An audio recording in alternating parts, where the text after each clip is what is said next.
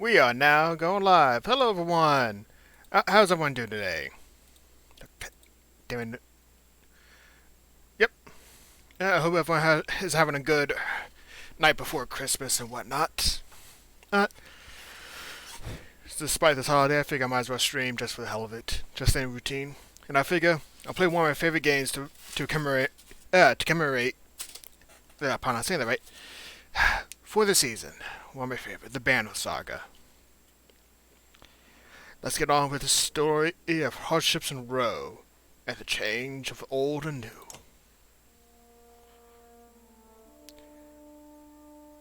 Oh, hey, Freshly. Tonight we're playing some of the Banner Saga. A solo game, unfortunately. It's solo Saturday, so either way, the gods are dead.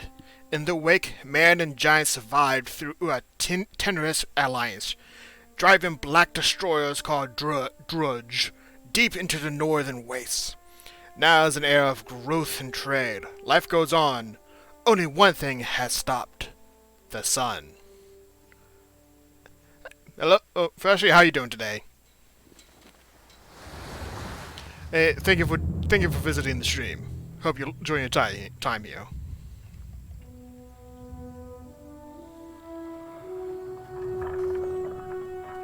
Að sjá drekjana á ferlinu. It has been several long months on the road. The first signs of snowfall accost us on our approach to Strand. If you don't hear me talking, I at least want to let the game talk itself. Human borders. So I will start talking once it's done here. Before returning to the capital. Several days ago, the sun simply came to a stop in the sky. Though during these long winter days, none of us can be certain how long it has been this way. Some of the men in the caravan have taken it as a dire omen. I am not quick to superstition, but I myself will be glad to be done with this year's rounds. We have been warned by stranded travelers about brigands on the path through Ridgehorn, our road home.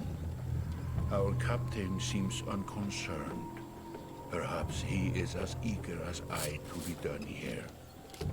We will rest here this day and inquire further when we speak to the governor.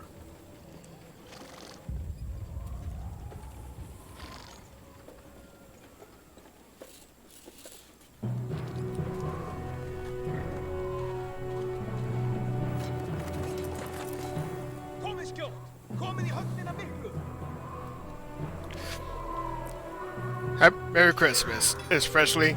I still got at least 4 hours before it's midnight.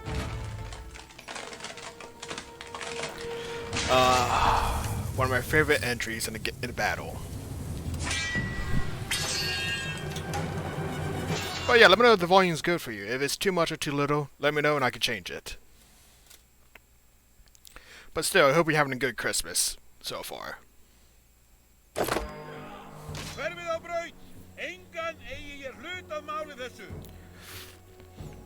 You arrived just in time. The chieftain in red and his men are now looking at a tougher fight than they bargained for. Drag around the screen. Oh. These portraits show the order initiative. Take your turns from left to right. Your allies blue, the enemy's red. It's your turn to act. If it happens before or action, the ring shows your shield bearer is active. Some characters feel more tiles than others. The Horn allies are a race of giants called Varl, who take up 4 tiles each while humans fill a single tile. They can have a huge impact on your strategy.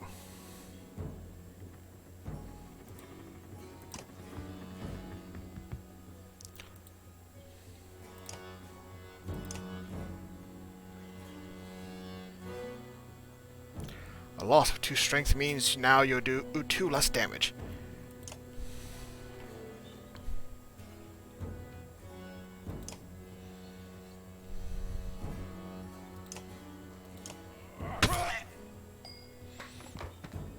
He's down. Each time you make a kill, your renown grows, which is later used to improve characters. That's good to hear. I'm always nervous about that stuff. Sorry for reading the tutorial stuff. I hate sounding silent in these things. Despite being full strength, the chieftain will do little damage against your shield bringer's high armor.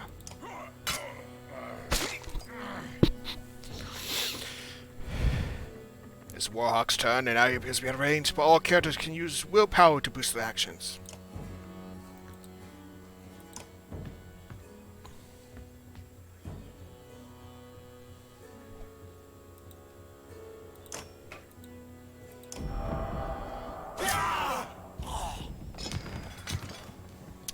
Pillage! That made quick work of the chieftain's bodyguards. While there's only one enemy left, players enter pillage mode. During pillage, each character moves in order, and there are no more guaranteed turns. Check the initiative to see the order change. If the character does not move on his turn, he can rest to regain 1 willpower.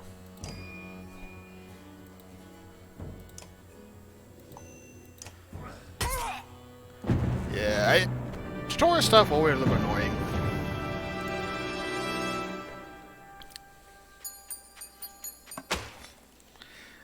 But that's what you get for starting a new game.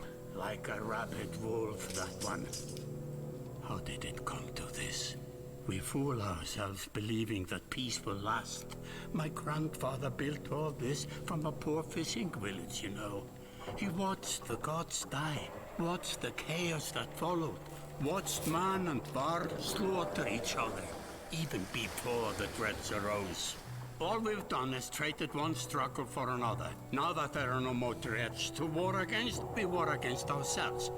This chieftain meant to kill me, and he's not the first. A dozen families in the city would gladly take my chair. This one had men waylaying merchants, both north and south of the city, strangling trade, quite well, I would add, though he denied it to his lust.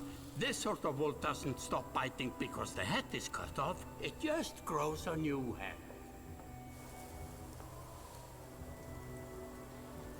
I'm in a bad way, my friend. Help me finish this fight and I'll gladly send you on your way with double our king's tithe. Take any men you need. They're loyal, I promise you that. They will meet you down in the proving grounds.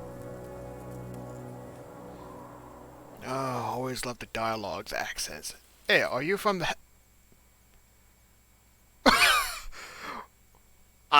Wow, that's the first time everyone said I had a good voice. I'm actually... Thank you. That's probably the first time I got a pickup line, at least when streaming.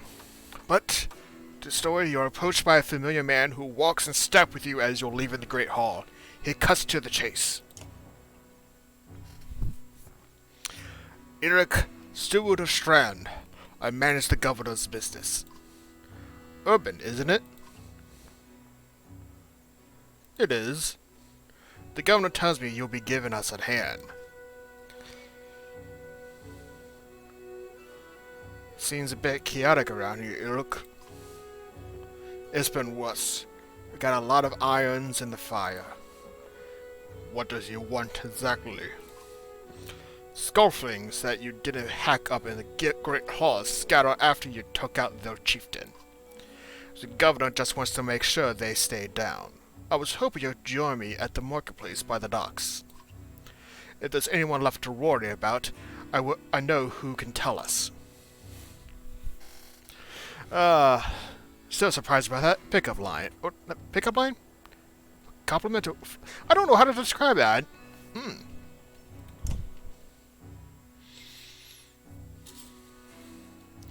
Let me handle this. You meander through rows of open-faced houses and eroded stalls. Color canvas flap on the briny current. One in particular blanches as you approach. Hard. I'm not in the mood today. For what? Talking to an idiot. The Skulflin's chieftain's bled out about an hour ago, so when you tell me what rat anus the rest of them crawled back into. Nobody's gonna try to kill you this time. Don't talk to... They don't talk to me.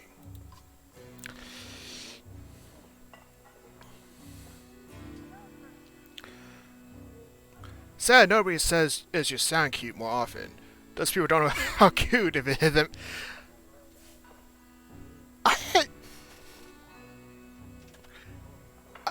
I am just lost. I'm not sure you're trying to butter me up for something or what. But thank you. Usually I'm always very pessimistic about my voice. Never liked the sound of it myself, but... Eric overturns his flimsy table, scattering Hall's assortment of junk across the ground. Gods, Eric! Laying it on a bit heavy, don't you think? Where are the Scoutflings? Nobleman, up by the east wall. But that was months ago, last I know. Had scuttles away with a wave at Eric's hand, gathering things from his hovel, disappearing for a while until this blows over, you figure. Your bodyguard steps forward.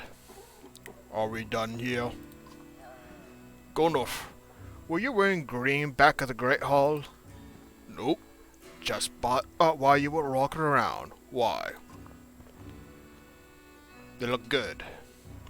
I'm glad you care. Gunflin goes off to look at more stalls. Eric, that man of yours seems unreliable at best. A blind dog wouldn't trust hard, but he used to be a Scoutfling. If they're looking their runes, they're probably gone to old haunts, not new ones. Nobleman is a meat hall? Best I could tell, the name's ironic. Listen, I know a guy who would love to put a few of these scholars in the ground. I'm going to find him. I'll meet you there.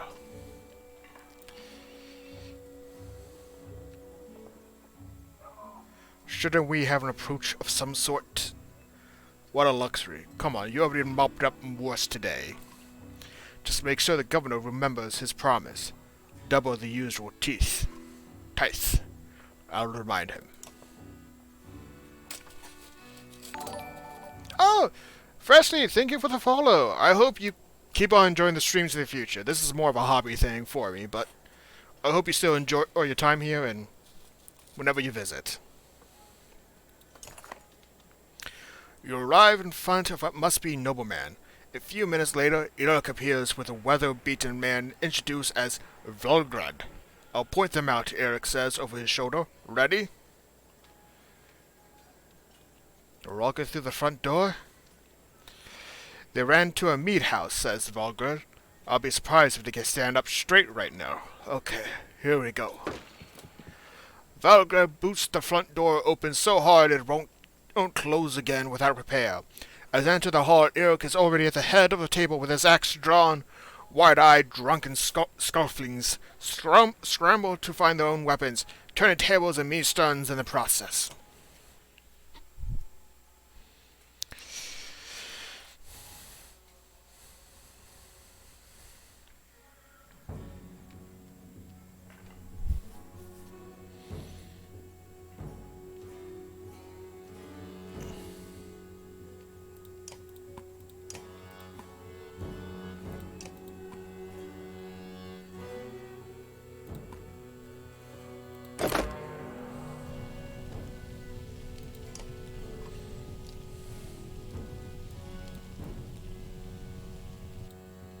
This a guy? I could probably...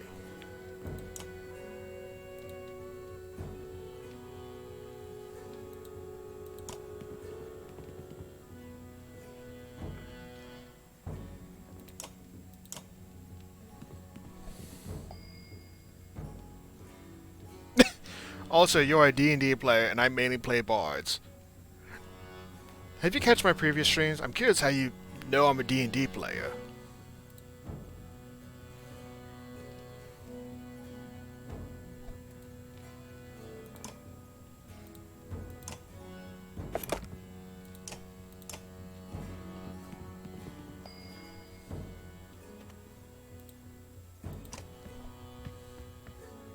But yeah, bars are fun.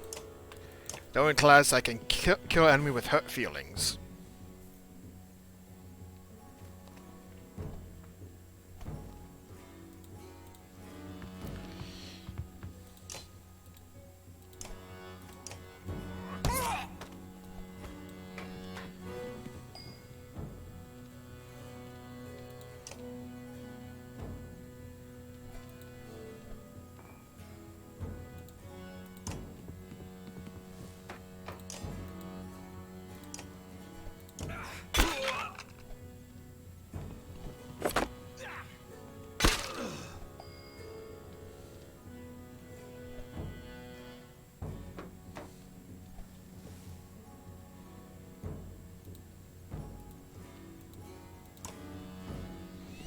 The following thing is a D20. Oh, I found you on a Kobold's Discord channel and they play DD. Fair enough, fair enough. I think I know the Kobold you're talking about. Nice person.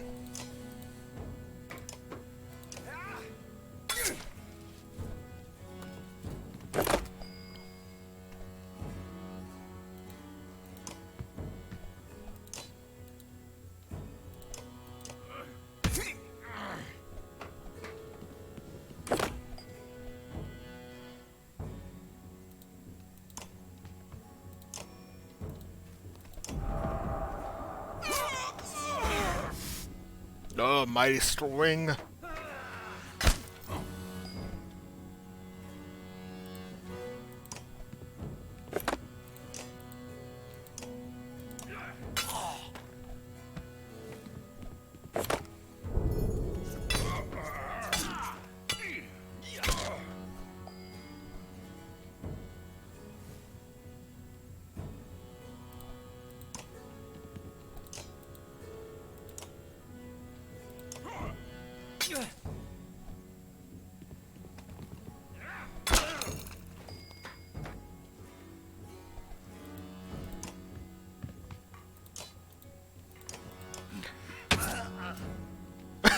More cute. Oh, God.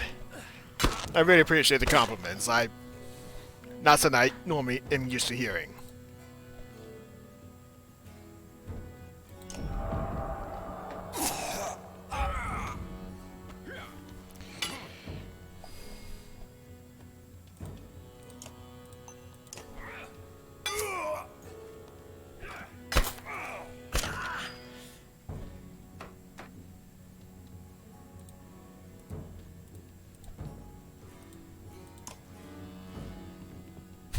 Ah, thank you.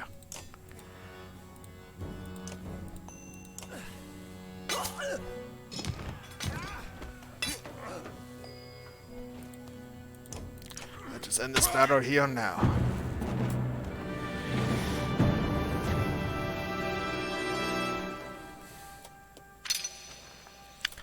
Gonfro has been promoted. Hey, the only place I got. Yeah. Don't know. Yeah, I don't see other streamers say they're not cute and whatnot. At least, take compliments in that way. Which, I could get why, but, I'm just happy to get someone to talk to. Look, there they are. Gods be damned. I gotta go wash off this blood. Eric is looking out the hall's windows onto the bay. A fleet of longships approached with sails of bold reds and blues. One banner I know well. Vognir. Next for Vol Kingship, last we spoke. The other flag? Looks important. Yeah, important guess. See what I had to deal with all day long? Things make a little more sense. You hope I have a stake in saying everything's fine here when the royal guests arrive. Not me, the governor. Yeah, I don't really get many people to talk to. It's mostly because, again, small stream, and it's not like I'm always doing something exciting. Like, tomorrow would just be like a casual drawing art night. And depending on how Monday go, some games with friends, if not something else. But yeah, this is not really a big streaming community at the moment. It's not a big deal. And like I said, sometimes I get people to talk to, sometimes I don't. Just everything to be expected when you start off streaming. Now I have to make sure there are no rotting bodies or pools of entrails still in the Great Hall before they come. I'll make sure to join them and to talk to you. And no pressure, no pressure. You don't have to do that, but appreciate the thought. Back, Eric. Can I ask one more favor? What is it? If you happen to stall a guest down on the docks, I wouldn't object. Maybe I will. Eric and Valgred hustle from the meat house. To his credit, Eric tosses the barkeep a spotted silver for the mess. You give an apologetic shrug and go to greet the new arrivals down at the docks. I try to talk to the community of viewers. I mean, at least try to. Other times it's a little bit harder, but let's see what the royal guests have to say. Vognir. A familiar vowel steps onto the docks. In your mind, you recall a much younger version tramping the halls of Gulfheim, abundant in purpose. Gods, Urban, you're looking ancient. Comes with being old, and if there is Vognir, there must be Harken. Must there? Still bleeding tributes from the poor and stupid old yucks. At what age do you lose the sense of shame? Lags! Merry Christmas! How are ya? I hope you're having a good holiday season. Or at least a good holiday if the time is right. Uben, your near demands it. I'll take that over lingering to death in Gulfheim. Speaking of, I had no sense that you were so far from home. Just returned from Erebering, in fact. And glad for it. Gotcha. For what's worth, Fleshy, this is my cousin right now, so... But yeah, I hope you're having a good time at our aunt's. Harken motions to other ships in the bay. Sails still fluttering. Golden wolf head and bezel on red. The king of men, or someone on his behalf. The king's whelp. The king's son, Luden. Don't you know Skevenir? We visit his capital, he visits ours. It's how you make alliances these days. It's a miserable waste of time. Sorry, Freshie. Sometimes I get caught up in trying to make sure I stay on top of the chat. Sorry about that, Fresh. Vognir. Yes, Harken has it. I'd almost forgotten. It's a good thing you're around, Harken. Then you're going to Gulfheim. I have the distinct feeling I'm finished my business in Strand and was heading there myself. We should caravan. We should. Give it a day. In better circumstances, I'd drink a week away, but let's just be done. Find me tomorrow at the gates. What she's trying to say is the prince is still a light to behold. Where's Mognir? Harken, have him find a place to put up the warriors. I'm heading up to meet the governor. A host of giants depart in his wake. You recognize a few, others are stranger to you. Oh god. I know I had dinner like an hour or two ago, but you guys are making me hungry now. Harken. Guess I'm off to find more. See you in the morning, Scrivener. I'll be along. Young Prince of Men ables from his ship. He brushes off his tunic, scanning the beach with low eyelids. Luden looks for all the world sort of boar who grew up pulling kegs from spiders. The long road back to Gulfheim should be more interesting than most years, you think.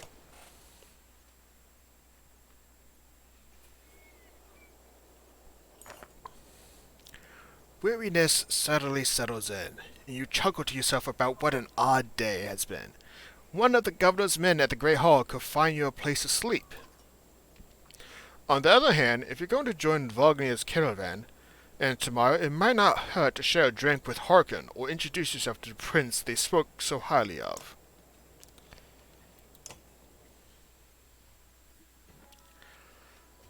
Harken. Scrivener! You find Harken in the mead house surrounded by other Val. Strand is so stranger to Val, but rarely sees this many. Harken waves you over. Went straight for the flogging. Vognir is the one who agreed to pass up the drink. I wasn't invited into the governor's hall anyway. You already missed the massacre. Every year I make the rounds of collecting taxes. Every year it's the human settlements that give me trouble. No surprise. What's this time? When I got here, the Great Hall was already full of bodies. We added a few more. Ha! Humans. I guess if I only live as long as a Yox fart, I might be destined to make something of myself too.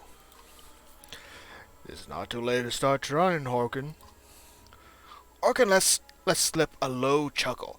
Any Varl could recount his deeds, known as he is for cutting a swath through Drudge at Vognir's side in the Second War, and regularly since then.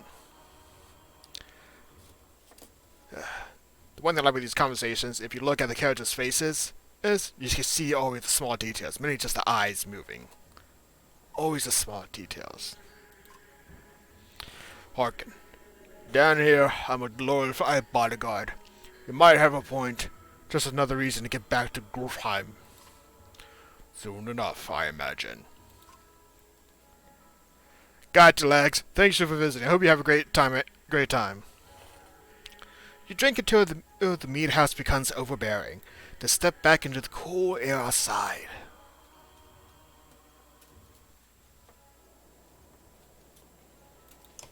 Let's pay our respect to the prince. Is this open? Is this the right place? You find the prince at an inn. Guards blink in the building, including a sharp-eyed Varl who must be working for Luden. A woman in red eventually waves you over and stands nearby, arms crossed. Greetings, Prince Luden. Yes, you're with Vognir. I don't remember you. Not exactly. I've known Vognir a long time. I'll be joining you back to Grufheim with my guards. Luden looks out for you for the first time. The woman doesn't react. Why? I work for the king, carrying teeth is to the capital. We crossed by chance. Oh, a tax collector. Fine company. What do you want? I have a habit of recording history. I thought we might talk about your visit. A Varl historian? Aha, don't you already know? Your king and mine both have been practically trumpeting it throughout the cities. I've been on the road a while, I'm afraid. Lunan takes a deep sigh. Whether tired or ungracious, you aren't certain. Maybe both. A formality, mostly. Vognir came to our capital in Edinburgh, and now we go to the Varl's capital in Grufheim to cement the grand alliance for the next age of men in Varl. You sound unconvinced. There's no need for it, and it's damn cold up here. You get the sense he's struggling not to complain outright. You take the opportunity to excuse yourself. Yeah. I'll be honest, I actually like Luden. And this is not my first time playing this game, but I do want to play the second and third one in succession, but the story is still fresh in my mind. At dawn, you're awakened by a delivery of goods. At least you think it's dawn. Damn hard to tell with a sun that never moves. The governor's crest adorns the supply letters. All there, just as promised, to your mild surprise. You wonder if Ilric had anything to do with that. Your guards take the treasure wagon down to the gates. Vognir is already here. A while later, Luden and his men appear, groggy and disheveled. Morg steps forward, Vognir's quartermaster, if you recall correctly, in charge of his unwieldy entourage of warriors. You know him only in passing. He asks if you're ready to depart. We're ready. You follow Morg and join the others. Usually the smaller doors set into the gates would be enough to enter or leave the city, but the town guards have been told to push them open entirely. They mutter things under their breath that are best not heard. Perhaps the governor expected you to draw a crowd, but there's nothing of the sort. Just frustrated, tired people. It summarizes Stan well as a whole, you think.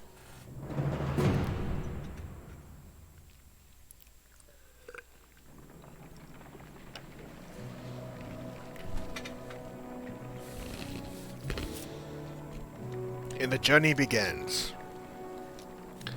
The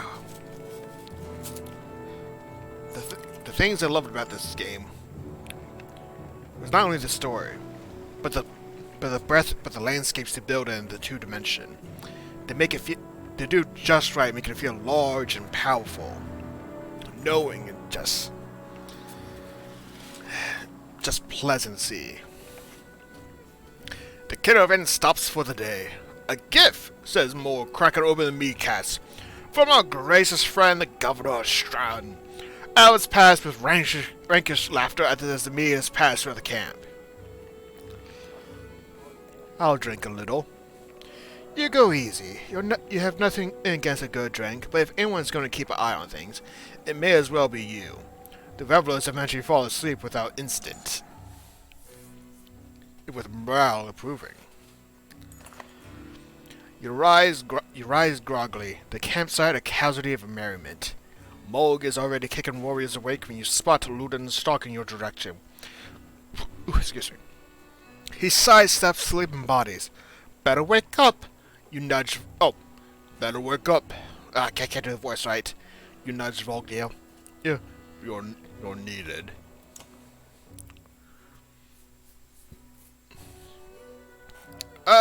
It's Ludin. Oh, it's a pleasure. You look well rested. Vognir releases a Khajiit. It receives a hard-eyed stern in return. How long to Gulfheim? Huh! We're only 2 days out of Strand, you know. Come, I'll show you on a map.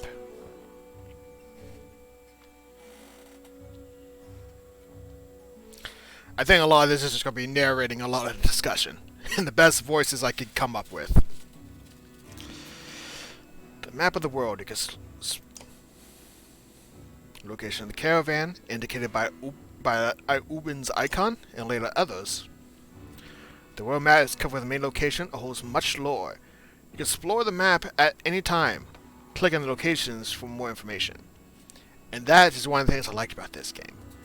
Is that even though the odds are I may not get to visit every location, and I still find it great to just genuinely look at. Because currently we're in Horn. The long snowfields, tall mountains, and sports woods of Horn used to be the gathering place of Dirge during the Second Great War.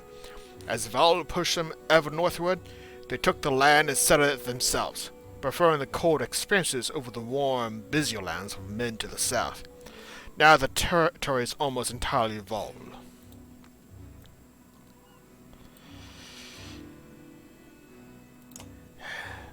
And we're going to be coming across to the village of Vodfell, named Bad Weather. The gales that blow from the bay and around the mountain peaks keep Vodfell in a generally unpleasant state. But really cemented the name was the kind of person who would live there. Men cast out from Strand for one reason or another, with nowhere else to go.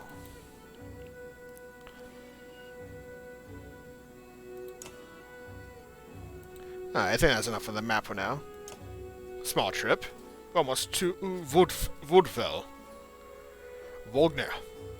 We head north, then east past the forest. Gulfheim's far from Strand. Gonna be a long march. You should have drank last night, Ludin. Why not take the ships to Skirmisted? No, I'm gonna to Skirmisted. What's the point of marching? The Silverstone Bay is called that for a reason.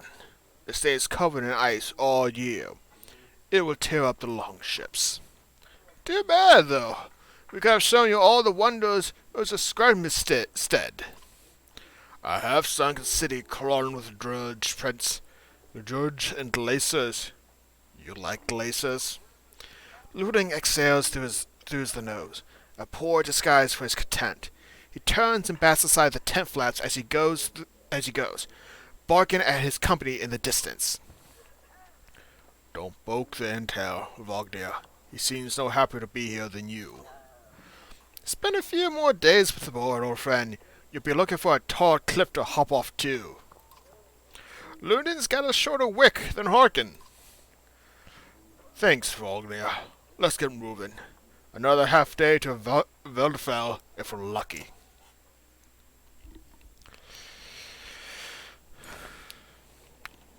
Camp is where you manage your caravan. During travel, you can enter camp at any time by tapping the camp button.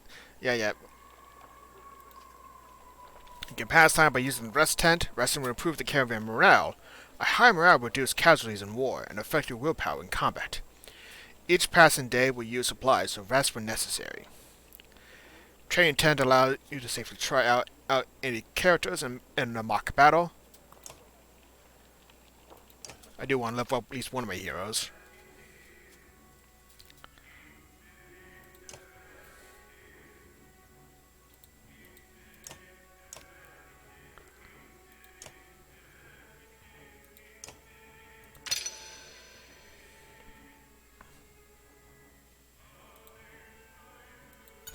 Alright.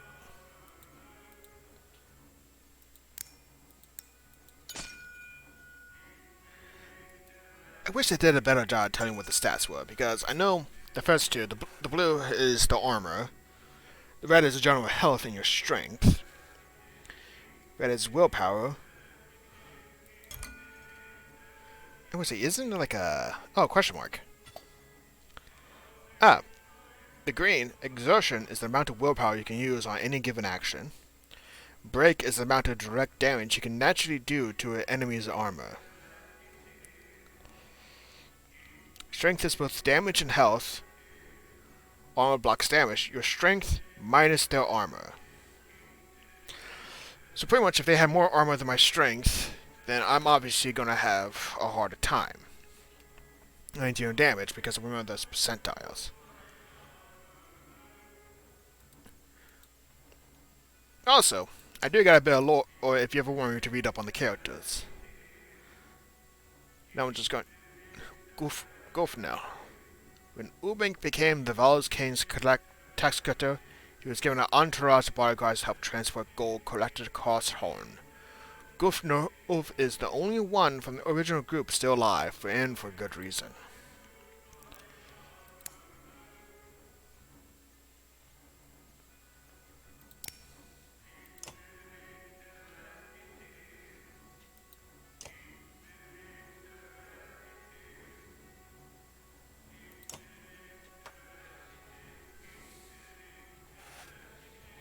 Yeah, there's not much here.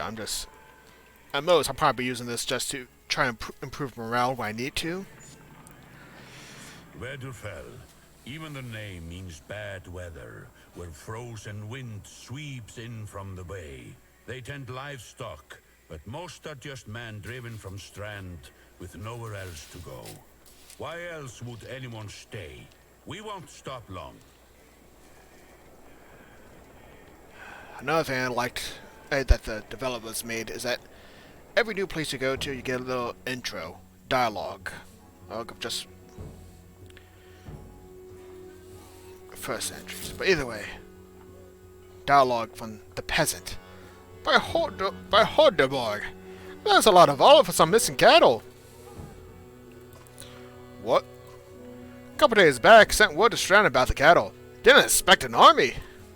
He looks pleased with himself until he sinks in that you aren't here on his behalf.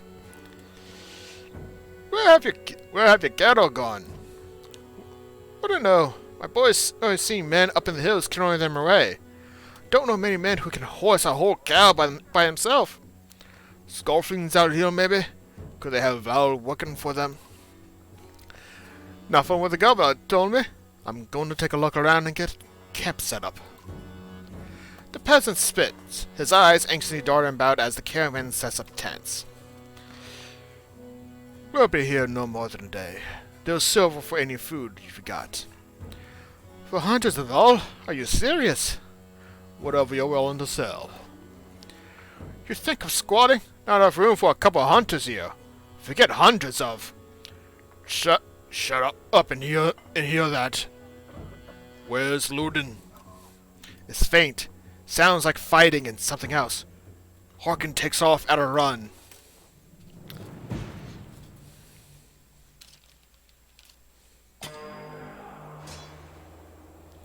And the first introduction of the Drudge. Click on any type will automatically make a path, but you can always set waypoints.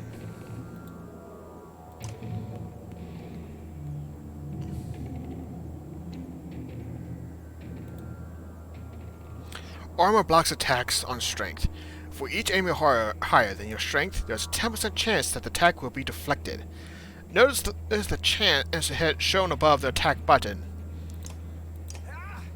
As much as I like to avoid it, the game wants me to go through with it for the teaching. Deflected attacks do no damage. From here on out, you'll fail catastrophically if you don't break armor. Ooh, and a mass blow knocking Luden out. Spoiler, he's not dead yet.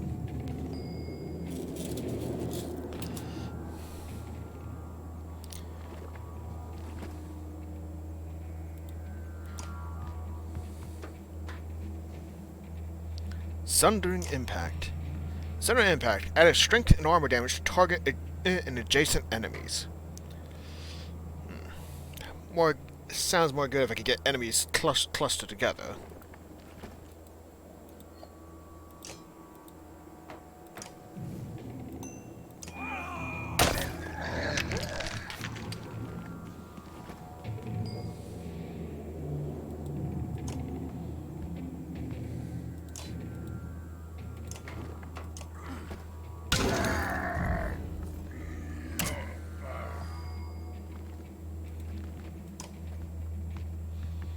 Forget. What does the Mulk here as a shield bringer? Bring the pain. Bring the pain. Breaks the enemy armor and punishes enemies for retaliating. Rank 1. Break damage to target. / plus return the favor.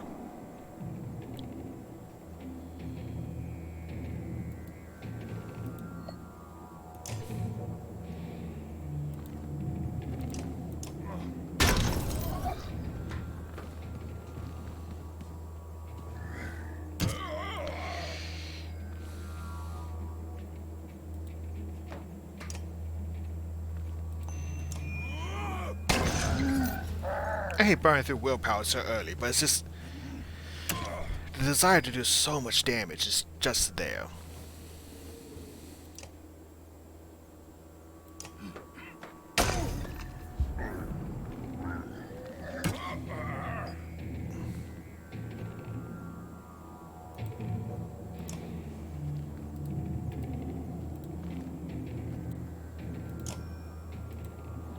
Let's bring pain! Oh, it's just something that forces them to attack.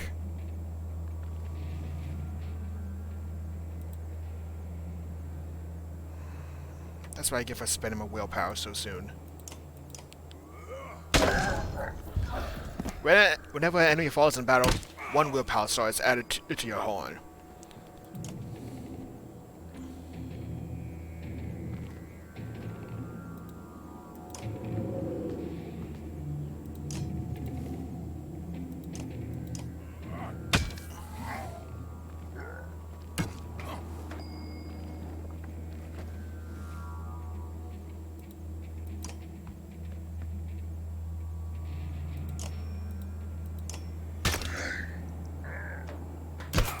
I think I gotta experiment with that bring the pain a bit.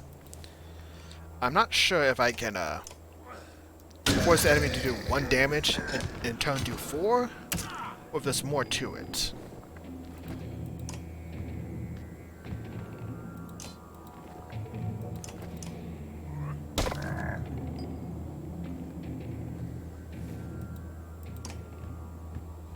Well, let's find out.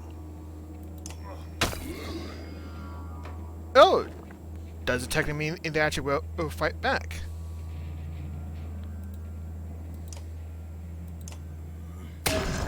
It's gonna be a ghoul of a fight.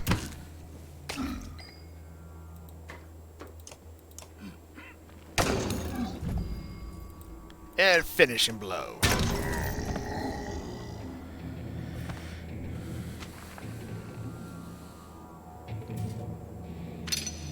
Harker has been promoted. It can level up. And 5 renown for the battle. Horkin, you're trying to get yourself killed, London. And what are you doing? I was trying to get a shot in between the plates. You never seen a drudge before, boy? What kind of idiot? Break their armor first. Where did they come from? We didn't even see them. They were just there. Harkin goes to where Wagner lies face down. The future Volking lies motionless, aside from a spreading pool of blood. Wagner's dead. Chapter 2. Cut with a keen-edged sword. Yeah, we just go further as the sword takes us further east and to the north. To the village of Skrog.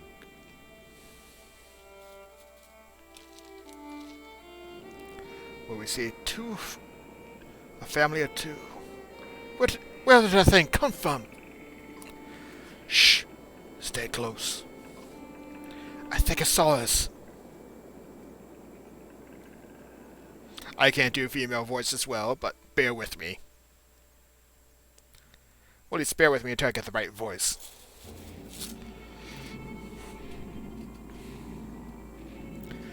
Deployment hat? Yeah, I don't.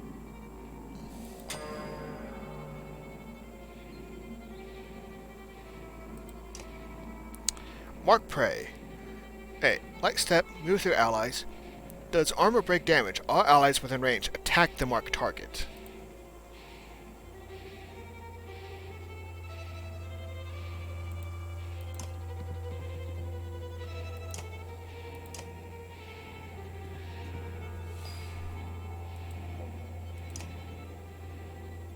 Oh, I forget, what is her special again?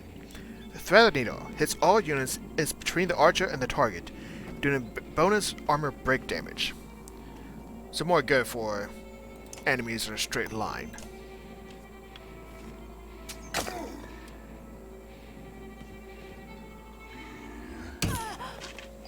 Oh, no one attacks my daughter.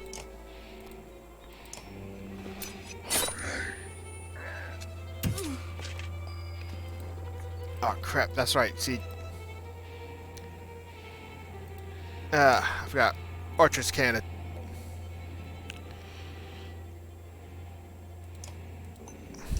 I forgot archers have that penalty that they can't shoot up close.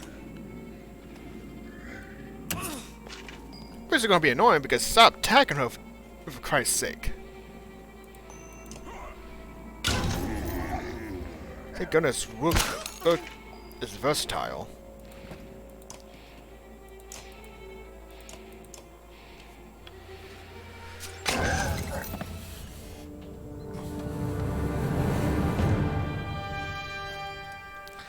Simple, straightforward battle, just something for the story.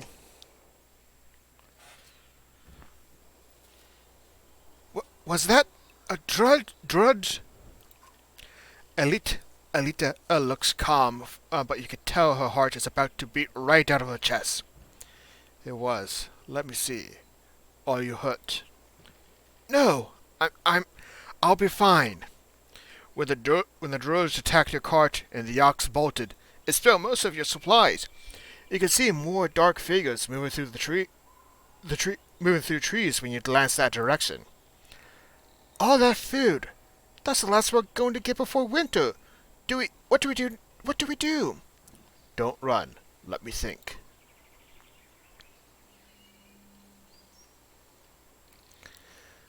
Do you think you can handle more of them? No, Dad. I mean, we're already lucky to be alive. I know. It's okay. Let's get back to Skurg.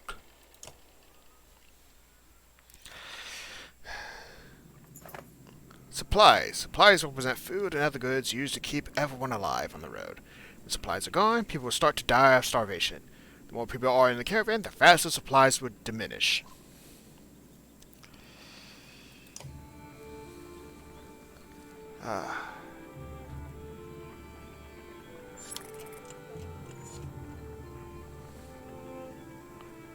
Things are not well, but But when you're a small village, you don't have much. Oh, the music, that violin.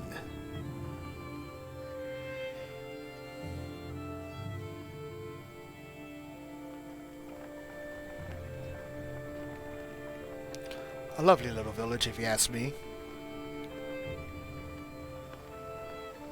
I never expected to see the dredge with my own eyes. What happened in the north? Already we see more between the trees as we approach our home, and Alette grips my hand tight. We must find Ivor. Yeah. Shame what's going to happen to this village.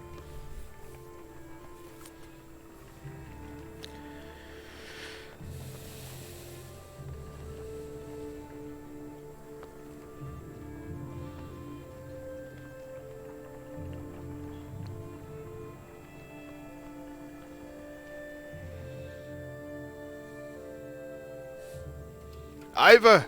Ivor! The enormous Vol in question towers over the men in the training field. He squints as you approach. Already back, hunt, master? Thought you'd be tomorrow. Dirge everywhere! Dirge? How did they get through? Greyhorn. Must have broken through the fort.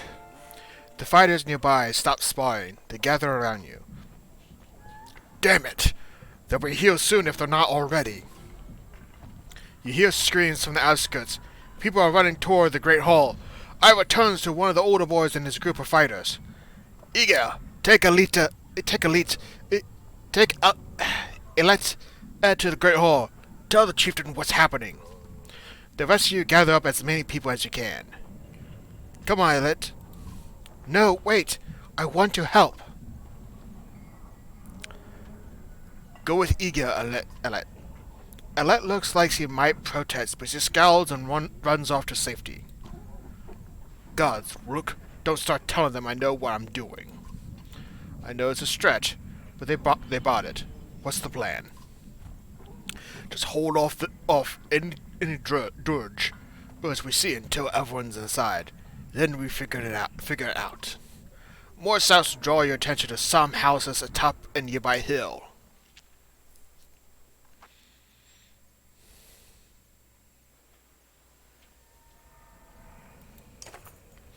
Sure enough, Dirge are gathering in number.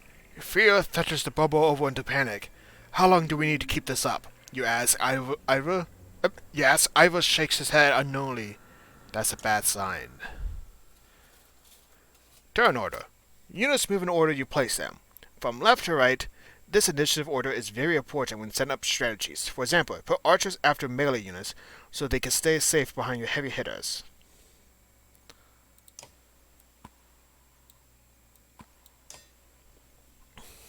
Oh, item. Lovely made by a hunter's wife to keep her daughter safe from harm. Plus armor, plus strength, plus will.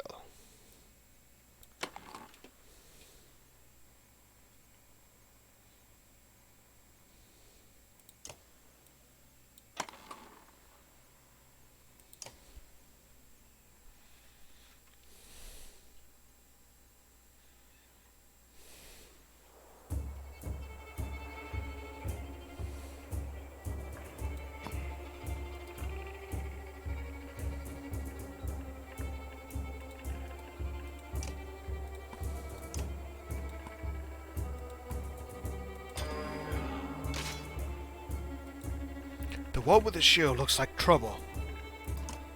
Let me handle him. Veteran Ram. Not to target back through multiple tiles, doing armor break damage. Not back up to 4 tiles for 1 break, plus 1 per unit they pass through. Another line-based ability. Always hard to get those set up just right.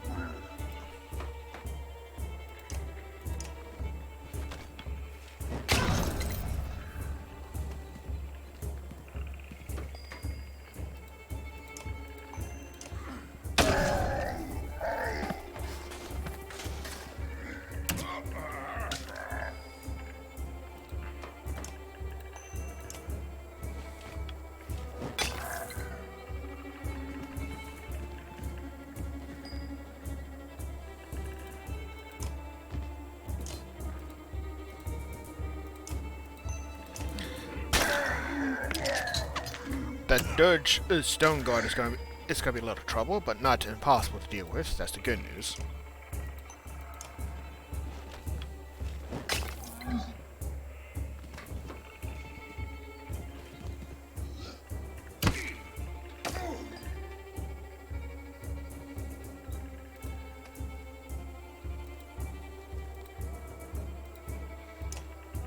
It's always good to get these damn ankle biters out of the way.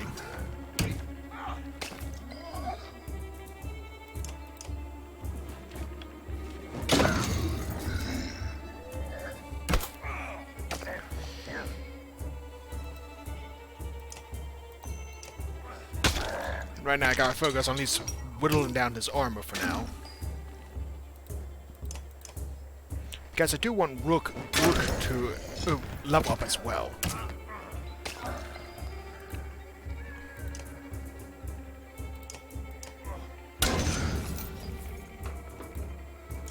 And perfect level right here.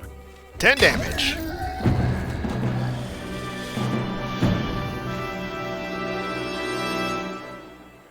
And just to give context, I am playing on normal difficulty right now. It will get a little bit more tricky later on.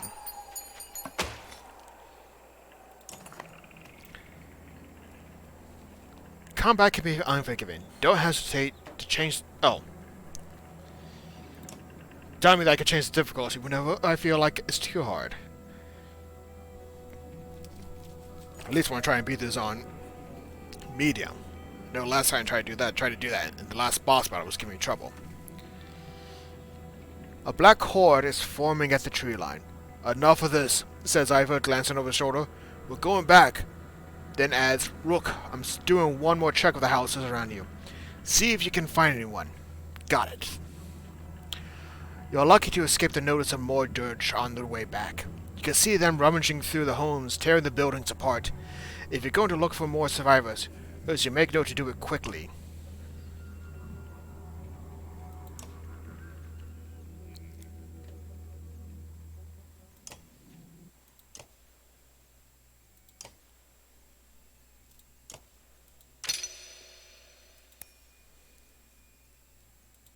Oh, that's good armor break. I at least want to make sure I invest in that.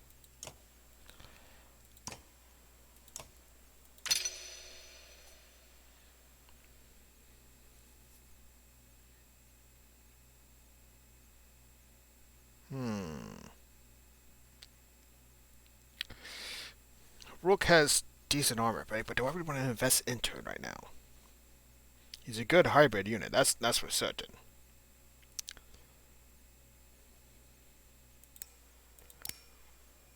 I'll just invest in the two primary stats for now.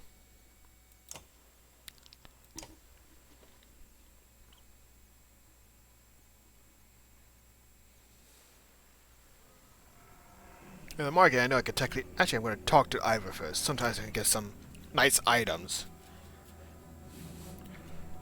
You found anyone? A few. Sent them inside. Gods, this is bad.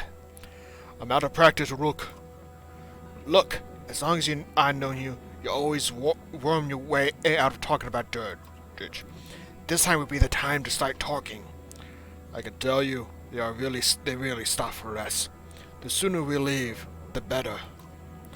They'll follow us until we're tripping over tired women and children. Then they'll attack. Even after we're wiped out, they'll keep coming. And trampling corpses in the wake. There's no end to them. How did anyone survive the Great Wars? As the Menders, I wasn't there. But I know you fought your fair share. Yeah, I killed enough slag for one lifetime. That's why you're going to save us now. Don't lay that on me. Come, let's get inside. Touchy. I do want to check the market.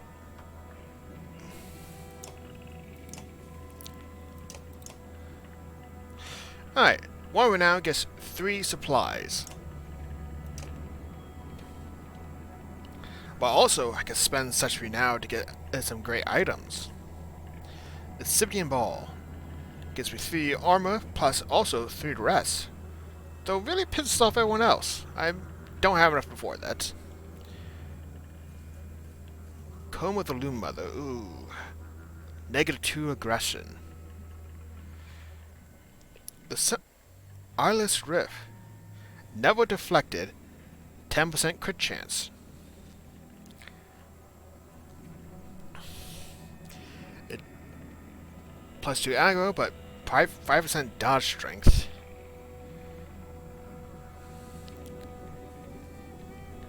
And +1 armor per rest. Huh, wow.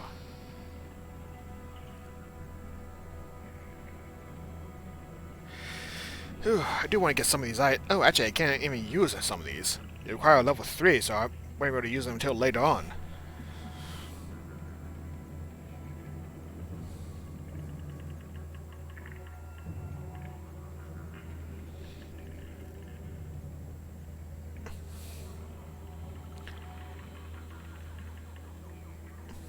Do I plan ahead? Do I pass up? Or buy now?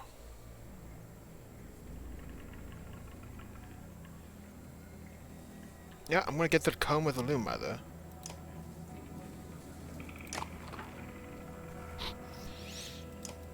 And use the rest of me now to grab some supplies. It's gonna drop those extra supplies are gonna mean nothing later on because I gotta bring the entire damn village with me. Look! Thank the gods you made it. The Great Hall is an utter din, filled as it is with dozens of terrified families. Don't stop worrying yet. I haven't. What the death is going on? Dirge milling around, ransacking houses? The chieftain's wife finds you, pushing through the crowd. They must know we're here. Why have they attacked? I don't know. I wouldn't expect it to last. I made some decisions, but tell me straight, what will you both do in my place? I have left by now. They're already outside the doors. Not so easily done, Rook. I trust Ivor on this. The chieftain sighs a deep and heavy breath, slumping. He looks years older. I imagine us fighting back, saving the town. But nonsense. Ivor's right, of course. We can't just wait to be slaughtered. Where do we go if Dirge are coming down from the north? Flossville, to the west. It's close and has walls. I tend to be free as Sturge in one push. Nobody left behind. I wouldn't. If they follow us, we're done. What do you suggest? Let me create a distraction. Then go. I'll catch up on the road to Flossville.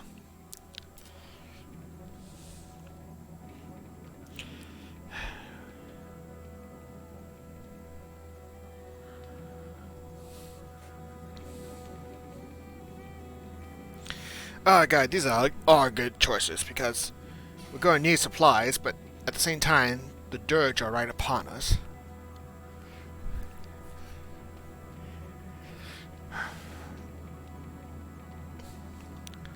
I don't think fire is going to do much, maybe more trouble, so... Ivor's right. I hope with a distraction. The chieftain thinks for a long moment. I didn't ask for advice just to ignore it. Promise you're not throwing away your lives on this. That wasn't part of the plan. Ivor? Nope. Then I'm coming with you. That catches you by surprise. The chieftain rubs his chin but doesn't argue. From the trainings he's given Alette, I think it's Alette, you have no doubt she can handle a bow. Fine, I'll get the townspeople ready. Make your move, Ivor. We'll leave when you're clear. As much as I think setting the village on fire could be helpful, I think it would do more harm than good. And if the enemy wasn't upon us, we had more time, then we could probably ransack the supplies, but... I want Gil with us, says Ivor. If something happened, if something happens to us, I need him to tell the chieftain. Ivor goes off to find him. And let Ed finds you. I don't know what you're doing, but you have to let me come, she says. Don't leave me. Please, I'll be good. Okay, Olette, just promise to listen. I promise, she says. I will soon find you both. Let's go. Remember, we're not trying to fight them all. We're just getting their attention. You step into the town courtyard. You can already see dirge in every direction. Ivor starts banging his shield and swearing at them. We kill Arthur, he shouts. And the rest will follow. You steel yourself for a tough fight.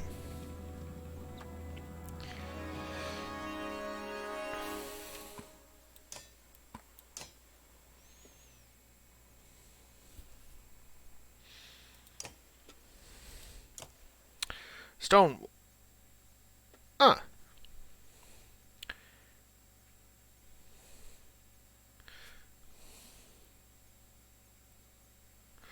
Alright, so either...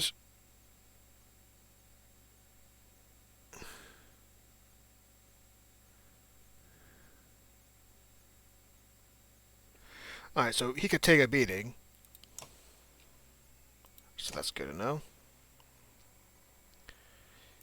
And Olive, if 1 arrow, 2 arrows. The character secretly each selects an unoccupied tile on the board and fires up to 3 arrows an arrow. If any enemy passes through the selected tile, they are hit by either falling arrow, doing normal strength damage and stopping them in their tracks, ending their turn. Rate of arrows can be used offensively, defensively to protect allies, and in general is most effective when forcing an opponent to second guess his actions. Smart use of this ability can potentially lock down an entire team. And this is going to be one of those cases where I don't have smart use of it. Odds are, if I do use it, it's probably going to be poorly. Or at least, not enough.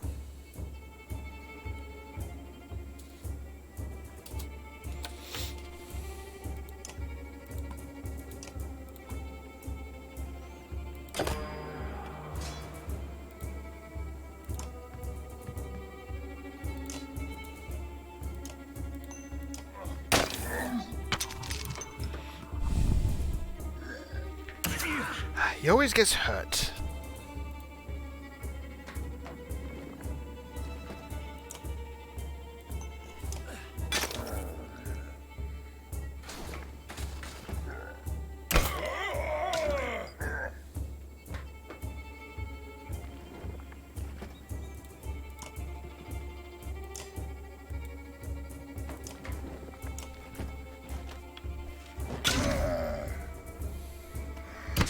Oh, that's right. Since it's just the 2 of those enemies, they're gonna be going more often. Ah, I could have thread the needle. Oh well, too late now.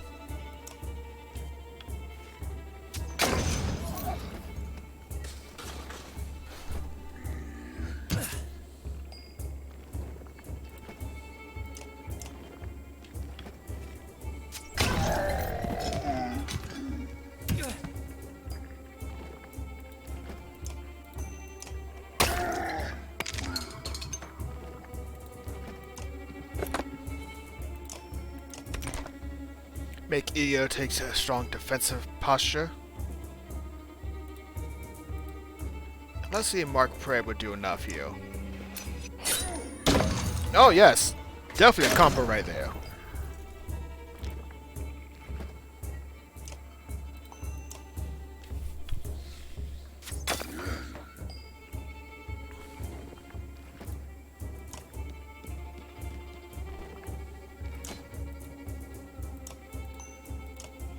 Unfortunately, I'm going to whittle the armor down with archers for now.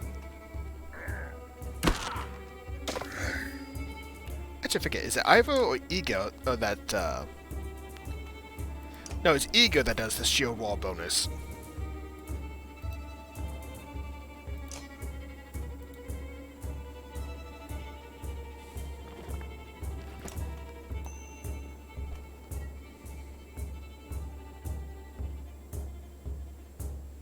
Do I want... Yeah, let's just finish this battle.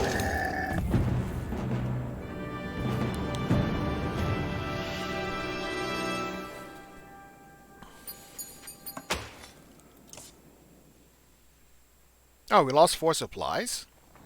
Oh, the travel. You have no problem getting the dirge to follow.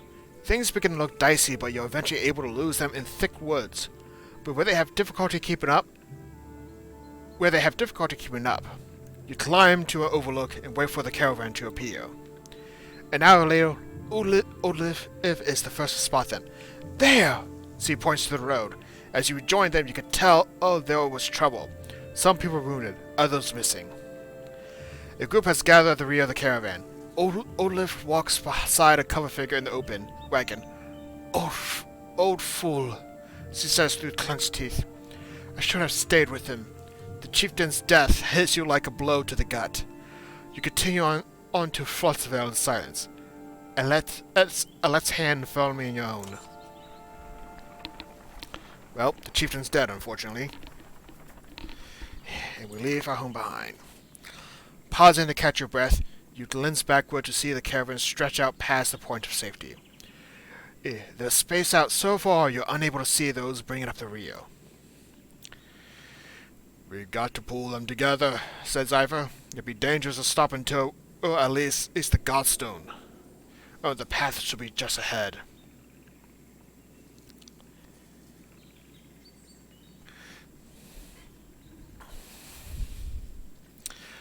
Call for an early start for the day. Slow the pace so everyone can catch up. Keep a steady pace. Rally the caravan with a speech. I'm going to go with the rally the caravan because I want that good morale. You make your way to the rear and hoist a small child onto your shoulders. Fight for every step. Remember those who didn't make it and push onwards. The clansmen see your effort and follow suit, pushing themselves harder. Morale improve, and more renown, but loss of supply. Well, that's just the day ending. And now the Godstone. The first on many of our long journey.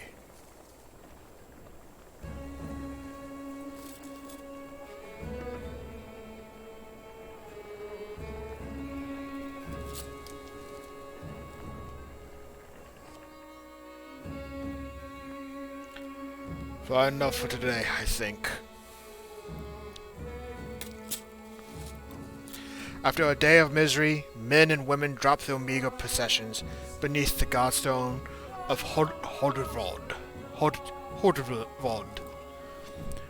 are we doing? We just left our homes because suddenly there were dirge. Chieftain did what I suggested, and look what he got for it. Look at these people. Somebody has to hold them together. That's you, Rook.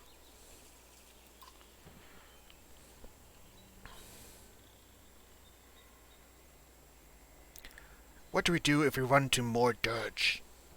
You mean when? I'll be honest with you. These men can't take on dirge by themselves. I expect we'll lose 2 for every slag we take down. So we run? Only if you want to lose women and children. We're going to have to fight, and there are going to be deaths. Gods be damned. Why is this happening? Think of how I feel. I'm stuck nursing a bunch of weaklings. You do care. I can tell. Men are a plague on the world worse than any dirge, as far as I can tell. Just like this are why we get along so well, Ivor. That's a good friendship right there. No argument about it. You sleep poorly, the sun forever stuck to an eternally bright sky. Before the others rise, you find yourself staring over low hills covered in pine. The Godstone looms overhead. The massive eyes of Hordervald look in the same direction as you. The Weatherstone doesn't see many visitors. Not much reason to travel so far east. When hunters come through, they sometimes stop to give offerings out of habit more than anything else now that the gods are dead. Hordervald was the god of hunters and of wild beasts, occasionally seen roaming the land as both man and wolf. He was always depicted in effigy with his terrible spear. You wonder what he think about his woods being full of dirge now. A young girl from the caravan approaches you. I made this for you, she says, handing you a crude necklace carved from a branch she must have found nearby. Thank you for saving my mama, she says, before running back to her tent. Back at your tent, you Rose Elate, who clings to your arm until she's completely awake. Bad dreams. Eventually the camp is broken down and it's time to move on to Fothville. It feels like an end more than a start. And I get a free item. Not much, but hey, it helped me in the long run.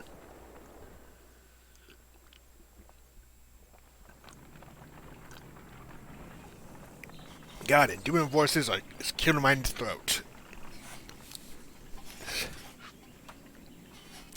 The caravan halts when a group of men appear on the trail, weapons at their feet. We've seen the dirge in your wake, says one. We don't wish to meet them alone. If you let us join you, we'll show you a waterhole with enough of animals to fill those supply wagons. And a hearing fear of strangers rises as mutters from the caravan. What are you doing out here alone? We were hunting here for food when the dirge found our village, says the man. When we return, he looks away, unable to finish. I'm allowing them to join me. If you'll be no trouble, come along, you say. The men cautiously join your ranks and prove trustworthy. The hidden watering hole nearby is teeming with animals, and soon your supplies are nicely restocked. A dozen fighters? It was a couple of days of supplies? During our rest, one of the men get too drunk and end up splashing mead in a warrior's face. A brawl erupts. Many thrown fists and a broken bone later, the instigator, Ruffetstar, is tossed on the ground at your feet. Angry clansmen looking for satisfaction. His special offense is little more than drooling mumbers.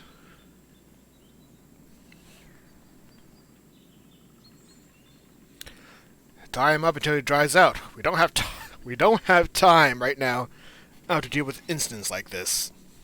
It's because maybe trouble now, but who knows what else. You grab a rope from the supplies and make short work of the sod. A few onlookers throw scraps at him, but most just walk away with a laugh, at least content that some measure has been taken.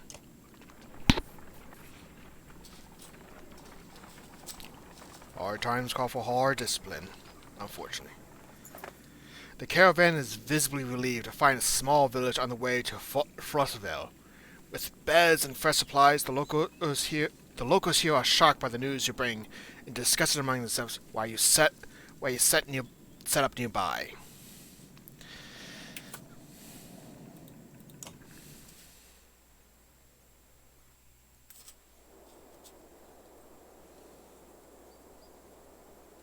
Yeah. Let's see what Igel has to say. How's an arm, Igel? You find Igel just outside the camp, practicing his sword swings. I saw you taking some hard hits out there. Oh, yeah, I'm great. Not great. Considering everything that's, I'm fine. My arm's fine. It's a strong shield. It's Rook, right? I know we haven't talked much before now. But if you want, just call me Gil. Okay, Gil. I wanted to let you know that I meant what I said before, about making sure nothing happens to Elite.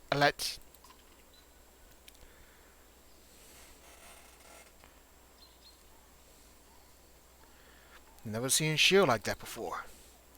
Yeah, I doubt there's many. My father made this. It's solid metal, really heavy. But I've been practicing with it since I was a kid. I used to spend a lot of time just getting used to lifting it. He raises it up to show you.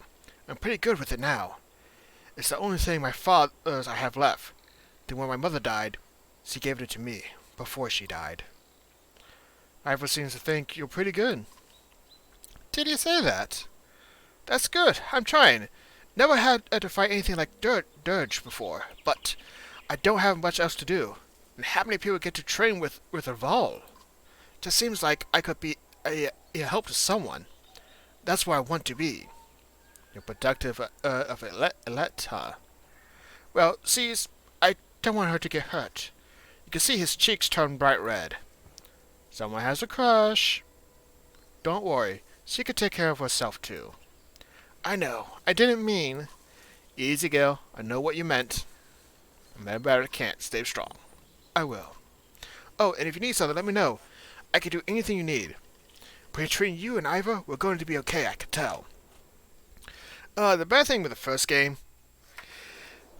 Gale is one of those characters that doesn't survive, or at least, depending on your choices, he will not survive. There's actually an achievement for make sure he survives to the end.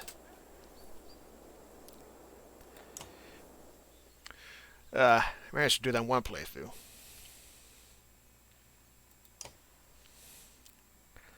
A crude medallion made from the branch of a tree found above the Godstone Hoardwell, carved with a curious rune.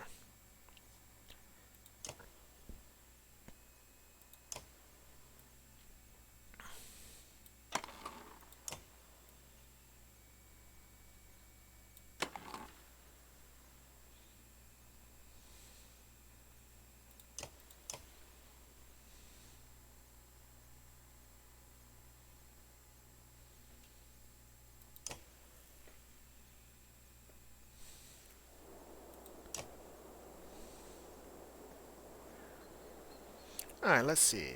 Serpent's ear. Oh, don't want to buy. 10% dodge strength. Plus 1 will per rest. Plus 3 will per rest. Plus 1 armor per turn. Personally, I think I'm going to skip on these items for now. I've always been uncertain about the whole dodge strength part, and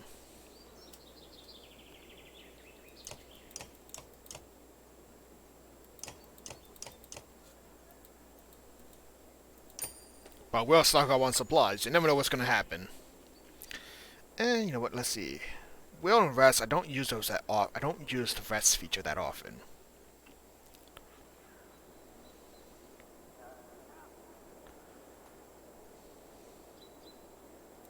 And it's just 2 for now. It's not like I'm going to lose much.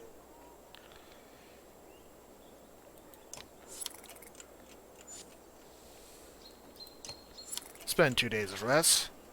Gives me 10 days of supplies. Please. Now the map is loading. I still got a way to get to Ulflothville.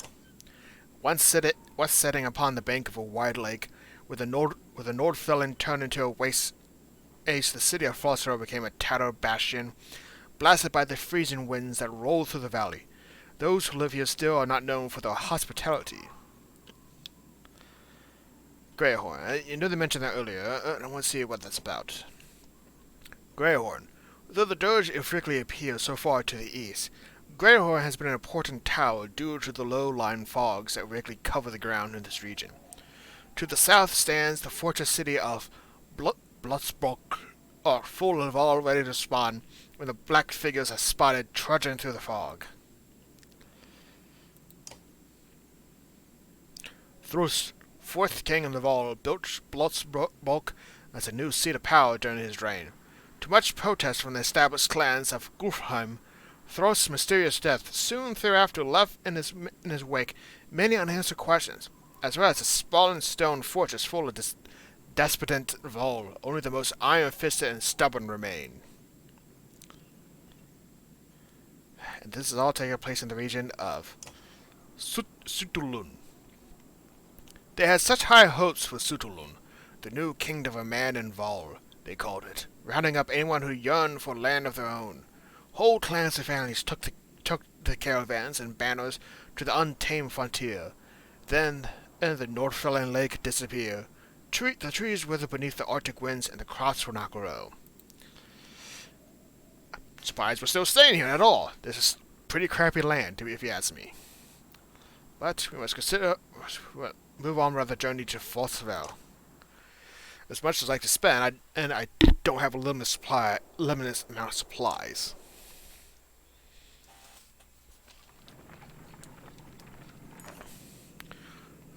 You're only just outside the village when two men in red approach.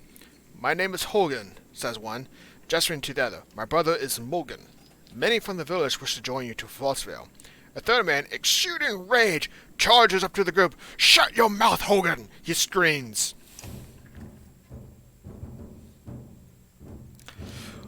What's going on? These bastards don't speak for us. They've been trying to divide the village since you got here. True.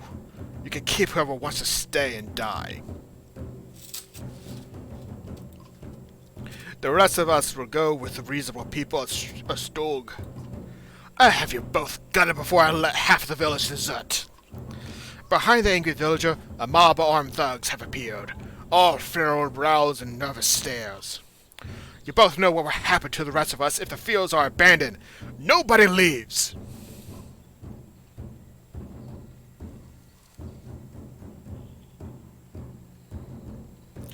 There won't be anything done once the Dirge arrive. Dirge my ass. I don't know what the scam is this time, Hogan, but you got two choices. Get back to work, or I'm finally putting you in the ground. Morgan, what do you say? Thought it was unfair that he only asked me. Morgan draws his axe slowly, followed by Hogan.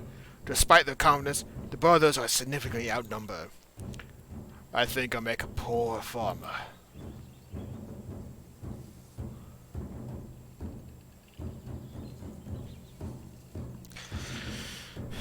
Logically, as a person, I wouldn't get involved because this seems like a matter for between them. But at the same time, those two brothers do have a right, as well as anyone else, to leave. Also, from what the map tells us, these are poor lands for farming anyway, so. But I do want to side with the brothers because actually two characters I get to use in a fight. It's actually pretty good if you ask me. Ivor steps forward. Thugs hesitate. As you pull your axe, you notice that Elette is nowhere to be seen. That's also another achievement. And have Elette fight no humans in battle. Yeah, these two are both Thrashers. I love the Thrasher's ability. Yeah. A collection of random strikes. The character strikes multiple times, randomly hitting its opponent for 1 strength or 1 armor damage. On the last hit, the Bladed Flare does damage equal to 1 + 1 for each ally standing adjacent to him. Oh! This last hit will randomly damage strength or armor. Blade does direct damage. I don't have to worry about.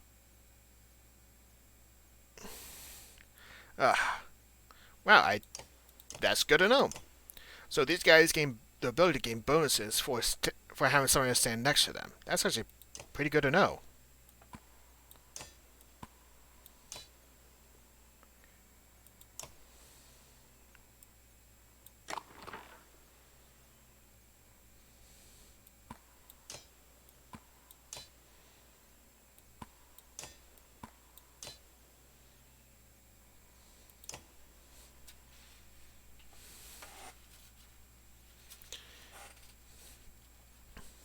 Alright. We're all spread out in battle.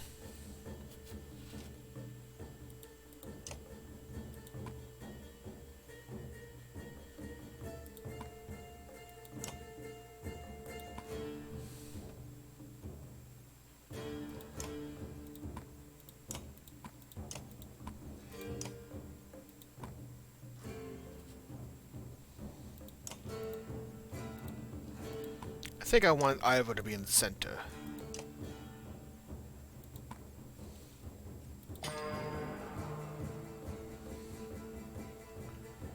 It's not like he can really engage in one right away yet, so no point wasting some of his will right away.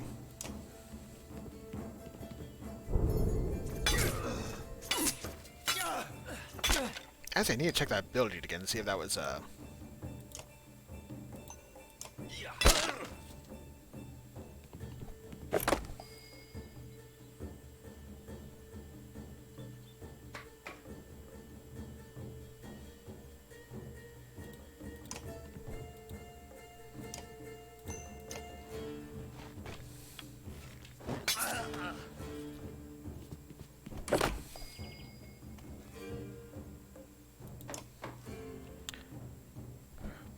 Bonus strength damage when stationary, so the less he moves, the better he can do.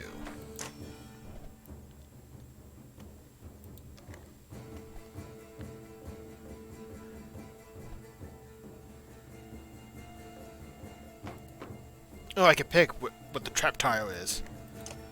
Let's just set it right there. So right now, only I should be the only one that knows about it.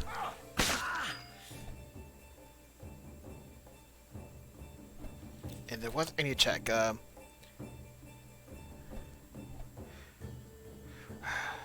So I believe I have to be adjacent to someone to make it work. So at least I have to be right next to someone if I'm correct. +1 per adjacent ally on the last hit. Okay, so that +1 is only for on the last hit.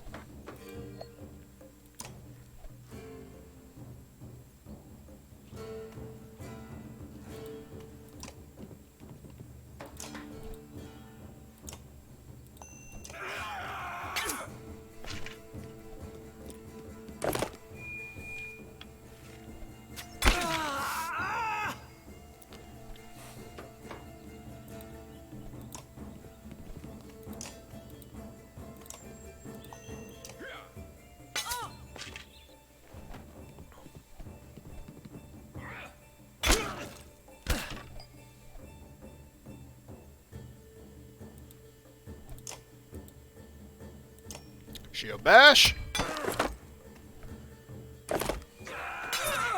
Oh, that's not looking good. Yeah, recall correctly, if an ally falls in battle, well, they have a penalty for a couple of days.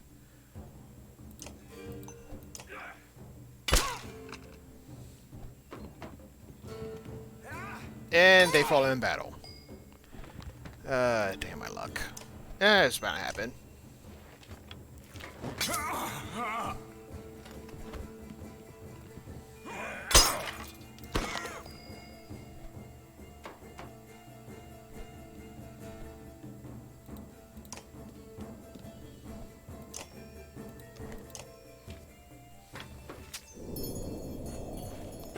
Oh, sweet. Gotta love it when it all comes together.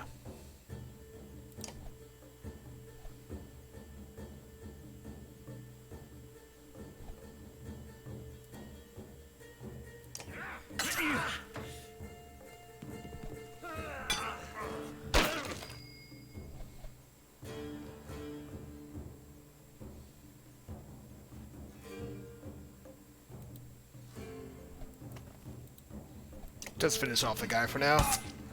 It's not like...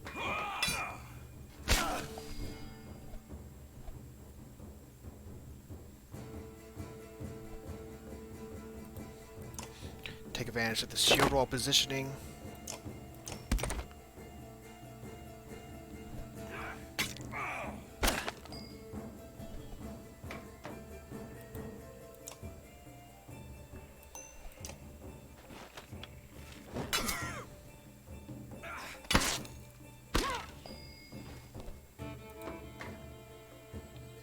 Okay, so why...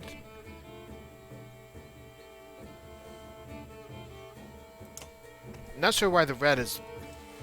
Oh, the shield wall, that's right.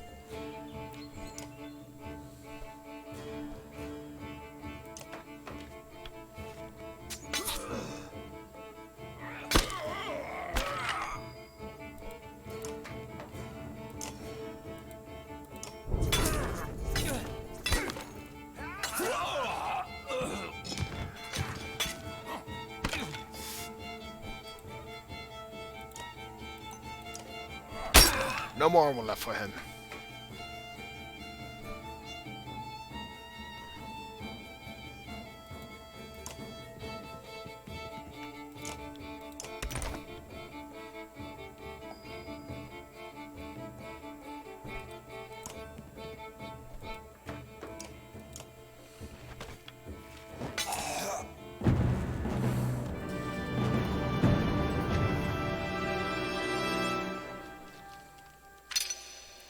Morgan has been injured in battle. He's not dead yet, but if I send him in battle again, he's going to be less effective. And less effective, that's for certain. And at least on normal and harder difficulties. I think theoretically he can also die if he falls too many times in battle without a chance to be recovered. Okay, the brothers thank you with wide grins. Soon many of the villagers have joined your caravan. You scan around anxiously for Alette, who had gone missing when the fighting began. Eventually you find her watching from afar. Hogan returns at that moment, introducing you to his son and wife, and you soon set out again.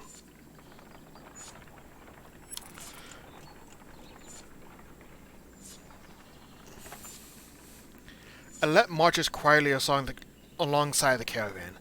A little distance since leaving the village. When you stop for rest, Olaf approaches you both. Alette, I have something for you. Olaf has gathered up the long banner from the caravan and smiles warmly as he passes it to Alette. What's this about? I was hoping you sew up the banner with everything that has happened since we left Sturge. Come find me another time, Rook, and we'll talk. Before you can comment, she departs. Dad, are you the chieftain now? It looks that way. Oh, so that means... You're both quiet for a moment, while Alette unfurls the banner. Olaf has been teaching me how to sew. She speaks pretty highly of you. Can we read the part about Mom? You nod. On the banner has been sewn the story of the families who have lived in Sturge throughout the years, just as it is done on every banner in every town. I wish she were here, but I'm kind of glad she isn't. The section of the banner about your family is short, but Alette has been sewing in colorful designs. Why do you say that? So she doesn't have to deal with all of this. Dirge, leaving home, and... Why did you have to kill those men in the village? I mean, if it's okay to ask.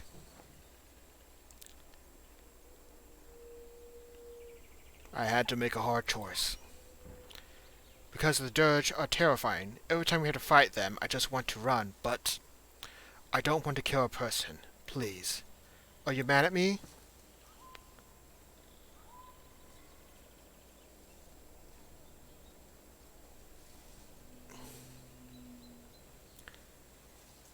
No, it's okay.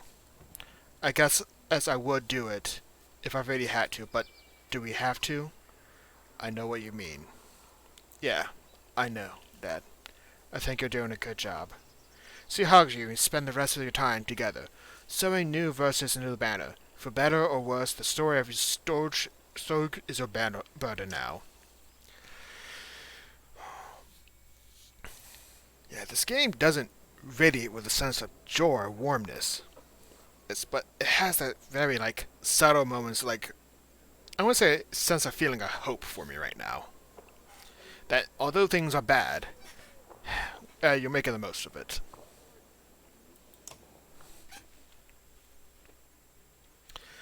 How are you doing, Odd? I'm alright. Not at first. Sometimes when a loved one dies, people say it doesn't sink in for a while. It sunk in for me right away. People tell me I'm a strong woman. It's funny. My father named me Olaf before I was even born. He wanted a boy so badly. Strong woman. What does that even mean?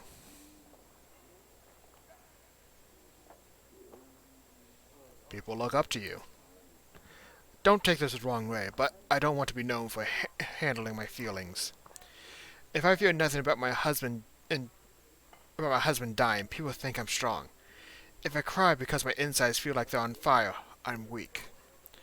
Why does that feel so backwards? I'm sorry, Luke. It's been hard.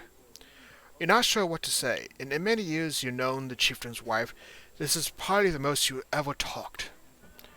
You asked me to come find you. Yes, it's about the banner. I thought about it a long time. He asked me to give it to you, if something happened. Why me? He always depended on you, Rook. It should be mine.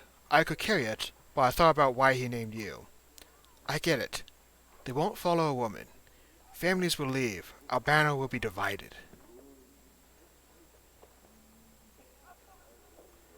I would vouch for you. Come on, Rook. This isn't the time for pretend. It's not just about a small town. What happens the first time we need something from another clan? How would that go? And the first time someone thinks they can take advantage of us. I think this is what has to happen.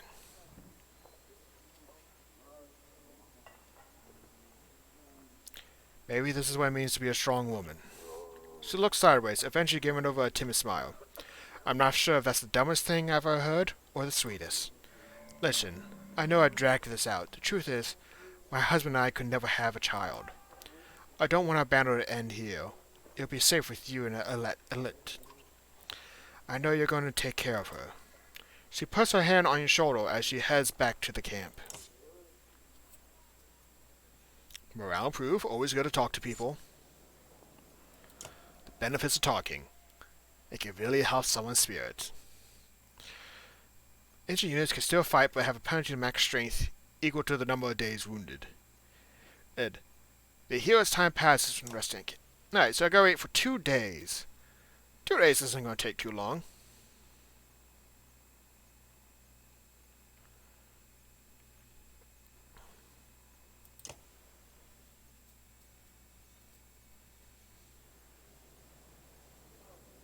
Let's see where I am on the map first. At least I want to get an idea before I start wasting supplies to heal up.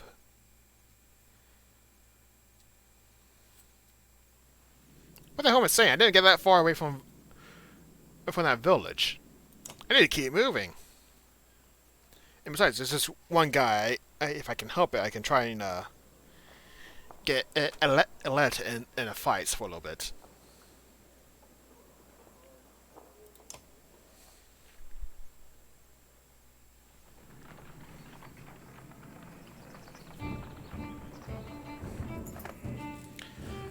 At a small split in the trail, a few fighters stop to speak with you, each carrying a single pack. We recognize this place, one man says. Spent several years here with some kin. If they're still around, we have to warn them of what's coming. With luck, we'll find you again in less than a week.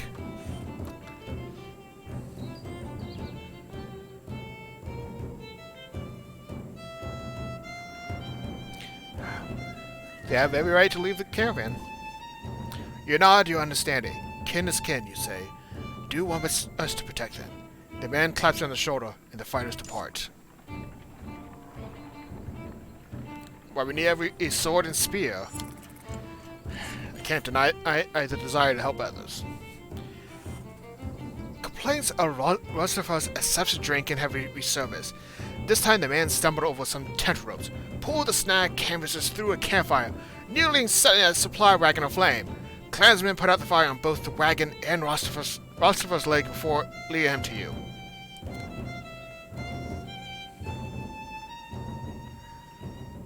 Okay. It happened again. And I know that in the past I had bad choices with this. Punish him physically.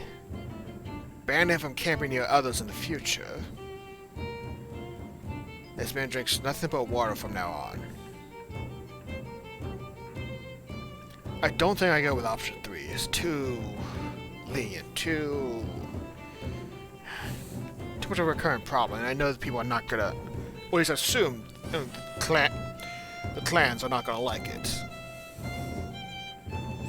So that leads me to punish him physically, or ban him from camping near others in the future.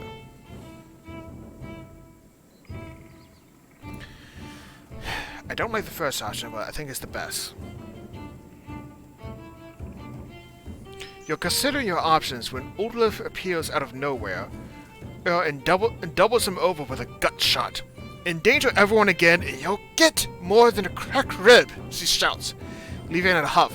The others go back to the business, satisfied with the outcome.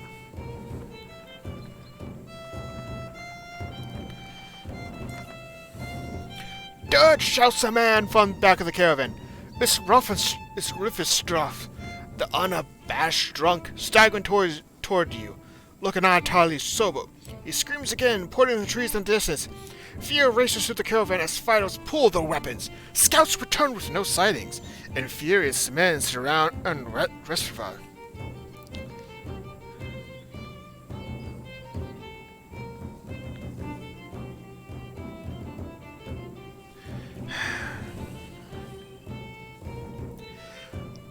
Third time he's caused us trouble. This time with more good intentions, but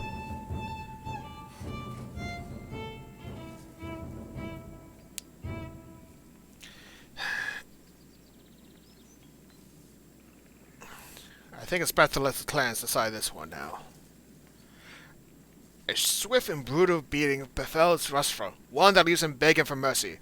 The next time he's offered mead, the man shies away in fear. As for the rest of the caravan, everyone seems pretty satisfied. Alright, hopefully that be the last of our problems. If not, I may have to just straight up abandon it. Once a strong, thriving city, the walls of Frostweller now just keep the howling winds at bay. With luck, they'll hold out against Dredge as well. This has always been my favorite city in the game. You can just see how it relates to the landscape with that giant, with those walls of ice. You jostle through fallow crowds of sunken faces, who appear as though they've been freezing in front of Frostfell for days. The gates are closed. You come to stop at the bottom of a hill.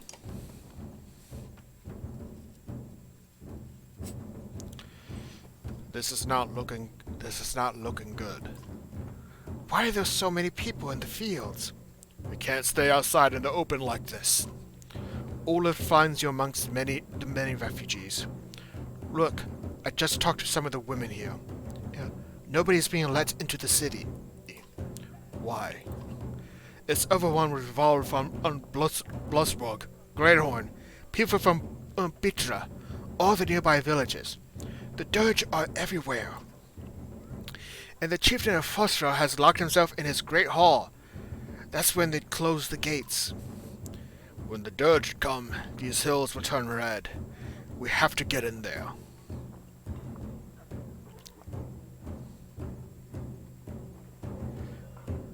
Where else could we go? With our whole caravan? South, but Solkorn or Bosgard are so far away they may as well be horse-born lands.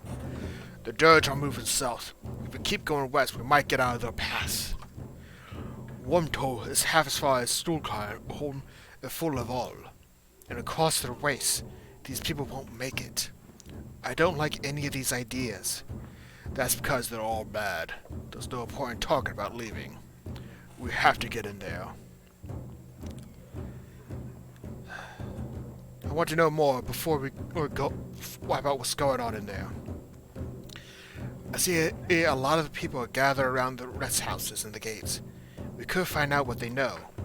How will we get it anyway? They closed the gates. I can get that gate open. Let's see if there's any other way before we start breaking down gates. I wasn't gonna break it, just push it really hard. The brutality here of all.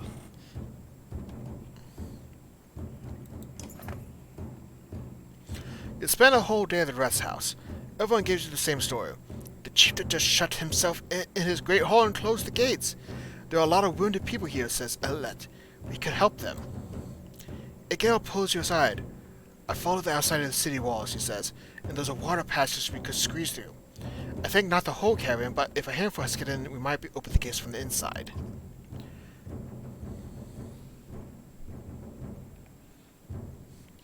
The rest house is overflowing with refugees, the sick, the wounded, and the noise.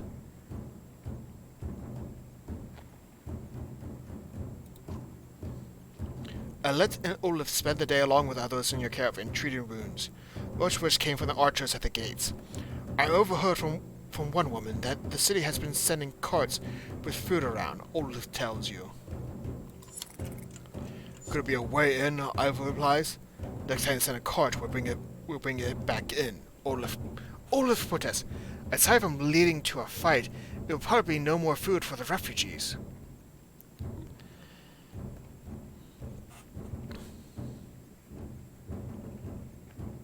We'll wait and confront them. Keep your sword down until we need it. You tell Ivor. We'll make a deal unless they're looking for a fight. Early the next day, you spot another cart leaving the gates of the city. After they've thrown their scraps to the refugees, you approach. Stop. My friend wanted to talk with you. It's not what I wanted. Think I can guess why. If we knew there were more fighters involved out here, Ikil might have brought you in the city.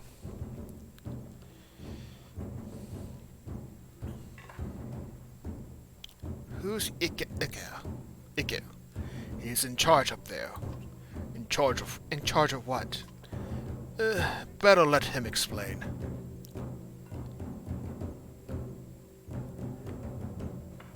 Fine, let's go. He nods. You follow him back up to the gates, where they open the doors for you. A man clad in black approaches as you step inside. This is one of my favorite characters. Just that pure look. Actually, when I think about it, that'd be a nice little meme right there. What in the deaths is this? The man orders his guards to get the doors closed again before more refugees notice. You said you wanted fighters. You heard about the chieftain? You heard about the chieftain? We heard he's hiding out in the Great Hall. Oh, really? Think you mean in hiding out in a grave? He's eating worms, if that wasn't clear. What happened in here? Soon as they heard dirge coming, anyone who couldn't swing an axe got one to the head. That's a short story anyway. At least 3 clans in here warring over turf and food, and the worst are the god-forsaken Vol. He eyes Ivor and shrugs with exaggeration as if he's stating the obvious. We're in more danger here than out there. Look, I was in charge here before things went to crap. You got some people who can fight. You got your own Vol. That counts for something. I can keep your flock safe in a great hall. You fight for me, and to take back Fosval. I don't take sides. Too hard to tell when good guys have become the bad. Fine! Cut these sheep loose and watch your own asses. What do I care? All I want to do right now is get out of the damn streets. Think carefully about what you want.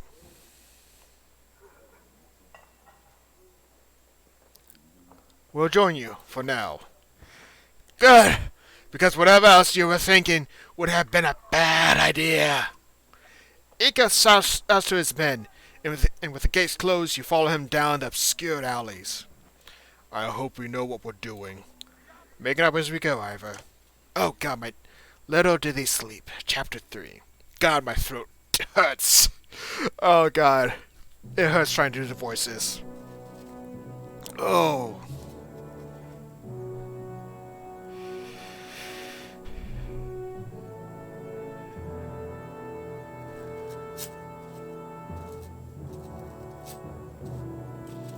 Harkin, we're back. I was able to get about as many warriors from Strand as you wanted, and more weapons, extra supplies too. You poke up just now realizing Morg has been talking to you. Since the Volgnir died, everyone has been looking to you to make the decisions. It's exhausting. Harkin? Sorry, just tired. Go on. As I was saying, the Vol we sent to Strand have returned. The governor gave us most of what we wanted. Good enough. Much resistance from the governor? Some. I don't think he was happy about spying his fighters using his own money. He also insisted we take on a lackey of his own to watch over his property. A man named Eirik. Eirik. I met him. He seemed competent enough.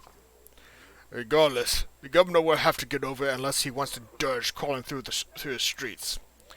We'll put down on every slag that has wandered through here while you were gone. Enough flapping our mouths, then. You sure that wound has healed, Ludin? I agreed. Enough has already gone wrong. If something happens to the prince on a mission of peace, the alliance would rot. Or worse.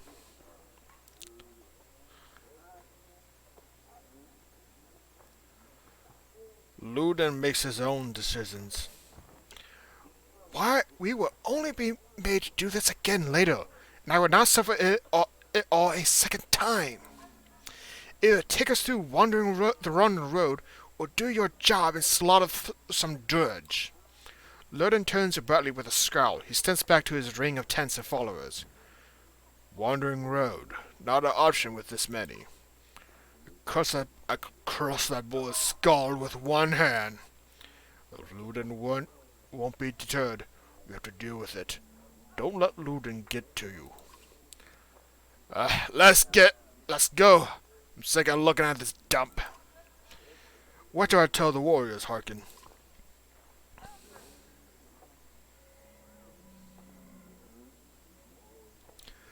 Tell them to recover the mountainside and dirge bodies. Good. Get the word and we'll set off. Hey, nerd, how are ya? Thanks for joining the stream.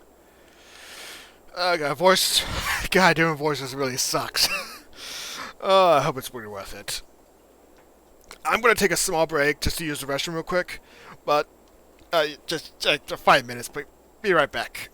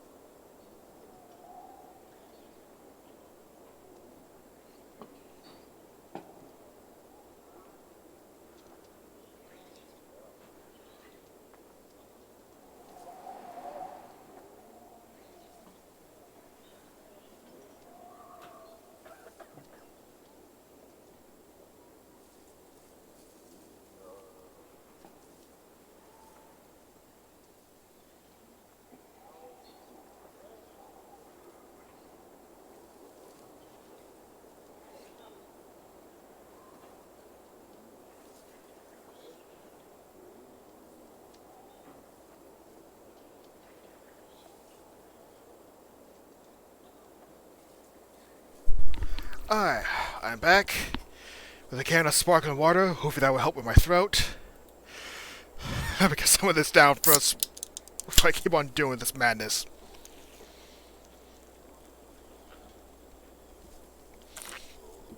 Oh god. That feels so damn good right now. Oh god.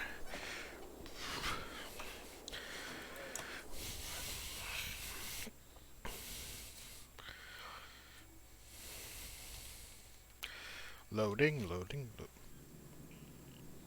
What the hell? I guess that's how I clicked on the map instead of Ubin.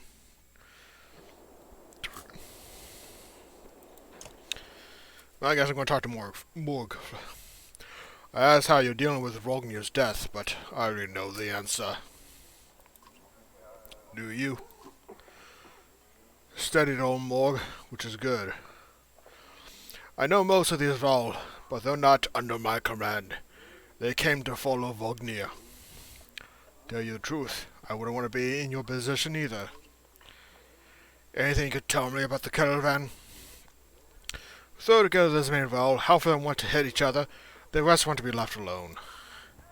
Anyone I should keep an eye on. There's a couple of the clan leaders trying to show off for each other. Not a big deal. I got it under control. The fighters we got from Strand aren't bad, but they're unruly. Give it a few days.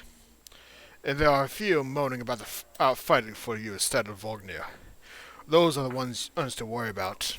What about Ludin's men? They don't want to hear anything from me. I know that. Any problems? Could be. Ludin's pet Vol is named Birse. I'm not sure where he came from or what his deal is. Bastard knows how to fight, but there's something I don't like about him. His girl in red is scary too. Yose. Yose. She's probably the best fighter Ludin's got, to be honest. I've overheard some of the Vol call her the Witch. Why? Flaming arrows, I think. It's a good trick where the fire upsets our Vol more than the dirge. Still doesn't make much sense. Witch? They're not scholars, Harkin. I think they're mostly just afraid of her. That makes more sense. Don't let her find out. Have you ever wanted to be in command? More than I am? Any more rope and I'll hang myself. I doubt that. I forget. You weren't around back then. At one point I had more rope. I hung myself. So no, I'm not interested in command. It's all yours. Dark. But fair. Thanks. You think we're walking into a death trap? This Menval? No, we should be alright. Things could get rough though. I don't like being the one to send Vol to the death. I like worrying about myself, and that's the extent of it. Who would have expected Vognir to drop like that to a couple of slag? I'm still wondering what happened. He had hundreds of dead slag to his name. I don't get it. Just happens sometimes. No big moment. I'm so surprised it surprised him even more than us. Although, I have to wonder. Nah, never mind. Anyway, I'll worry about the warriors. You worry about not doing anything stupid, something stupid. That's asking a lot. What were you holding back about Vognir? I'd rather not say, Harkin. Why not? It's the kind of thing that gets stuck in your head, and you need a clear one. It's better if you let me worry about it. If you say so. Oh, keep it to yourself. If there's a reason to bring it up again, I will. Let me know if you need anything else. I will. There we go.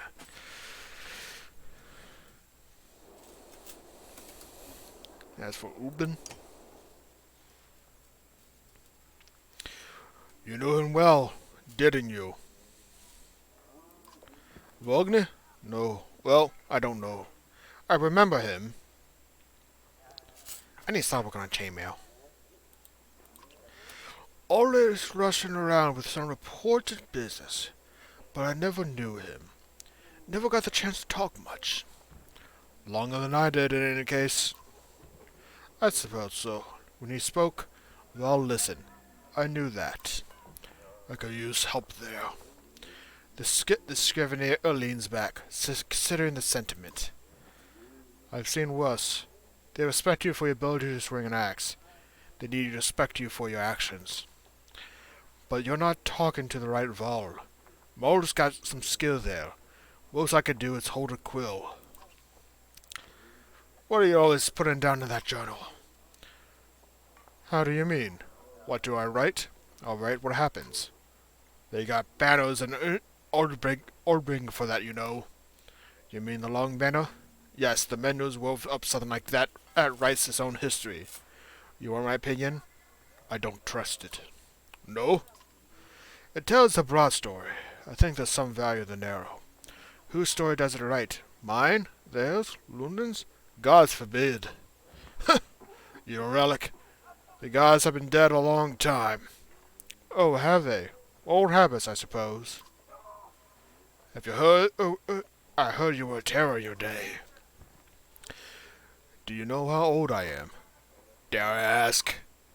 I'm competing, you know. Nobody knows how old we all can get, naturally. There's one by the name of Snee. He's got a few years on me. Just hunkers in Gulfheim collecting rhyme. Bastard might actually beat me. Another one named in Krumbra is close, I think, but the adult son of a bitch still welcomes a fight. He'll probably be off before I am, although.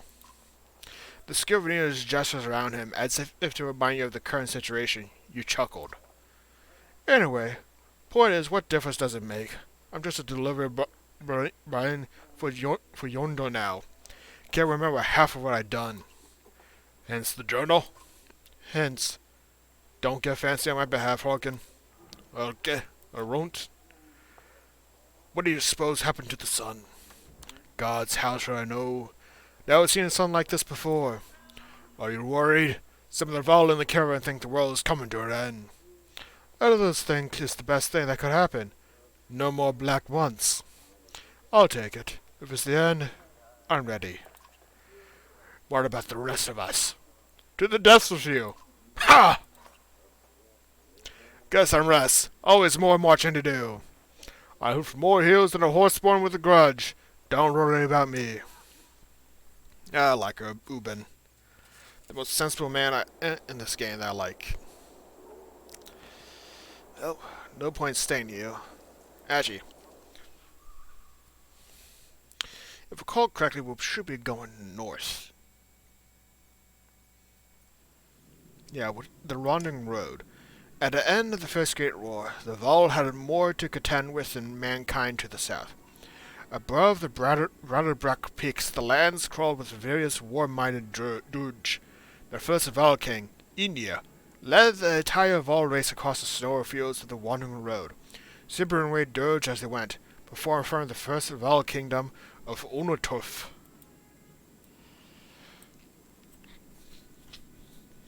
By the sounds of it, from the dialogue I understand, we will be going north, or through Brandenbeck Peaks, which, when the first Val warriors trudged north to discover new lands, Brandenbeck Peaks were thought to be the edge of the world.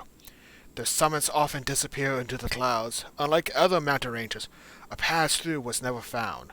That is, until the Val King Indir had Bura Pass built, a bridge that takes 3 days to cross. Which is right over here, Bura Pass. But for now, we gotta go around the damn mountains. And I think we're making our way to Skulid. One of the forests built by the Val in the relentless push to hold back the Durge.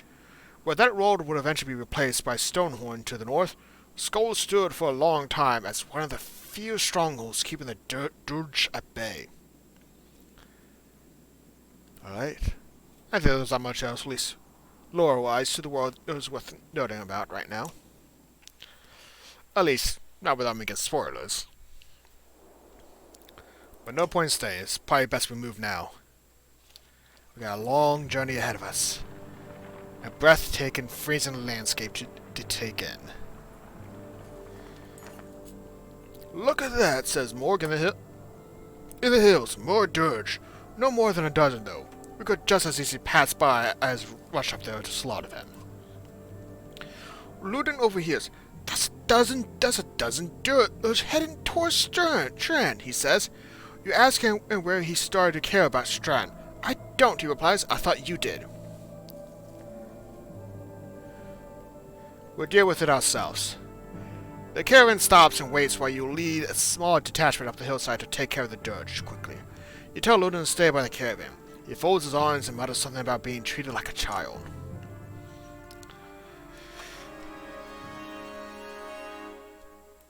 No archers. There's a couple of giant... And I do want that experience. Alright, what was his special again? The character hits even harder than an average warrior. With no chance to miss, he can wreak havoc with additional +1 strength and also adds 1 break to the target, plus bonuses to heavy impact. Oh.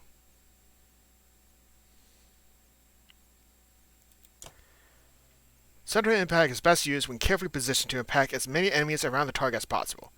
So he's definitely an AoE, at least adjacent enemies.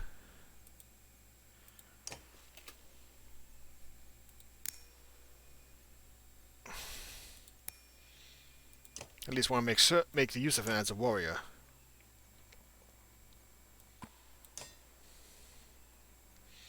Well, at least I have Mulk take the center. At least I know he can.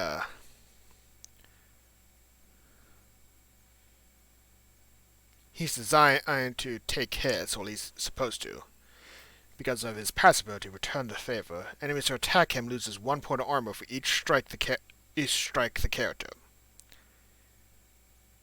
Return the Favor triggers every time he takes damage from an adjacent enemy, which can make it devastating to hit him, and with attacks that strike multiple times. So good for Thrashers. It's good against Thrashers, but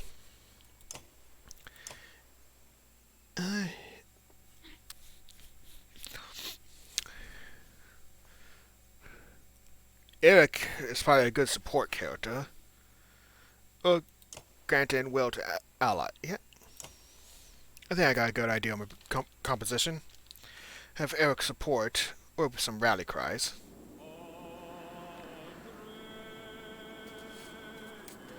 Okay.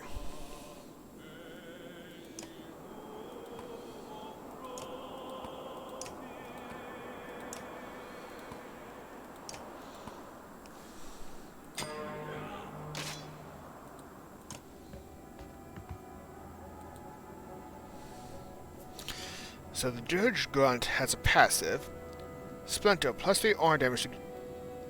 So +3 or more armor damage to the Drudge causes 1 armor damage chain to all adjacent Drudge. Alright, so it's not going to be much good right here.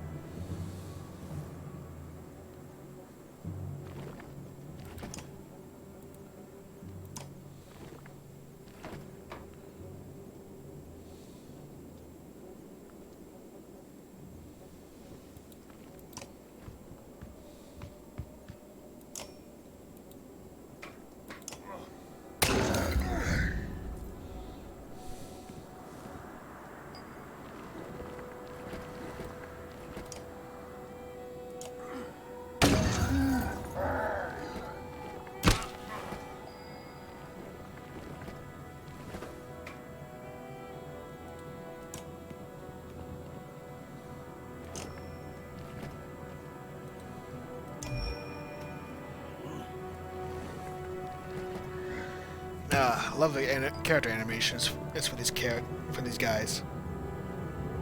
Just looks so smooth and peaceful.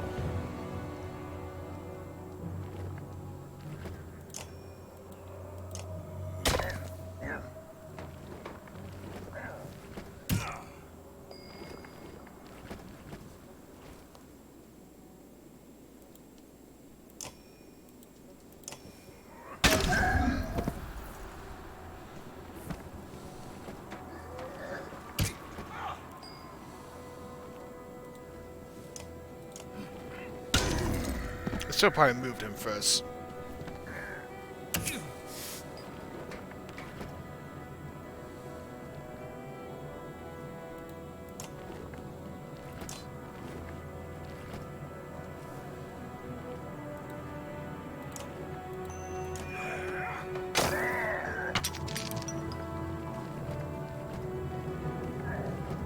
No, Harkin's in the tough spots.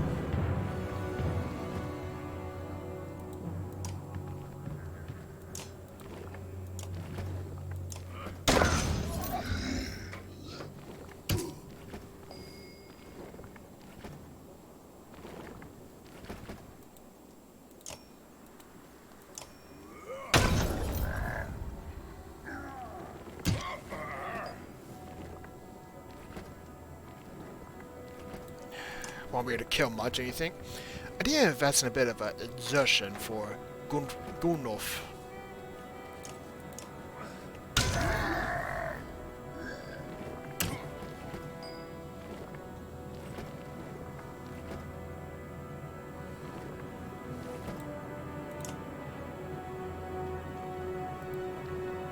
and Mulg will take care of him. I don't need to waste that right now.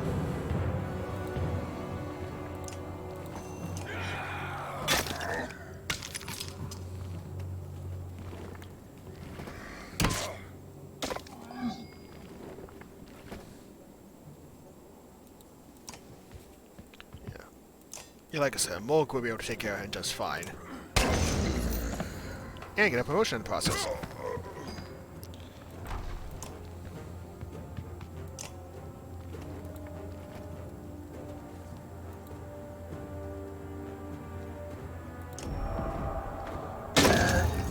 Oh, if it couldn't have had more promotion in him, that would have been devastating.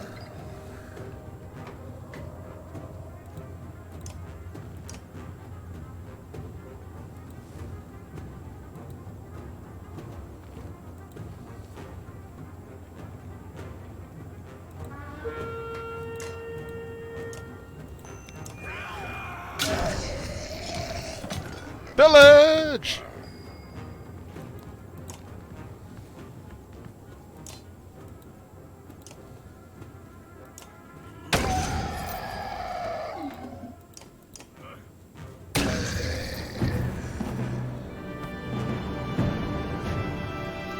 Alright, only Horkin got injured, so some bad rest for him and he should be fine. Lucky I have that supplies to waste. It's for these warriors.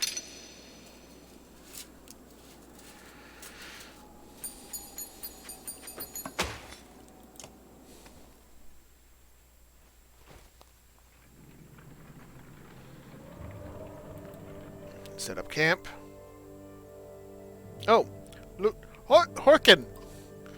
You can hear Ludin's hard-booted trot as you set up camp the first day. Embrace yourself. Can we speak as equals? We can try.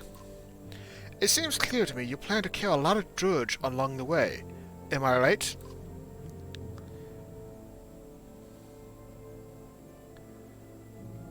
You're not wrong. Then listen carefully. Don't assume only the Varl can fight. Do you understand me? This is my band we fly to Grufheim, the banner of Irumberg. I insist on joining in battle. Almost got you in the first encounter, and you're ready for more. Whatever you like, Prince. I expected more resistance. From Vognir, maybe. Then tell me, were you his kind? And that's why you're in charge now? Some sort of next of kin of all thing?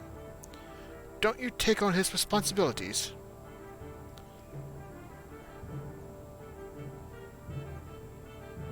In my own way. Then stop acting like I'm a thorn in your side. When you're nearly 200 years, it's hard to take a 20-year-old man. Is that right? Seriously. You better start. We'll both be kings someday. That's the last thing I need to think about right now. Ludin looks at you as though you just punched yourself in the face. He heads back to his tent before saying whatever was on his mind.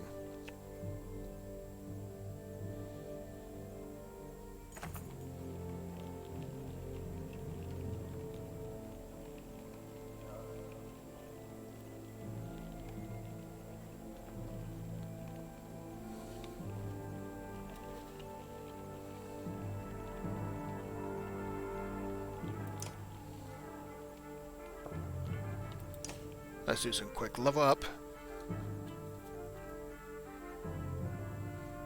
3 days. Gotta let him rest. That's where I can take him into battle.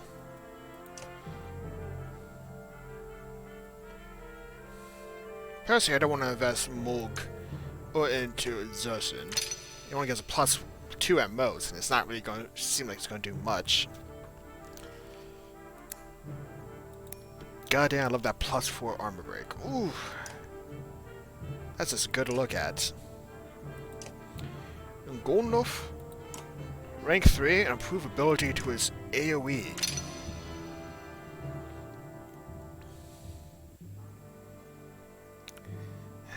Again, Xerxen is not much. It's a 2 at most. That's not like he has a lot of willpower. Gulnuf doesn't feel the most effective fighter, if you ask me. Or at least not more like a last hit kind of character. He doesn't attack first, he attacks second.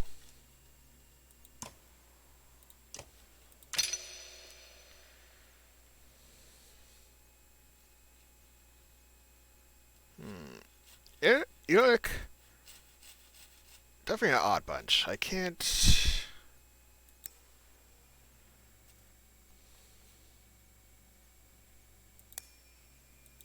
I think I'll leave him as more full-on support. His ability really allows him to pass on will to other characters, so that's good if you ask me. Oh, wrong thing.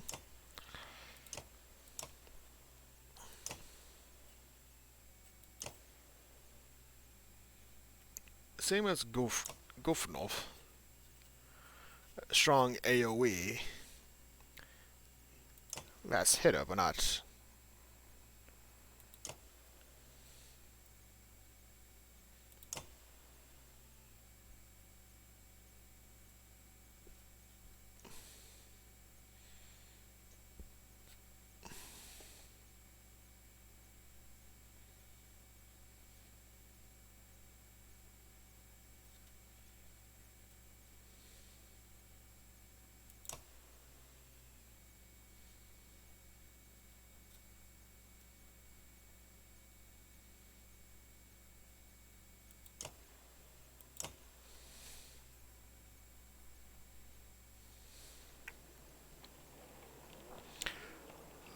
I guess let's take a look at Ludin's companions.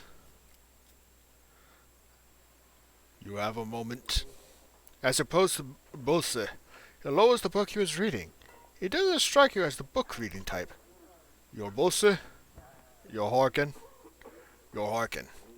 We've gotten that out of the way, haven't we? I had some questions. Say what you want. What's Aval doing working for Ludin? What's Aval doing working for another Val? What difference does it make? It looks like you're in charge right now, so do me a favor and don't get Ludin killed. He's important to you? No, but that's one way to put it. Raylan to fight. Same way as you, but fighting. You know what I mean. I robbed well-protected merchants for at least one man's lifetime. Is that what you mean? Yeah, not anymore. I had a lot of jobs. Can I trust you?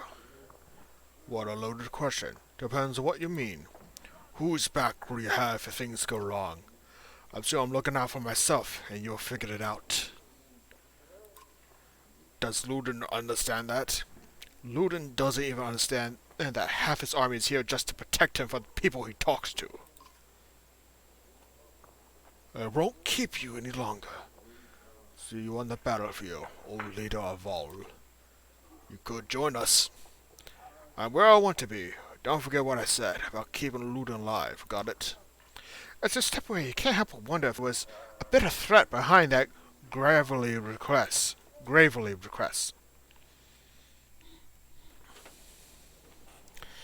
And now the witch. You'll see, right? She watches you approach with her head tilted back, and points her thumb toward Ludin's tent. No, here for you. Oh. Can we talk? Usually shakes his head no, a smile on her lips, eyelids low. Why not? I don't. You don't talk? No. You do, though. I don't. It's about the flaming arrows. She raises an eyebrow. Val and fire don't get along. All you get is a shrug. If we're going to use them... She pulls an arrow, and there's a flick of the rest you don't quite catch. Suddenly a bird combusts in the tree behind you, and falls to the ground smoldering. Half the camp has turned to watch. Don't tell me not to. Ooh, very serious. You're Ludin's bodyguard? No, he's mine. Before you have the chance to be confused, she cackles, abrupt and loud. She looks slightly embarrassed. You are his personal guard, though. Her expression changes to, of course. How did you end up with someone like Lundin? Luck. Well, this has been fun. She crosses her arms, her hand on her chin, and cocks her head to one side. Till next time, you'll see. Horkin, you stop and look over your shoulder. I am a witch, so be careful. She puts her forefinger to her lips with a soft shh. You depart, not quite sure what to make of that. Ludin does keep interesting company, no doubt about that. Thank God I got supplies to burn.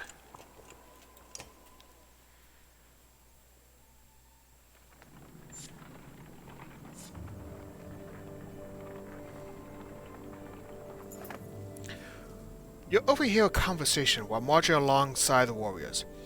I'm happy to stomp some slags as much as the next of all, but I didn't join up to take orders from Harkin, says one. Apparently he doesn't realize you were within earshot. Not willing to die for him either. I'll make my presence known, but walk on. Not sure Volgnir would have been happy to hear that, you growl loudly. The Vol flinches as they walk past without looking in his direction.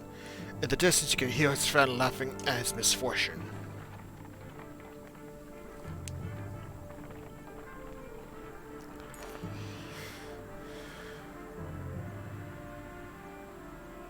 A small gathering of tents come into view. Group of merchants from the look of it. You ask what they're doing here. We will camp out at the Godstone ahead, one tells you, leaving an offering to Dungir. As one does, his expression turns. Dirge start appearing out of nowhere. Some of us stayed, thought the Godstone would be safe, but damn if I know why. We've been dodging them since we left.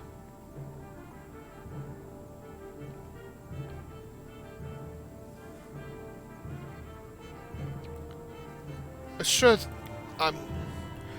they thank you profusely. One stops as he passes. If you're passing by Dungo, do me a favor. My wife's brother stayed behind. You know him by a necklace with many rings on it. If you see him, say we are simply astern, you nod. After a short time, they continue on.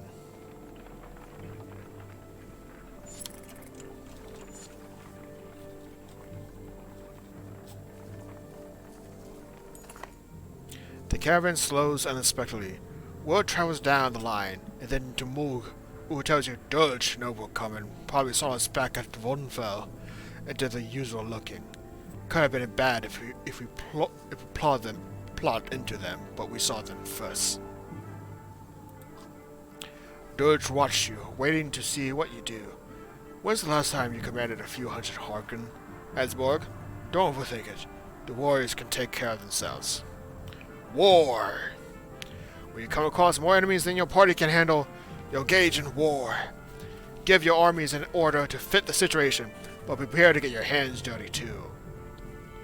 By making battle easier for yourself, you'll end up with higher casualties. Or you can take a burden on yourself with a harder battle, but save more lives. If you're ever desperately outnumbered, it may be best to run, avoiding the battle completely. The Dirge line the battlefield, weapons drawn, a fight seems inevitable. You take a quick head count. There must be at least 484 of them. You have 185 fighters and 466 Vol at your side. We definitely outnumber them. Even from here, you can see nervous glances amongst the enemy ranks. This looks like a good chance to press your advantage. Taking the charge. You're taking trusted allies and leading the charge, batting down the enemy. It will throw you into the thick of the battle where the fighting is most dangerous, but a strong charge can save lives. We'll charge on the battle, while the enemy is still nervous.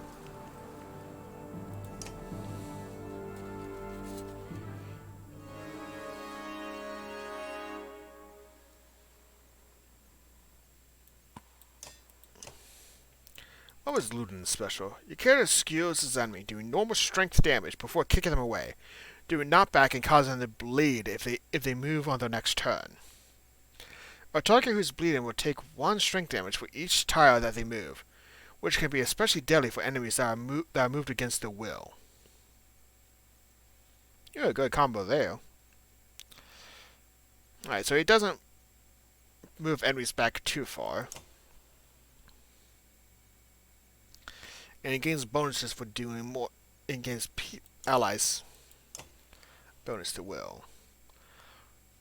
Good fighter. A good party for at least injuring the enemy to a degree.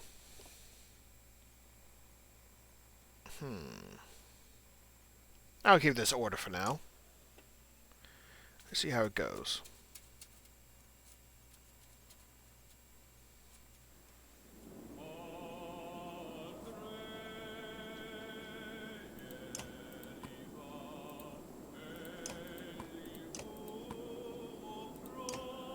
Alright.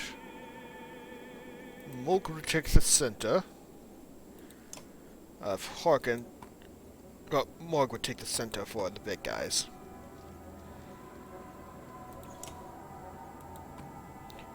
The witch will get up close. Gonfil. I'll have Gonfil take up the right here.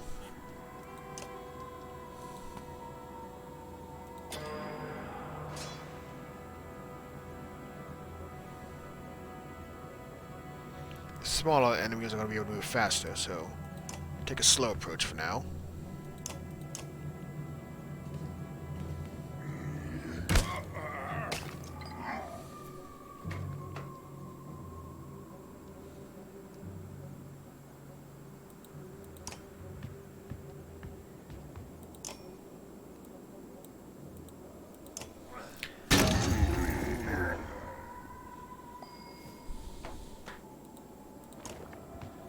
Oh, that's an instant kill right there.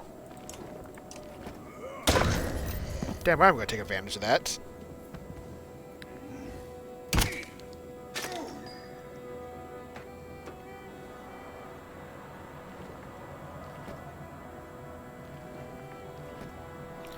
Oh god, that cost me 2. No, why not? I think I'll be fine.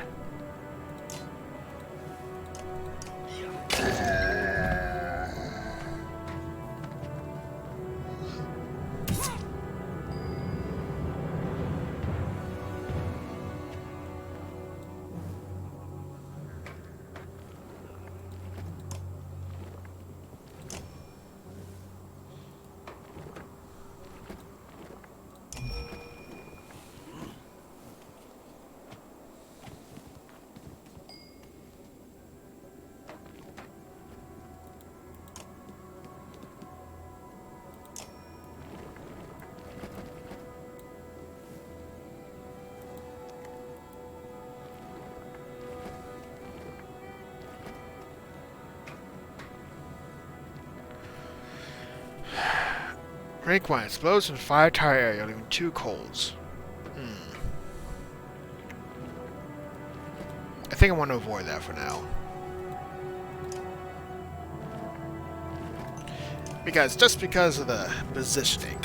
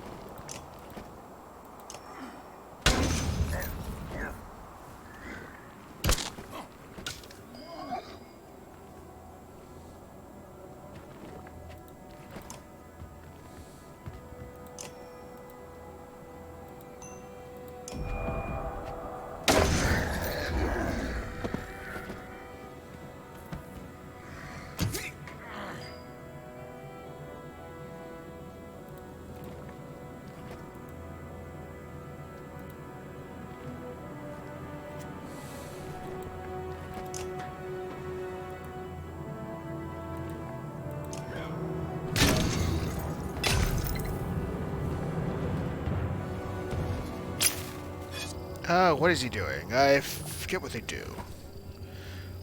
Tremble. The Scourge uses his weapon to summon an ally to the battlefield. Oh god, no, that's not good. That is not fun.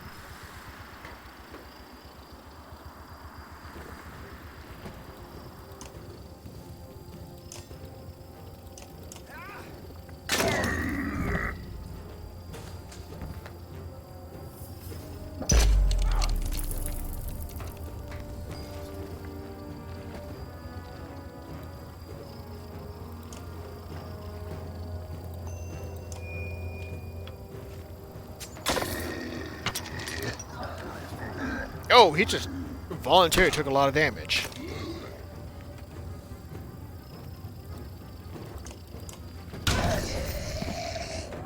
No, he just summoned an ally.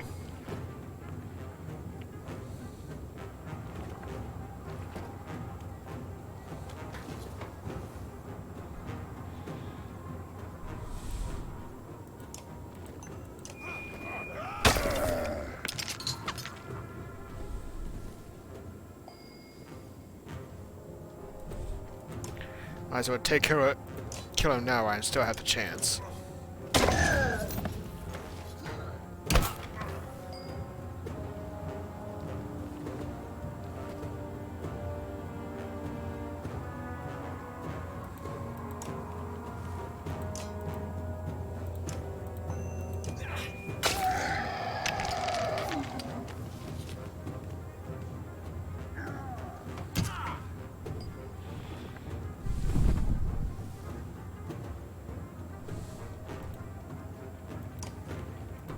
Nope, not what I wanted.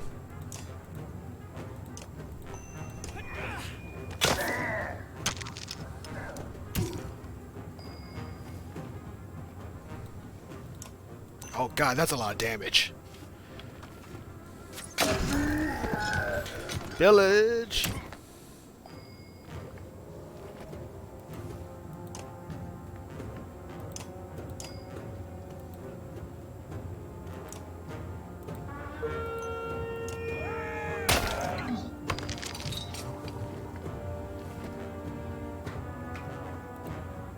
Just having rest for now.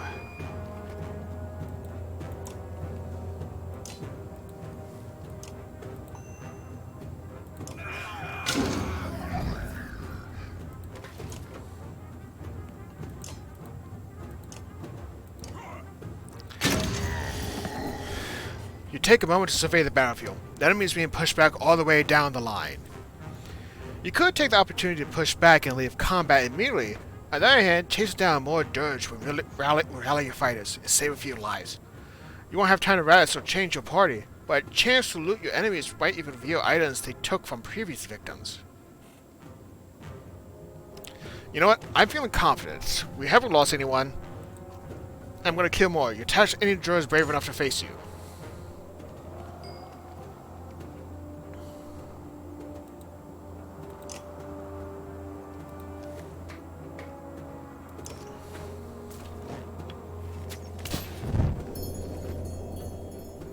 Oh. Well, that was a mistake. I thought that was going to be more of a push. Not much for as a trap. Guess I'm wrong.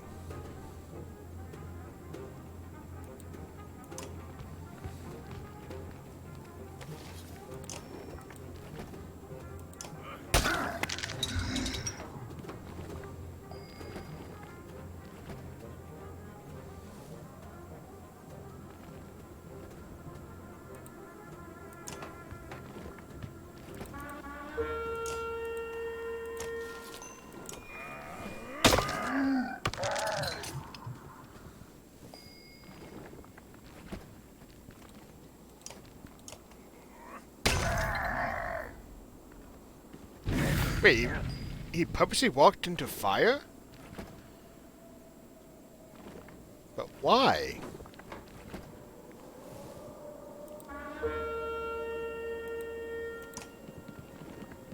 That's gonna be one of the things we're gonna question about AI now.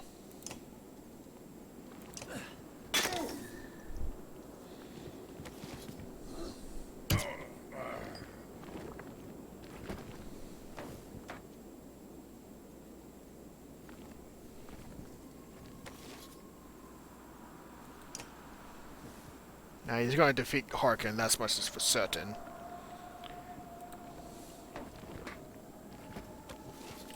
And I won't be able to get there, do enough damage. Not enough to make it worth it.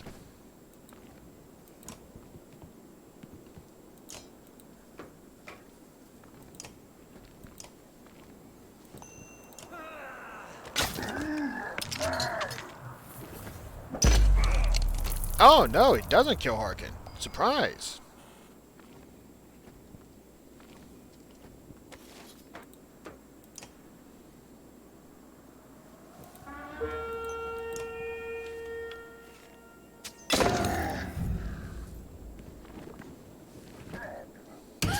Ooh. That's a nasty hit.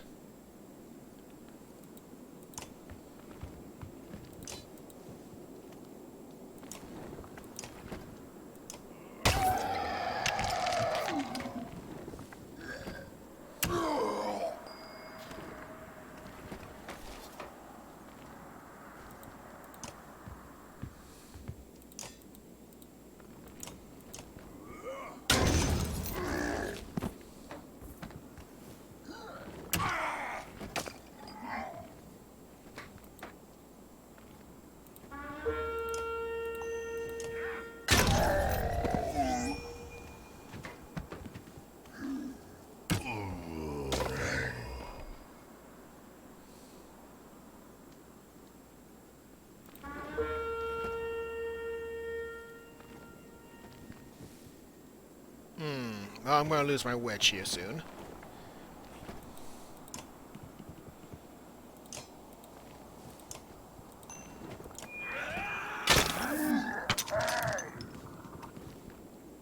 Yep.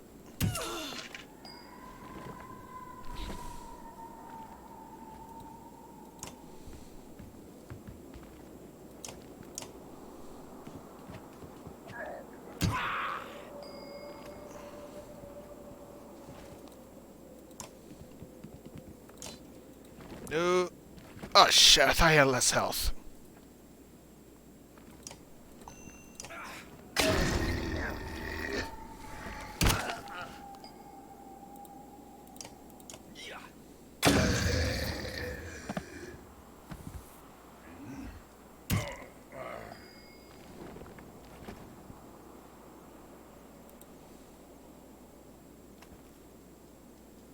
Well, shit.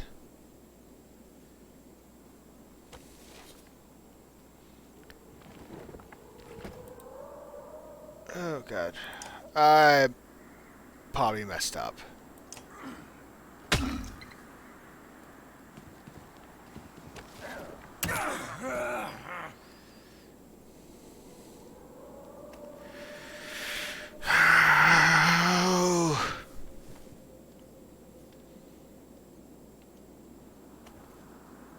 Shit. I got cocky. I got bloody fucking cocky.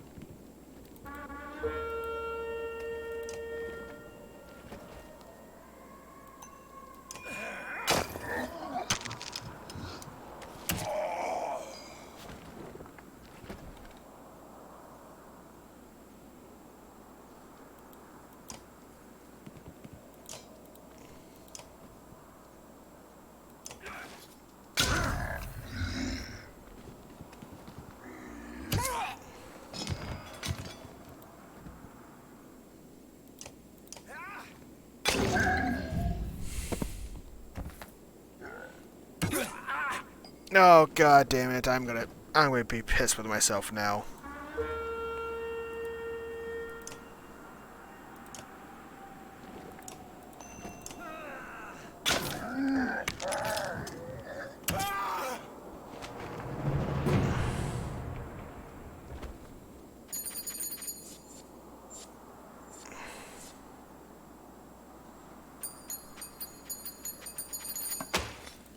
Alright, let's see how pissed I'm gonna be now. black out as you fall. You come to again amongst the warriors who were able to escape the battle. They carry you from the scene. You lost a lot of good warriors, but not much left to do but push on.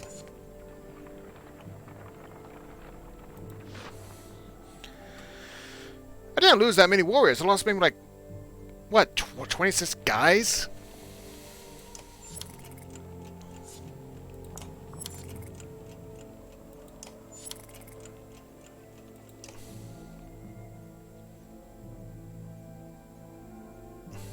But luckily, it looked like I didn't lose any characters.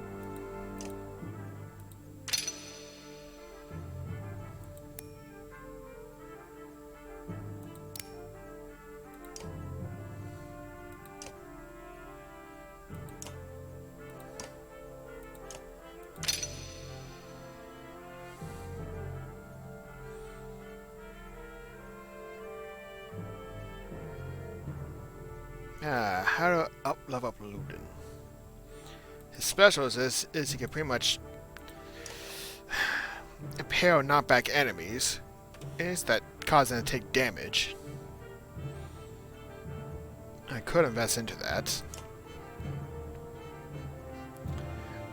And just killing enemies against a +1 build bonus to all adjacent allies.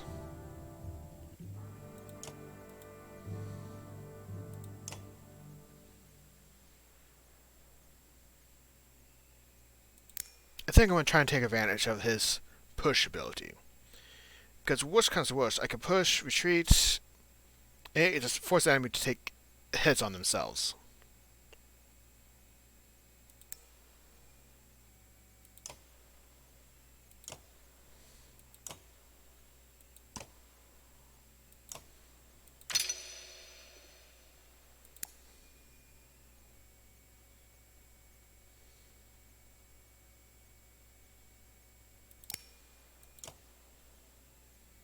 He has a level 3 ability which grants ally 4 willpower. Alright.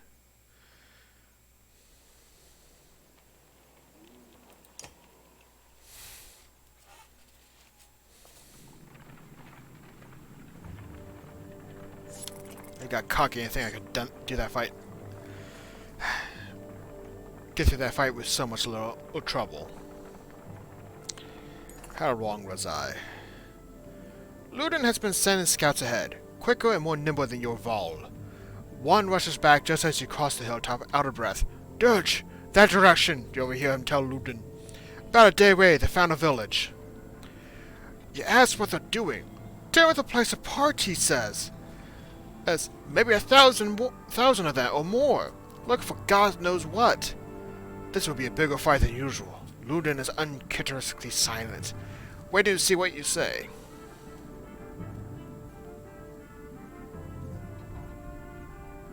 We'll draw some of them forward and split them up. Split them. You send a small group of shearbangers to get their attention. If they do, half a day later, many Dirge are given chase up the hill in the plodding sort of way. You get ready to lay waste. You take a quick head count. There must be 470 of them. And you have at least 200 more of that. Even from here, you can see the nervous glances among the enemy's ranks.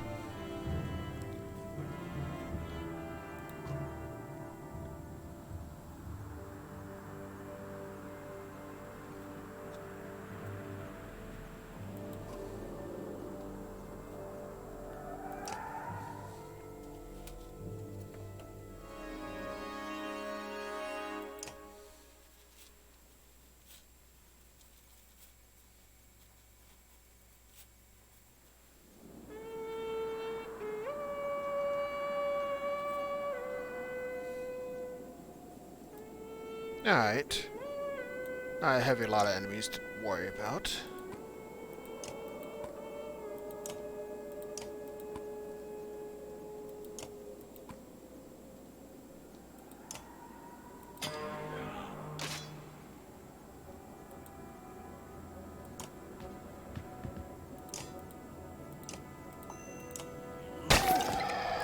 They started breaking some armor. I still have... Oh god. Heavy hit. He had 5 more strength than Gunfield's arm. Alright, good sign.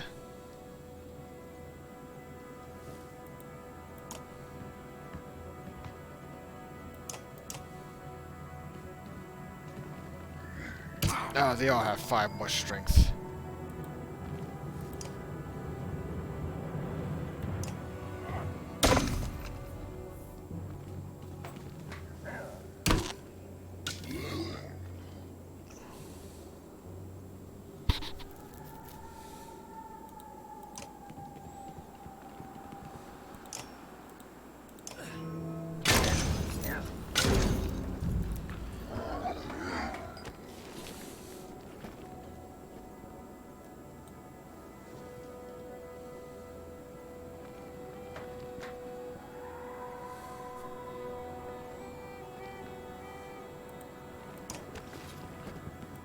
No, I don't need rally. I keep on clicking rally.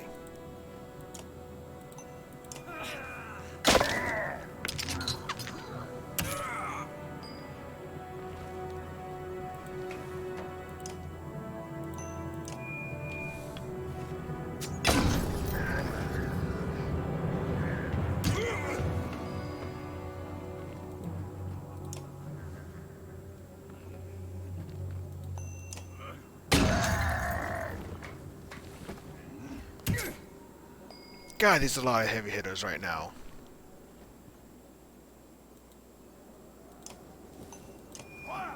I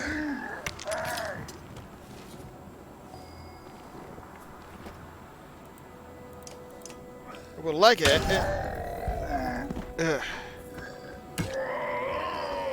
I was hoping to avoid that.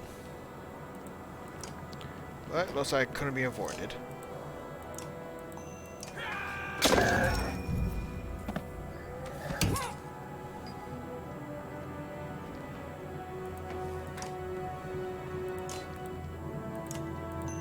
At least destroy his armor, make him very vulnerable to taking a serious hit.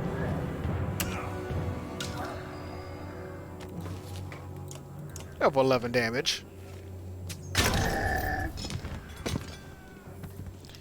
And there goes the witch.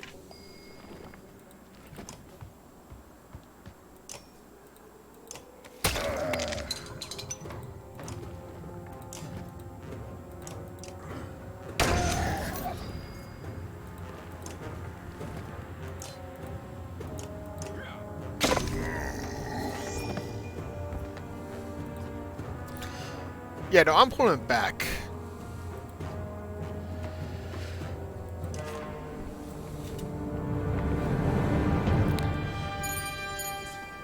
Not the glorious battle I was looking for, but knowing my luck, if I did that again, it wouldn't be lucky.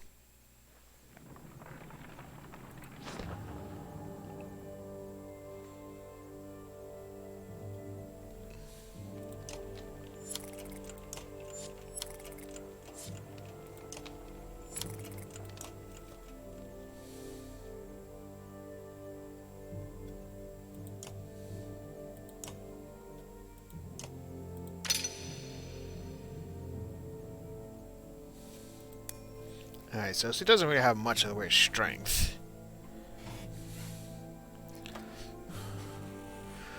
But I really can make use of her ability to be an armor breaker.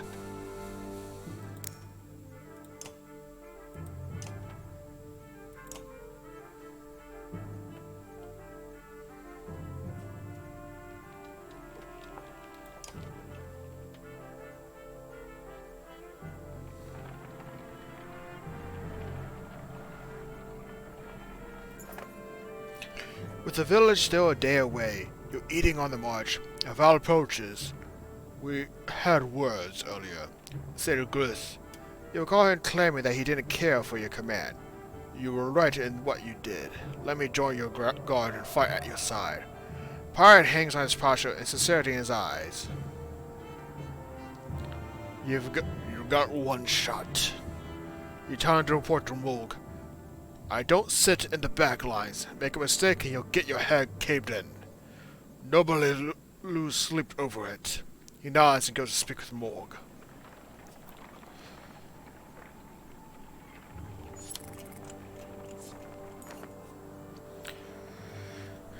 You're close enough to hear the dirge rattling through the buildings below.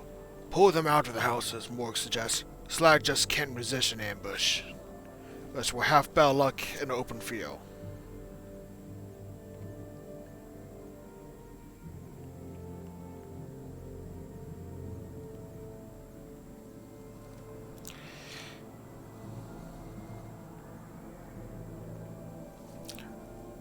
We'll skirt the village. I'll take Morg's advice. You heard him, says Morg to the rest of the caravan. We'll go around. It takes the better part of the day, but you managed to avoid drawing attention to yourself. That's what you like to fight, then. And as Morg said...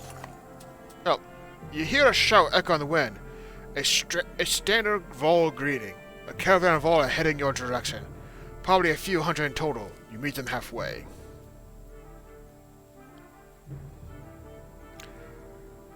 You must be with Vognir. What was? Vognir didn't make it. It's serious. It's getting grim out here, but didn't expect that. You're flying the Scold banner. What's happening? Isn't Orfel in charge there? And for salt. Orfel is still in Scold, in case he needs to be. He sent me to meet Vognir. Well, you. We've seen nothing happening in Scold yet. What did you... I can't do the voice anymore. What? Guy can't... guy... I can't say it. No dirge. They never came through Scold. They're all pouring out of Ridgehorn. We only just found out about it. One group went that way. We came here. Ridgehorn. The fort on the bay. That place had been abandoned for hundreds of years. Yeah, maybe that's why they're there. By all accounts, looks like another damned invasion. Lunan forces his way into the conversation. Wait a godless minute. What did you do? Go for now. Go for now. You be careful. What did you start? You think men don't remember history? The Long Banner hangs in Alberang. The Second Great War nearly screwed us all. What did you do this time? Who the fun is this?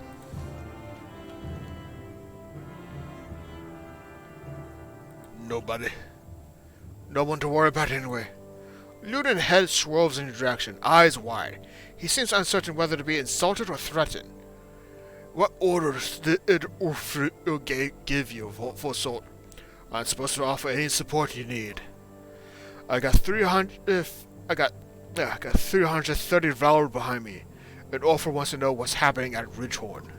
What's the plan?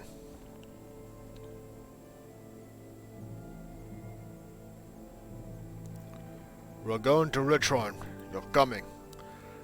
I have our full Valen. Yours to command, Horkin. Are you insane? You just had an army of dirge pouring out of that fort. Go on to Gulfhorn then, Prince. Having your blood on my hands would be worse than doing nothing. This shuts Lunden up for a moment. You can see the battle raging in his head. He looks desperate for safety. But he didn't expect to flee like a coward. He expected you to come along. He glances at his men. We're already this far. If this is the Val's doing, I'll know of it. It is so with my father. Besides, you need my help and my fighters. If I go, so do Yose and Bose. Lunden's unexpected flip-flop catches you like a swift kick to the shins. Moore can't contain a chuckle. Ha! The prince has courage!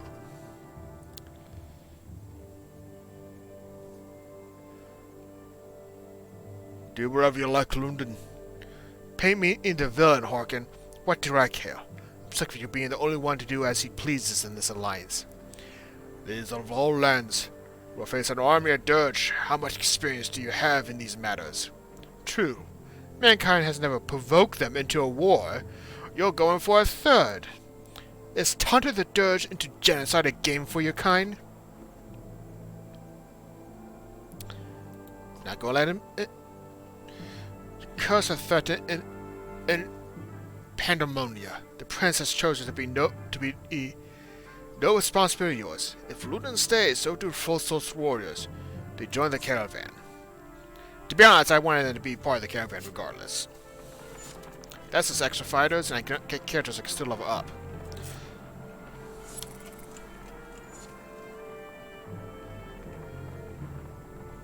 I think that's Strand in the background. The hike approaching the Godstone is murder. You recall how most Godstones were built on hills, overlooking overlooking other Godstones so that travelers could follow them and find the way between cities. It does nothing to ease your pain. Dodge! Shouts Morg near the front of the caravan, sending black rocks as whizzing past her head. What the hell is this? You shout. Morg shakes his head. A stone slams into the shield of Anibal Vol, exploding in a flash of light and razor-sharp fragments. Get behind the shield, bangers! Shouts Morg as you approach for a fight. You take a head count. There must be at least 778 of them. You have 172 fighters and 761 Vol at your side. At least another couple hundred more then. Even from here you can see nervous glances amongst the enemy ranks. I'm going for the charge.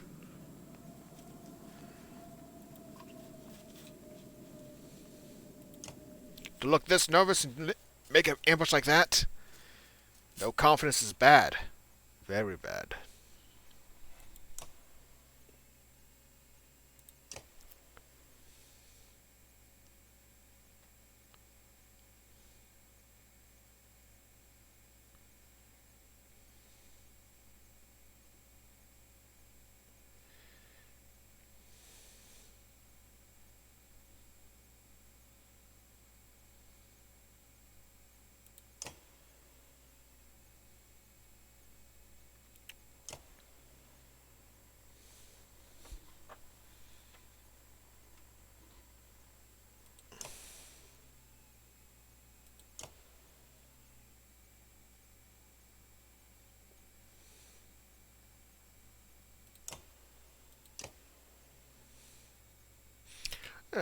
Guess will be good for a combo with the witch. Actually, oh, he has good armor breaking capabilities. And Fulsar could take a hit for a little bit.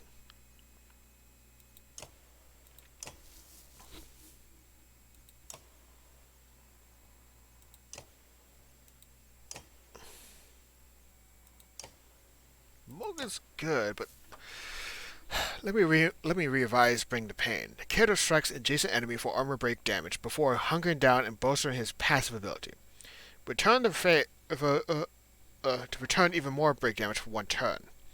By using Bring the Pain, he can create a forward charge that punishes enemies for ganging up against him.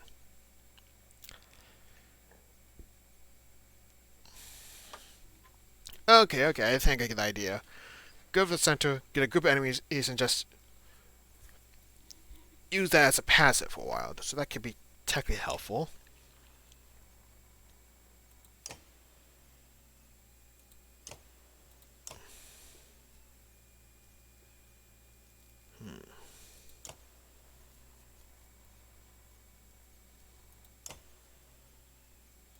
Shield Bash or Taunt?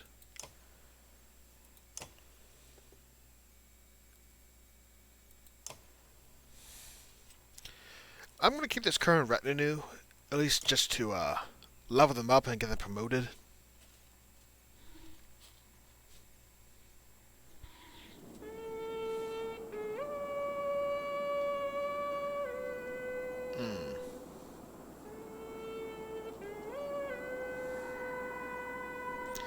Not fun positioning, I just realized.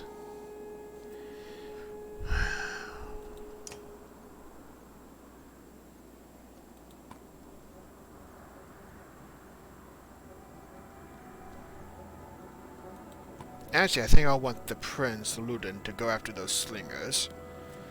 Because if I recall correctly, when several times away from attacker when hits, that can actually be beneficial.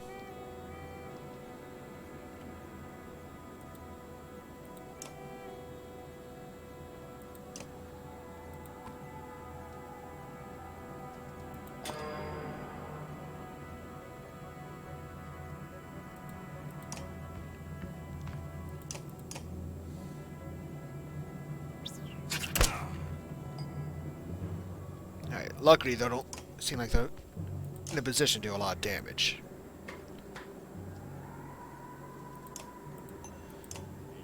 The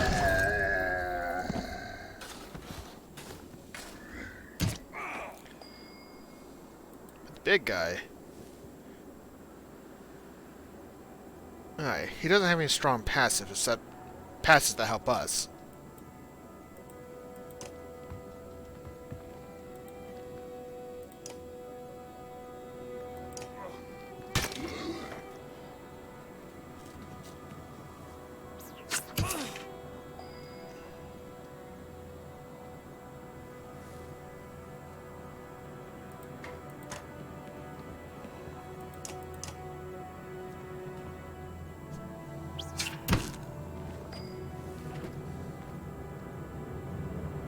Well, there's no doubt that the wall could take a beating for a little bit.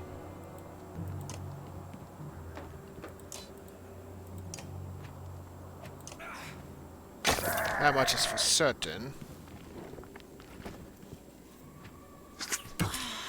Okay, and the witch is already down.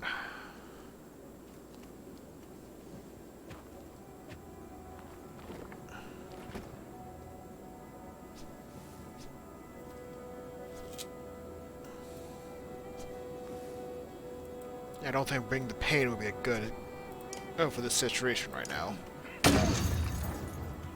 It's a wasted ability, really.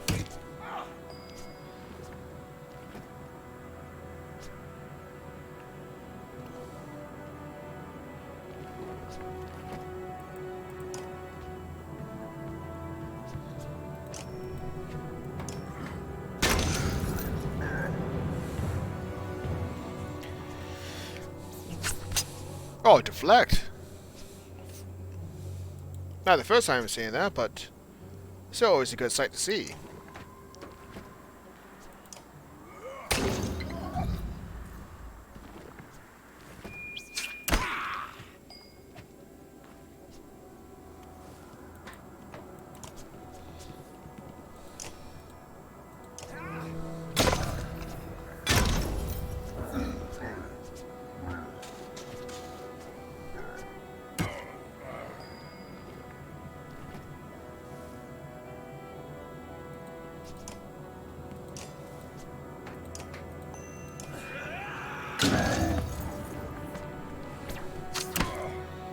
Hello, kitty cat.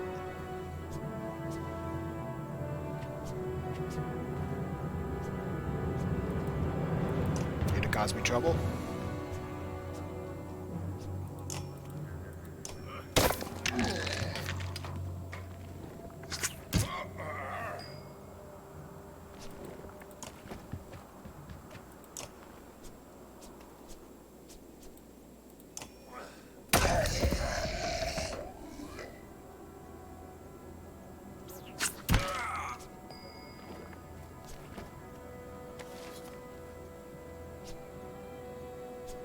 Oh, okay, you're just living away like that. The cat just left me.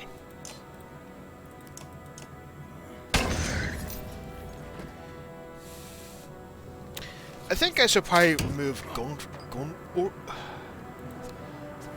Gundolf, because as much as I like to use him, I can't remember that setting up that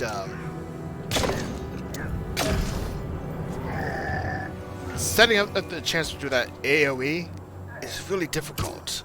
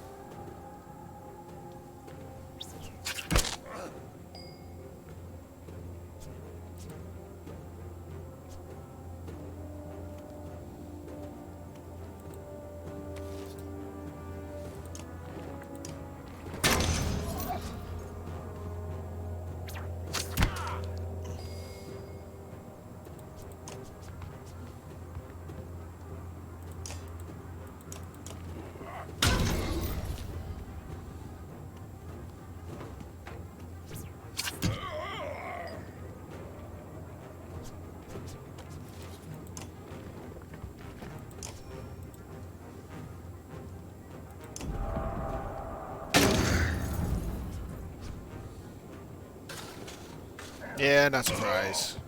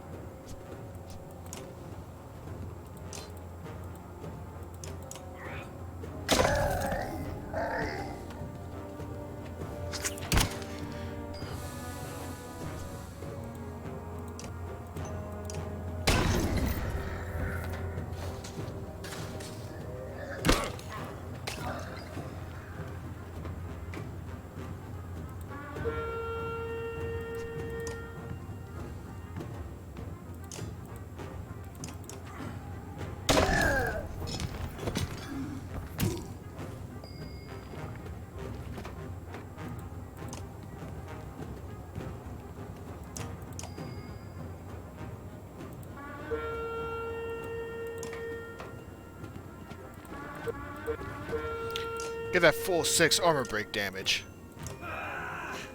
That's the one thing I love. You get enough armor break damage and it makes them gives them real power.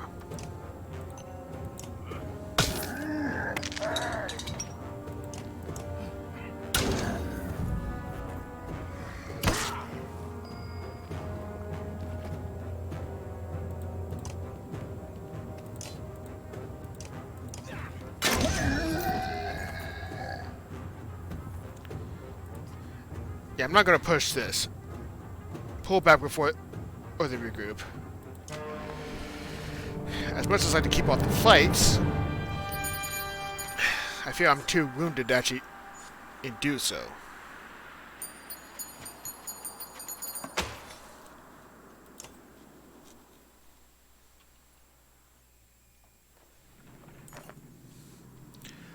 What in the depths are these? You wonder, look at that unusual dirge slingers. Nobody knows, without a warning, a deranged and half-dead slag stumbles out of the brush, throwing itself upon the yaks attached to the treasure cart.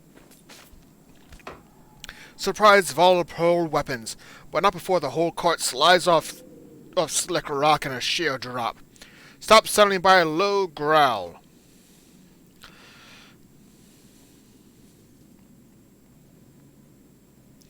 The enormous metal wagon dangles precariously off the cliff. From the end swings a confused yaks, still tied to his reins. On top, the dirge hangs on tight, keeping the whole thing from plummeting over the sides going through one hand while right knuckling the cart. The other hand wrapped around a tree trunk.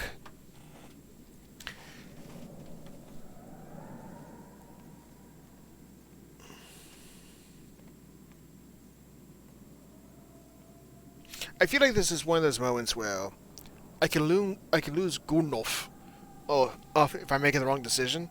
I know in the past I told him to let go.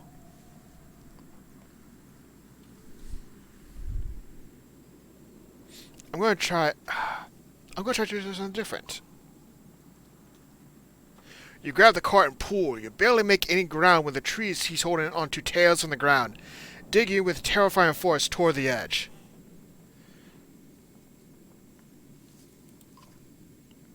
With a roar that sounds more like you just stabbed him in the side than gave an order, Gundolf lets go of the cart. It flips over the side in a flash, followed much later by a dull thud and crack. At the base of the steep cliff hundreds of yards below, the treasure cart has exploded into frozen firework of gold. Valuables and yaks are in dirge gore. That was a costly mistake, grits Urban between clenched teeth. You wonder why that dirge went after the yaks in the first place. Then you realize the big problem is the fast fortune now lying on the bottom of the cliff.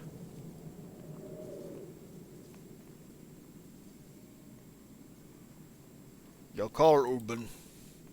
What choice do we have? He mutters. Even if we could gather it up, we got nothing to hold it. He sounds defeated, but resolute in moving on.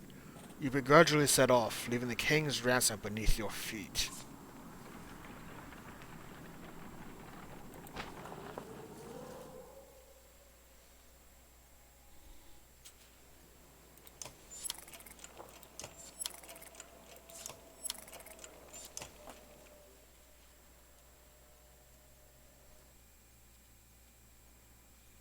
Oh, didn't know he leveled up.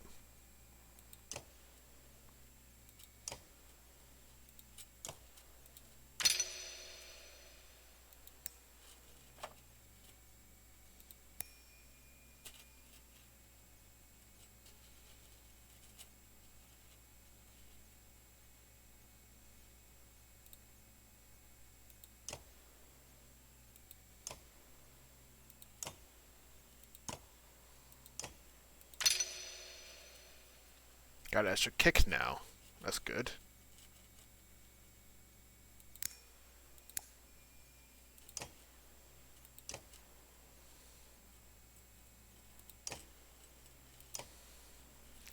Yeah, I think I'm gonna replace Gundalf off with one of the shield bangers. It's just too much effort to set up that whole AoE string on him.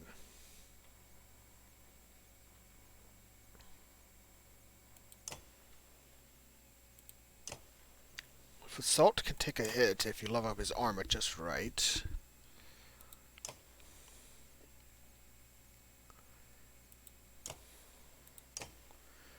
And Grace can push enemies back.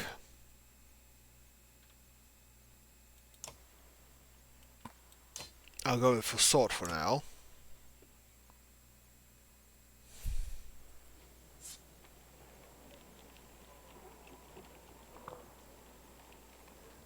Alright. I'm going to make it to the next Godstone. After that, I'm going to call it an end for the night. Because I don't think my voice can handle much more right now.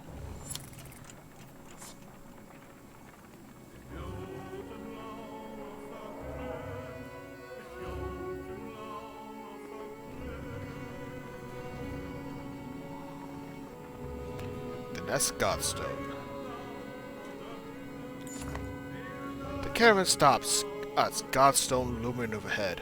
For a short rest, the warriors are glad for it. The stone gives you an ancient sense of being washed over, in a comforting way. Didn't help the bodies underneath it, though. The earth at the base of the Godstone is scarred, like a struggle occurred. Merchants, no dirge, encircling Dungla are a variety of goods.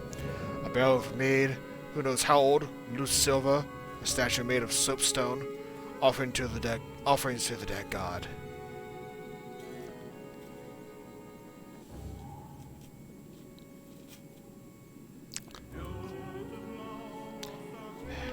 In the midst of the pile of bodies, a glitter catches your eye.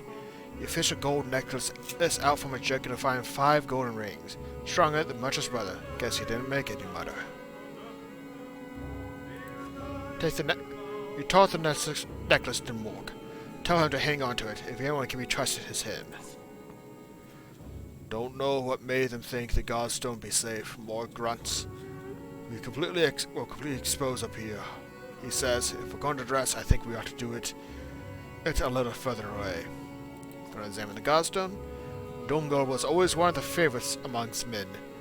God of good fortune. They believed he brought luck, wealth, whatever else you wish you had. But can't get on your own. The word fortune has a lot of meanings. Eventually you move on. There was probably an item I could get there, but I always wanted who's intent on returning it. It just seems more reasonable to do so.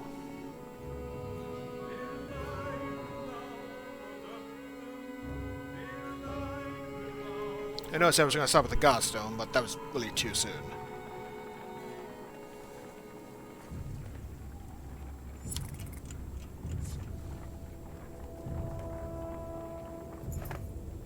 In the distance you see smoke rising from the trees. Dirge aren't known for setting fires, says Morg, but it does get their attention. We use fires like that to lead them along in the Great Wars. Yeah, but they'll rise up to that after a while, or interjects another warrior. Or it could be someone trying to get our attention, claims Fulsort. The other group from Skald was sent this way. Hey, no matter how you look at it, investigating will cost time.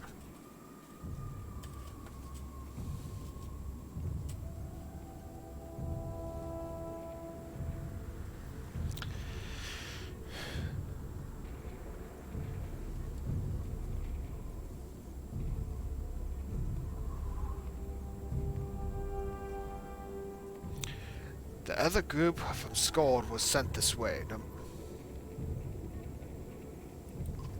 I'll check it out myself. The sounds of fighting ahead compel you to crash through the forest, sidestepping rolling drudge bodies along the way. You burst onto a scene of carnage. A vast number of Vols surrounded by the drudge. Explanations can wait. You charge into the fight!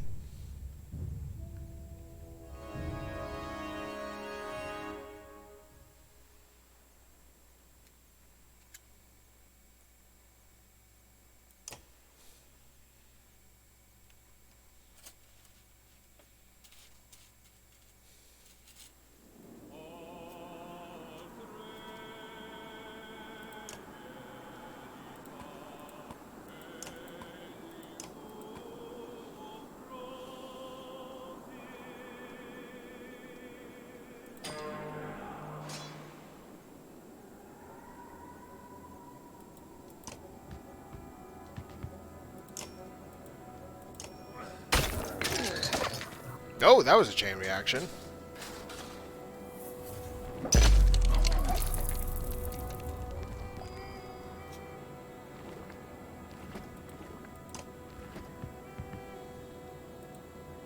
It's his turn next.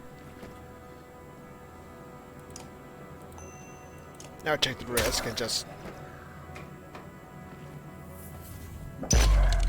Yeah, I wasn't expecting to actually do a straightforward attack, but that did enough damage to really make things difficult. Still, enough for it to kill one of these stragglers.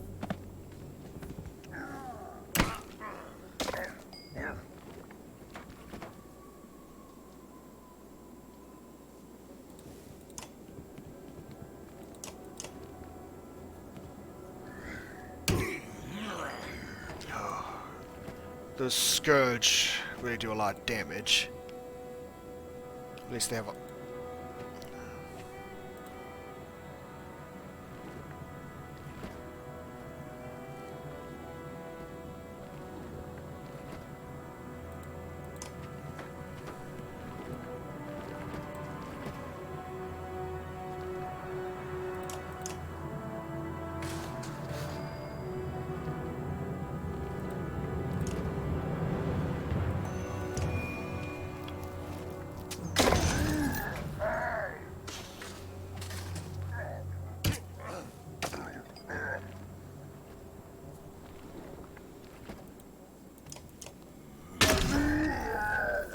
I got the ball in a nice position that they can, Oh god, that was nasty. That was...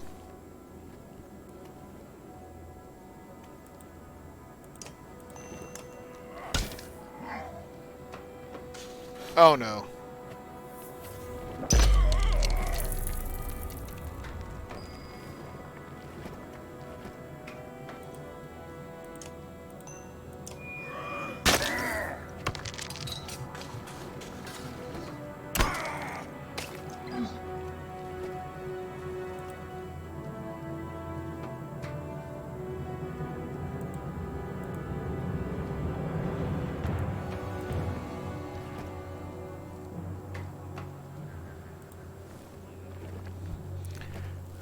I don't think a kick would do enough.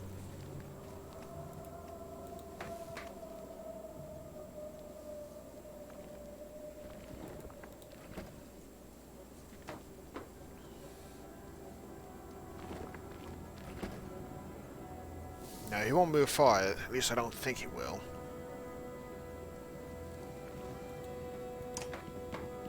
You know what?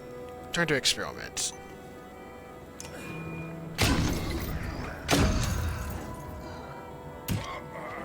No, he didn't move at all.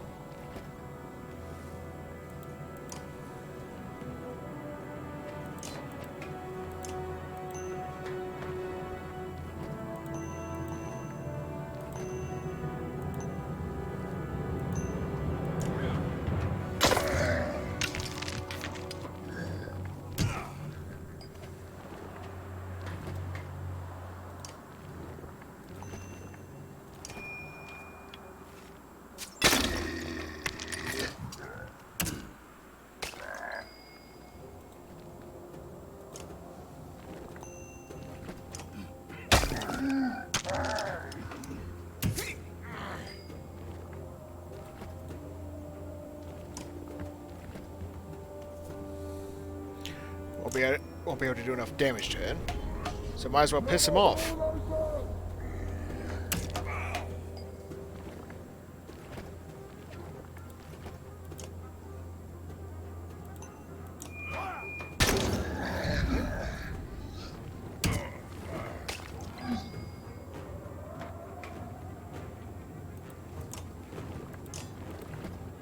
And deny him the kill.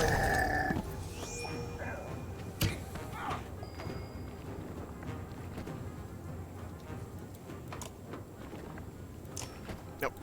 Guess I went. Why do I keep on pressing rally?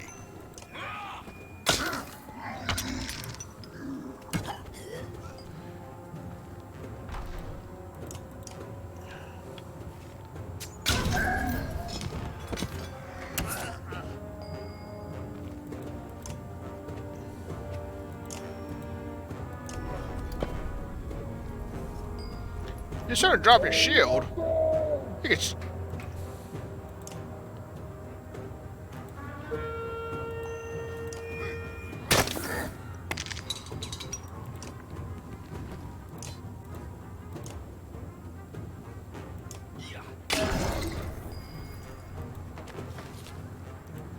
Yeah, I'm gonna get him out of this just because I don't need him to die.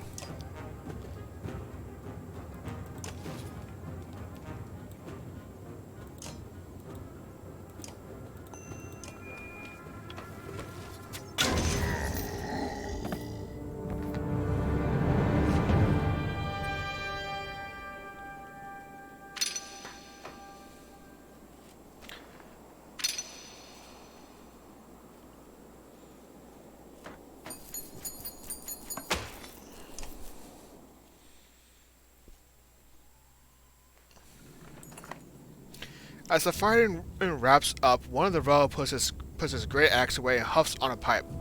"Orchid," he greets you. "Glad you saw a signal." He explains that they had come from Skold and were surrounded. He spotted you in the distance and lit a fire to draw your attention, and the rest had drawn the dirge as well.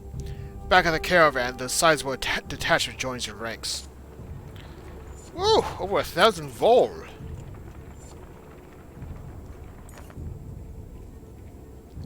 Morg comes to you privately. "I see some of the warriors disappearing," he says. "At first thought it was just my imagination. Now I'm certain several have just gone missing. Mostly men, but some Vol too. Can't quite figure it out. If it's abandonment, you can't let it stand."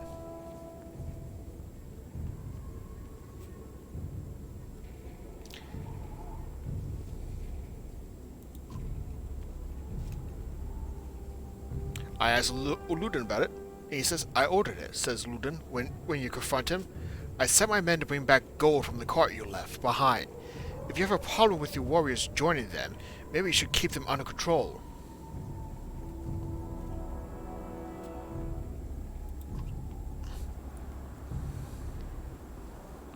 "You left a pile of gold at the bottom of a hill," he says, Ludin. "What are the chances they'll still be there months from now?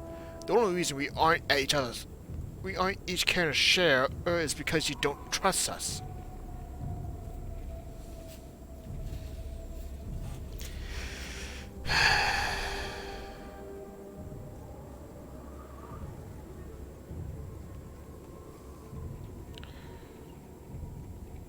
Okay, so the question is, how do I deal with the prince? Threaten him he doesn't stop, or demand he turns over the loot? I'm going to go with threaten because no point demanding. "I've already stopped," he says. "We're too far now for anyone to catch back up to the caravan." His smug demeanor is nearly unbearable.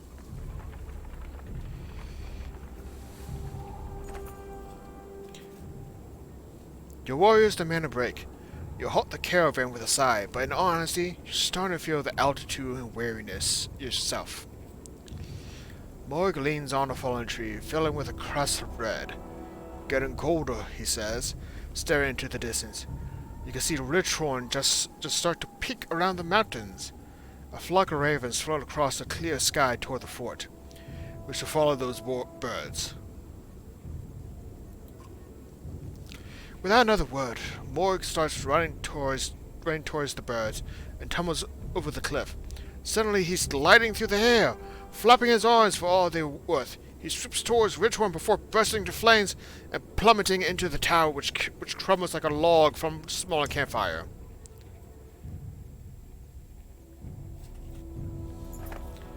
You think you lost your mind, then you wake up. You don't remember setting up camp or falling asleep in front of a crackling logs. What's going on? You mutter. Morg approaches you at the campfire. Hearken, did you see? He starts. Yeah, you both agree to keep it to yourself.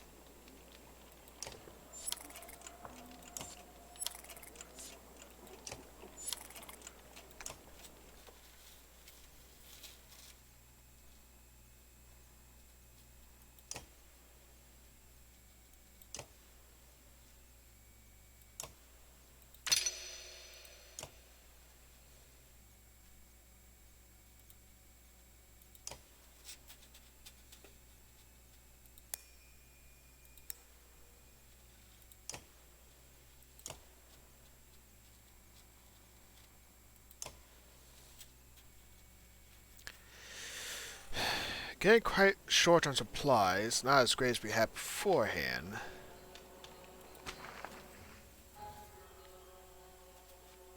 You know, if I recall correctly, we were trying to make it to Ridgehorn.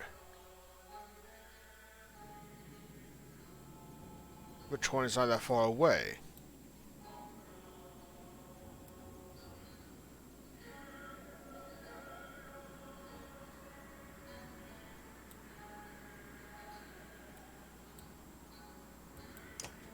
Ridgehorn, one of the 6 horns built in the foot of the Long Reach. Ridgehorn looks out over Dunga's Bay, its strand. Built at the time when dirge regularly emerged from the deep fords nearby, threatening comrades. Over the time, the dirge diminished near Ridgehorn, then stopped altogether. The fort fell into disuse.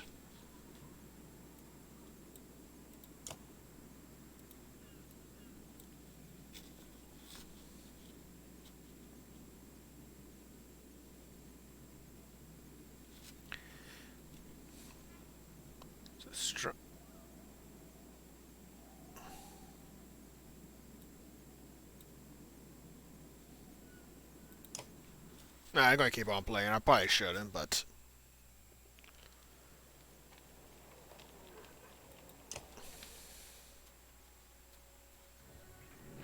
got a good ways to reach Ridgehorn.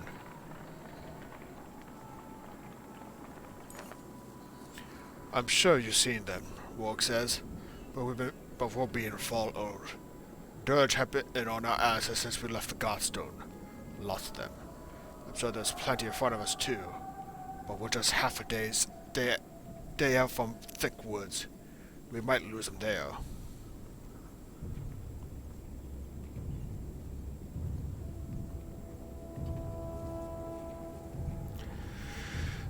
Lots can mean a lot of things.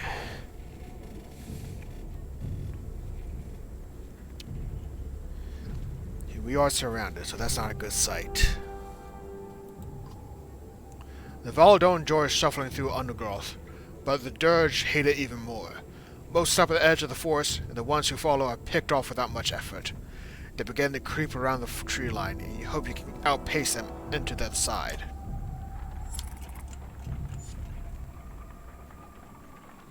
If we're outnumbered, at least we want to try and get to advantage of ours. Deep inside the woods, you get the distinct sense that Dirge have more or less surrounded you. You're in great numbers. Their dark shapes create unsettling patterns as they slide between the trees in every direction. You call Morg around. Any ideas, Morg? Yeah, pray to whoever god you like.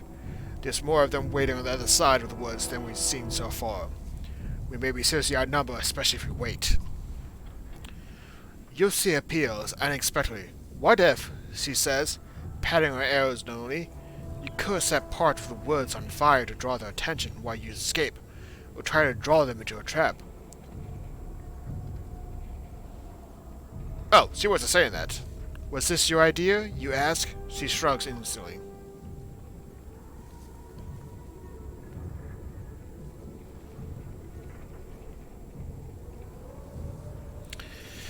Okay. Current situation. We're surrounded. Fire and Vol do not go well.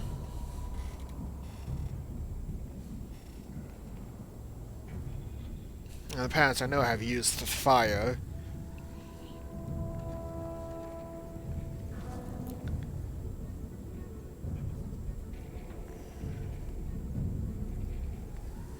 Oh, what to do, how to... Find my way out as usual. Standard practice, but... can be costly. If we wait, we just get more.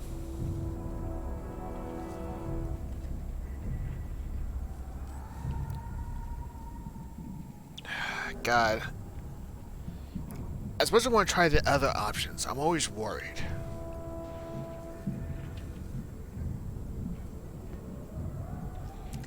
Firing them in the woods.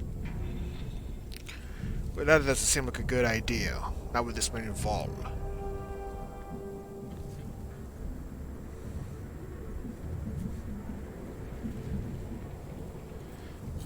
Definitely not this many.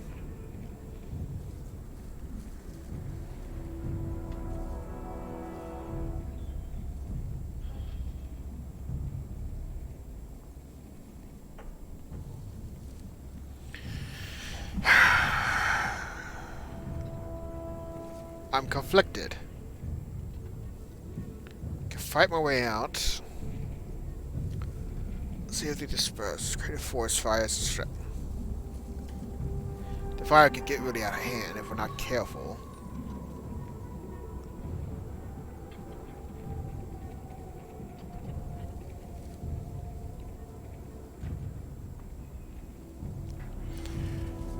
We're going the brute force way, I take it.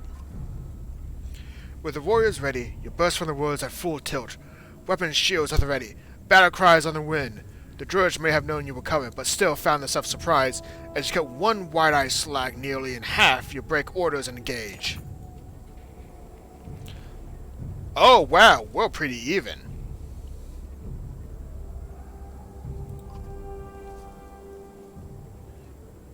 Alright, we're not expecting it, so let's keep...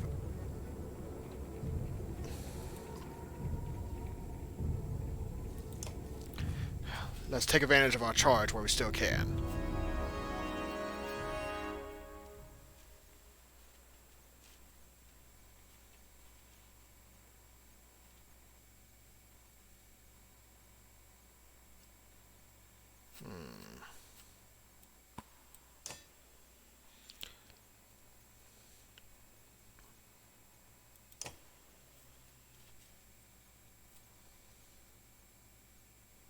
Always get picky about character composition. Oh god.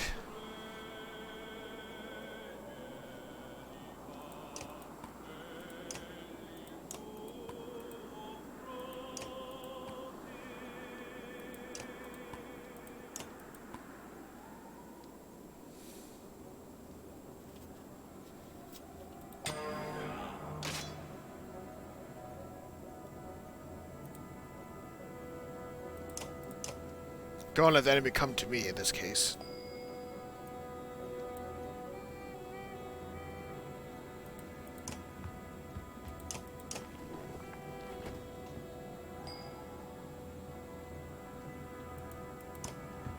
Easy first kill.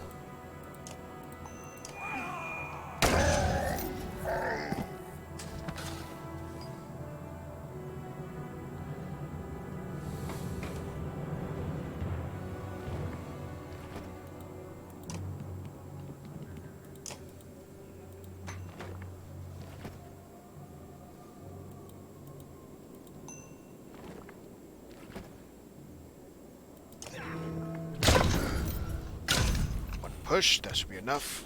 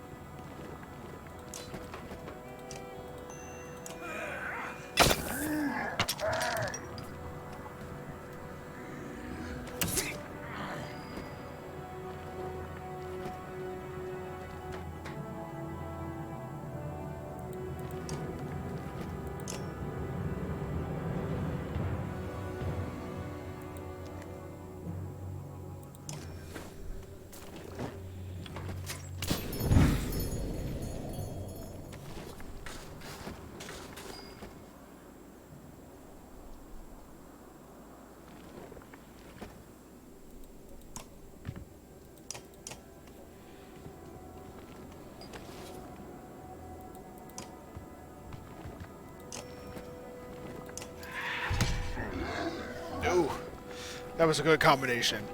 The blade from Luden and the shield purse from Gliss.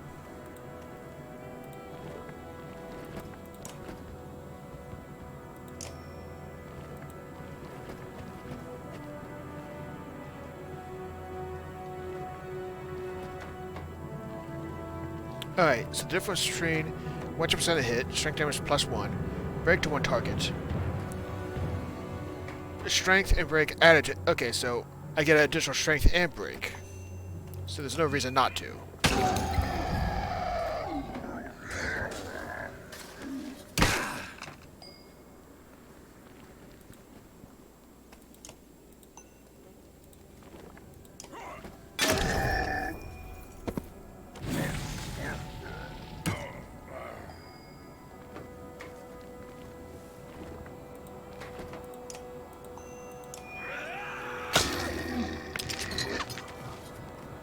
Oh no.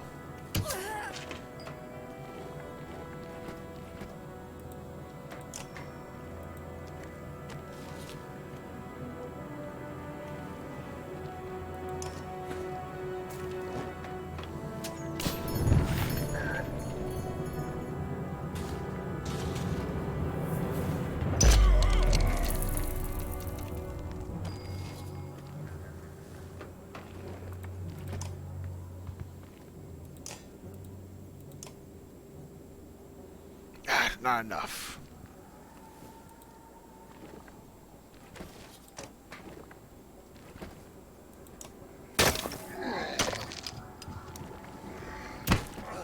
If I could get more aggro from Moog, that'd be great. But it seems like I gotta wait for one of those items to pop up.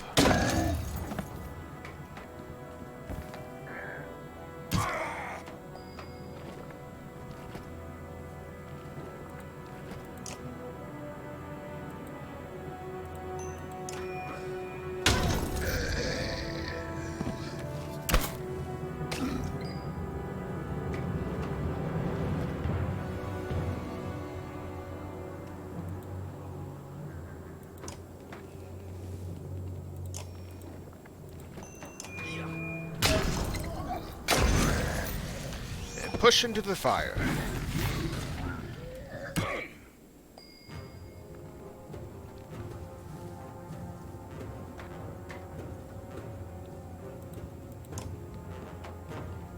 Nah, I shouldn't have done that. Ah, they really don't like Harkin.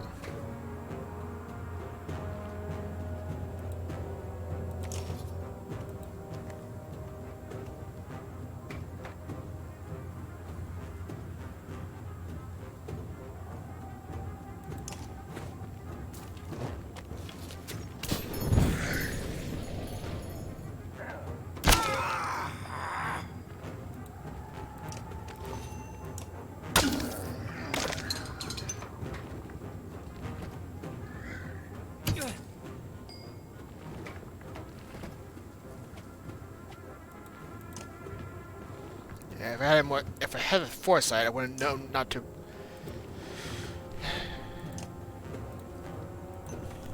Block on wrist like that.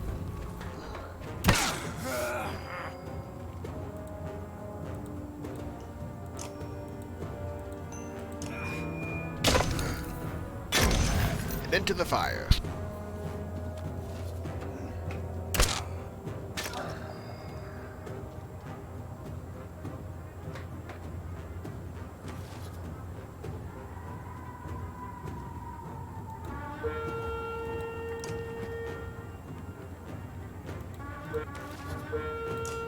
That should be it. Oh, wow, really? Oh, he has so much armor, that's why. I forgot about that.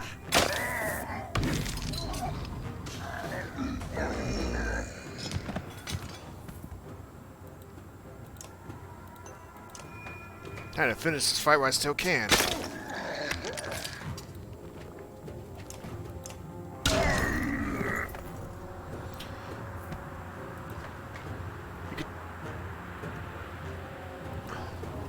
It was already a close fight. I don't want to take my chances with that.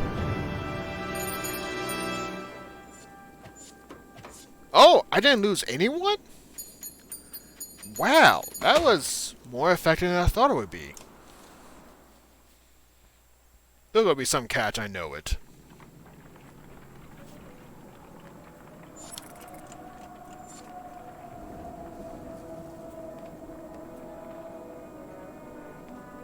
Oh. No, I never noticed the lightning. Well, I think I noticed lightning beforehand, but not like that. I don't want to give any spoilers, too, but that's at least something to take into account. Because something is really... yeah, something's going on. Straight lightning bolts focus on that one point of tower.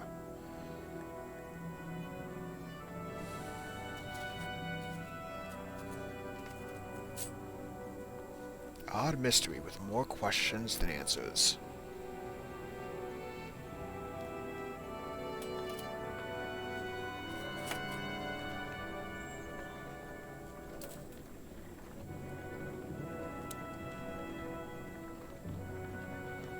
But we're finally here.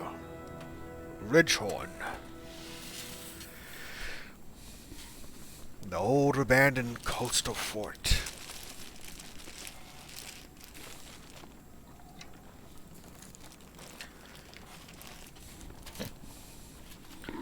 What lost treasures will we find? What lost mysteries?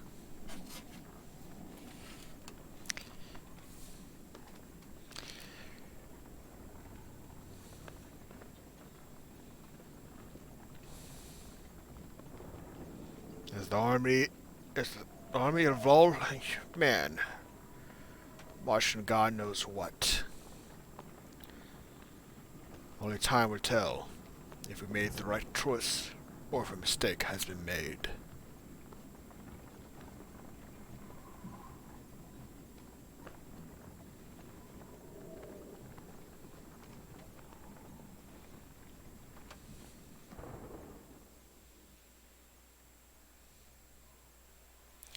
What is this mess about? Looks like a full-scale battle happened here recently. But only dirge bodies remain. Maybe we'll see something from the tower. Have Val search the buildings and make sure there's no dirge waiting to spring on us. On it. And don't set up camp or make a fire. We'll take a look and then get out of here before anything else goes wrong.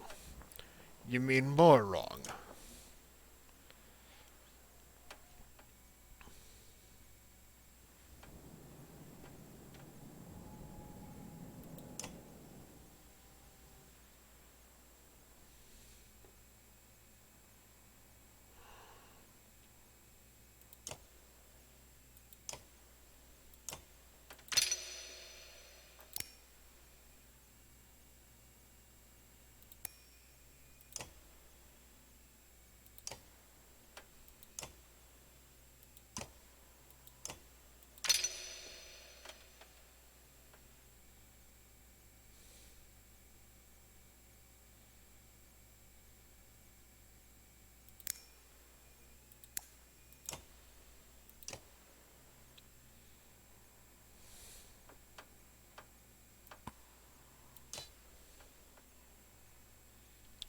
Horkin is still injured, so it won't be a good idea to bring in a battle if I can help it.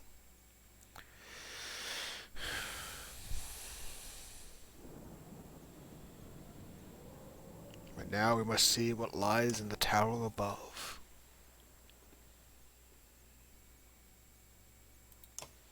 Unfortunately, I can't promote you.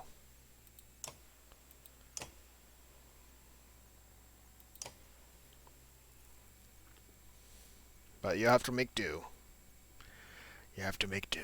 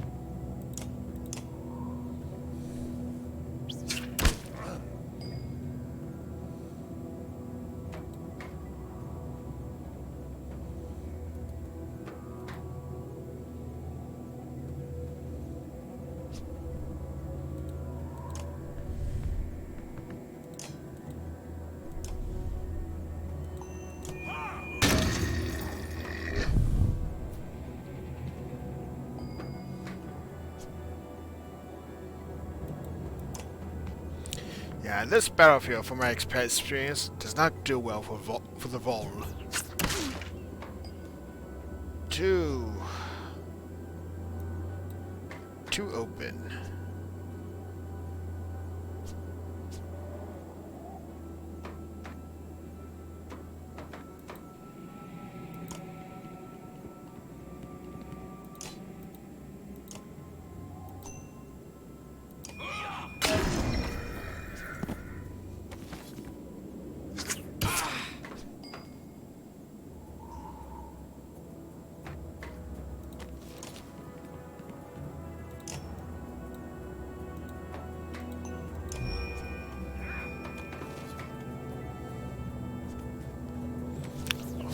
Slinger.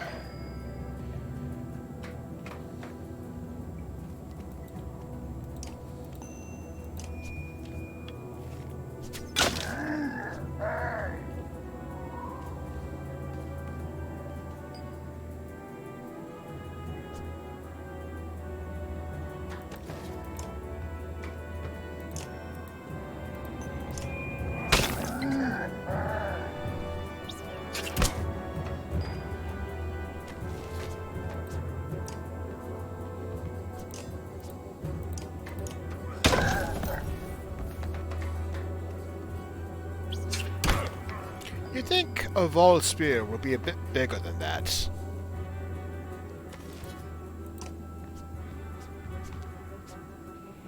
But somehow it still looks right. Uh-oh. Got the fire rocks.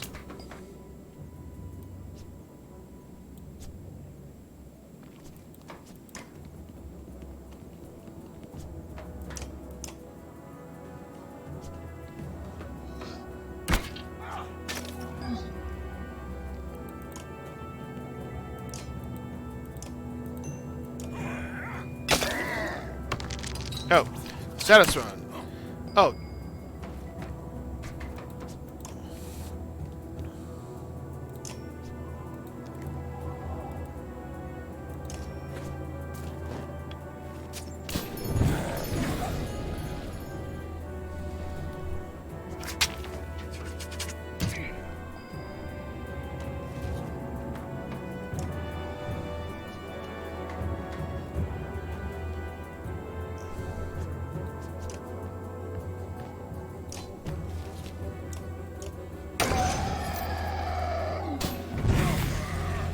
Oh, everyone gets burned for that.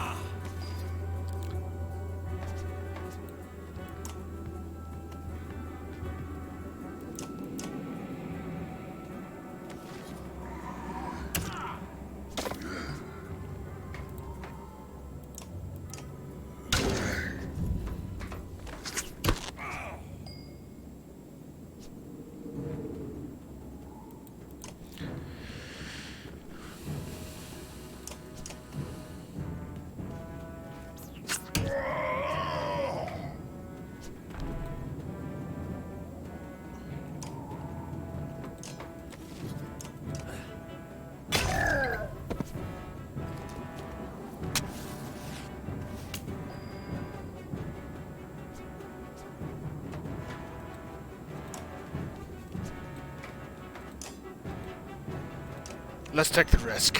80% chance. I like those odds. And they were great odds.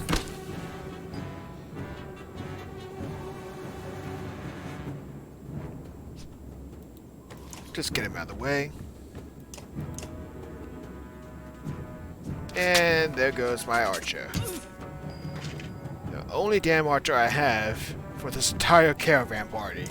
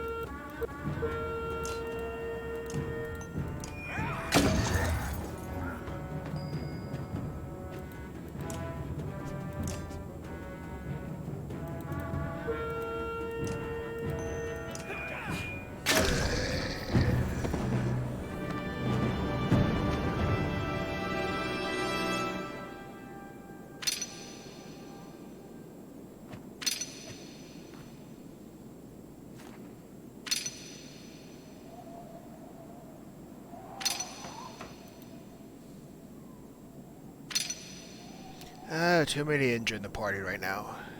No fun.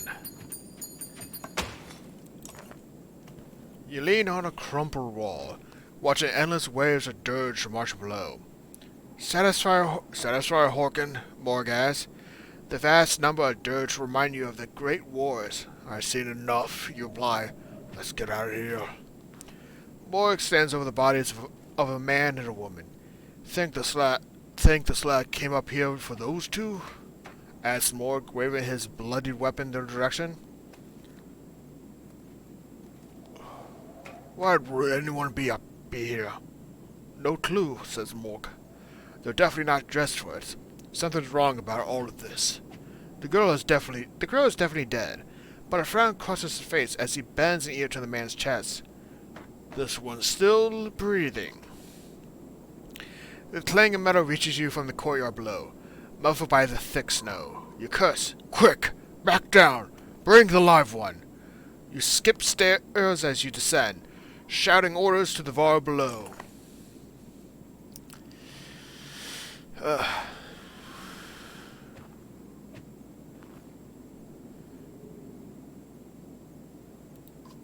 Formations. Give the order. We're not gonna run. Not like we got much. We could run too.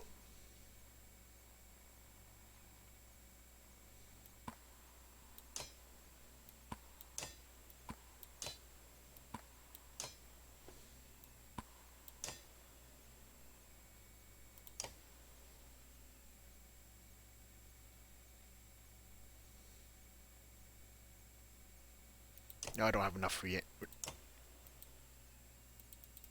I don't have enough for you now to look. Well.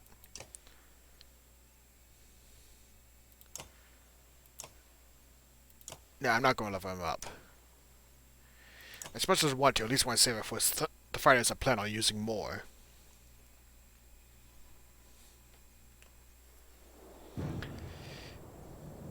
Oh, that's who've been carrying out a survivor friend.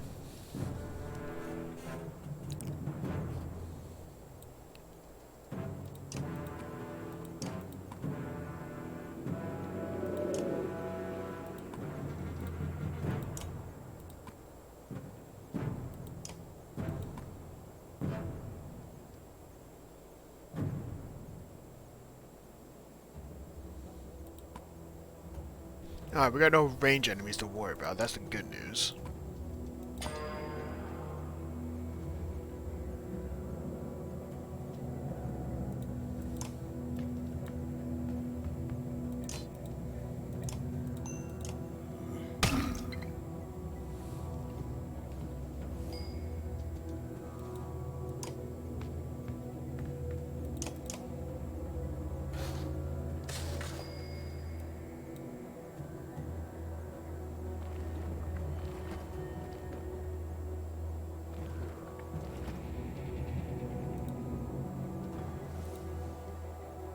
Gonna take a risk here.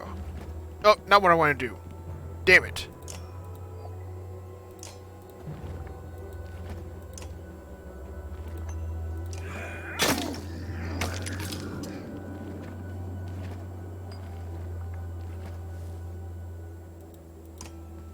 Too bad that works with only really adjacent enemies. But makes sense.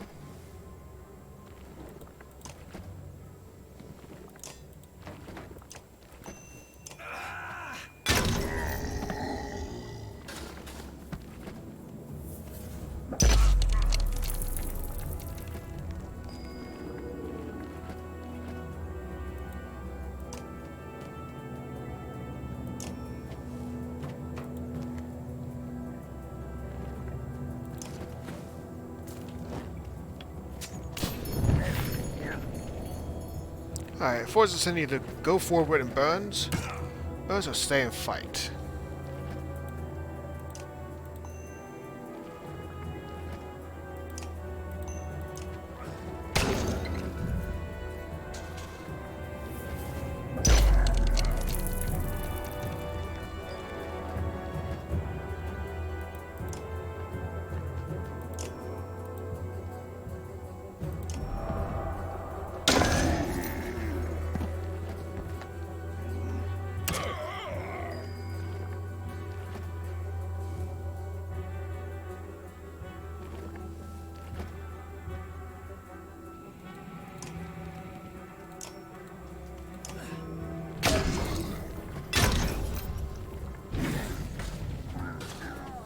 He chose to burn.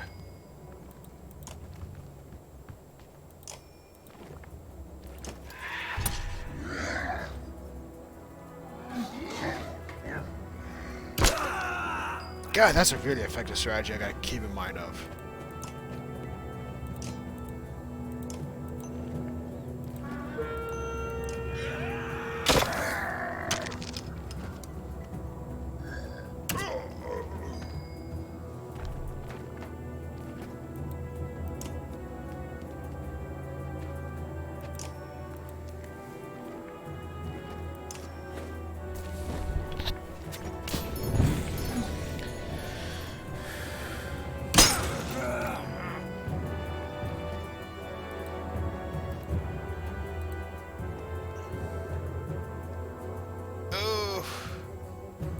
They're not gonna survive long. No point pushing that.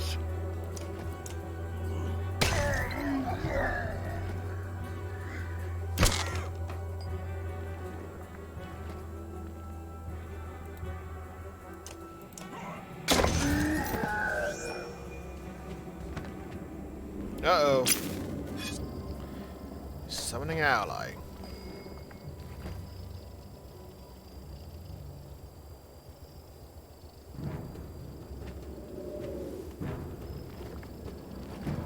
Strength damage.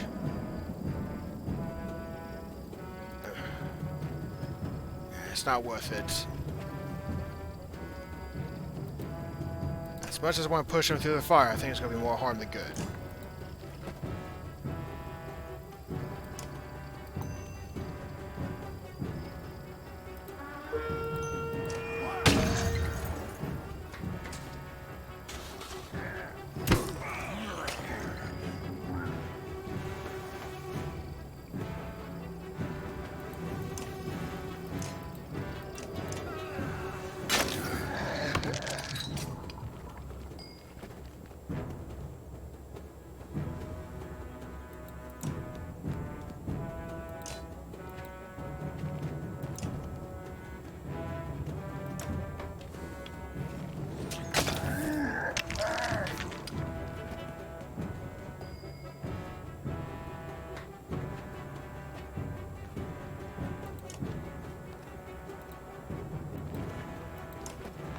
$15 damage, I can't pass that up.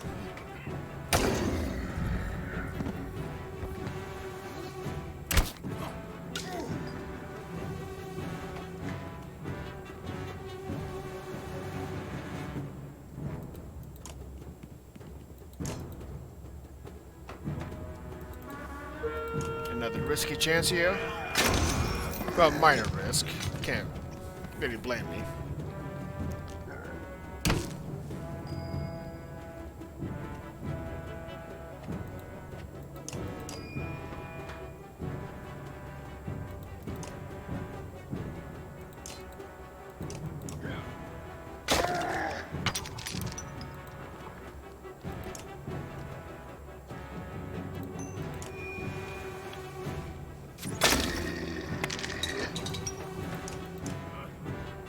No armor to save him from massive damage.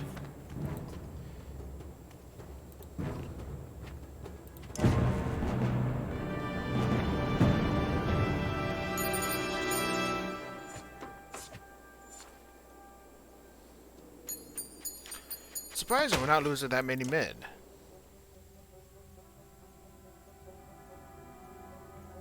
What's going on? I had one arm in the fight. Next time I looked down, Dirge was swarming into the courtyard. Can't tell how many more are waiting out there. But it's a lot. If we'll get him back across the bridge, it'll be a fight.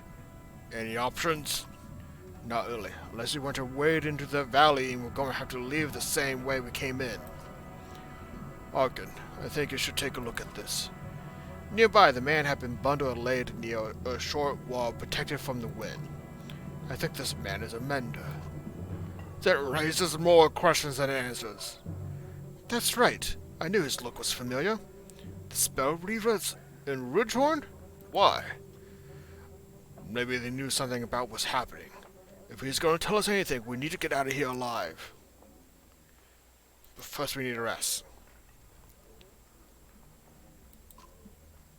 Each day we wait here, the dirge are going to pile up. How many more will there be tomorrow? Double?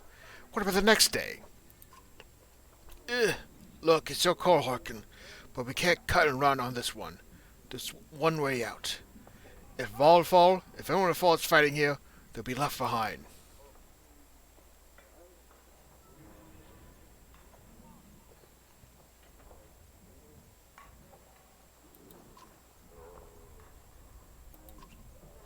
That's the worst of my opinion, isn't it? You already decide what we're going to do. Any opportunity to insult me? I'm leaving. Freeze to death in his tomb if you like. Be reasonable for once, Luden. I am the reasonable one. You want to wait till there's no chance of escape. I won't. Luden barely keeps himself in check. If it were any colder, you'll be able to see the steam rising from his head as he stomps towards his fighters. Ugh, God, I can't do voices anymore.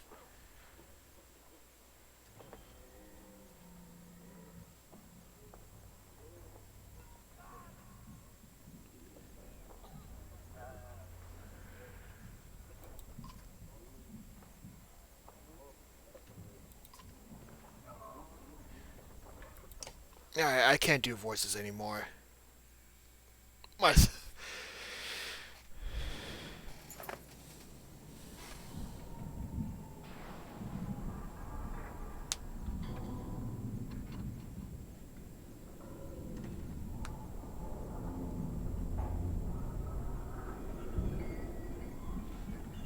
God, I wish I could just keep on talking, but I am not going to keep on going like this.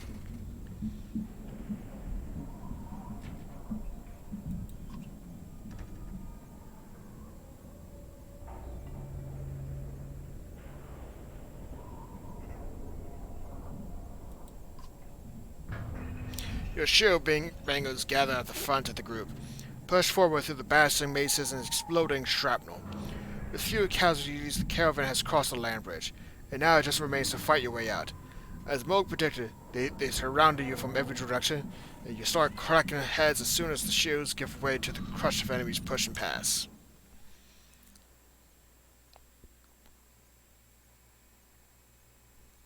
I got too many injured right now.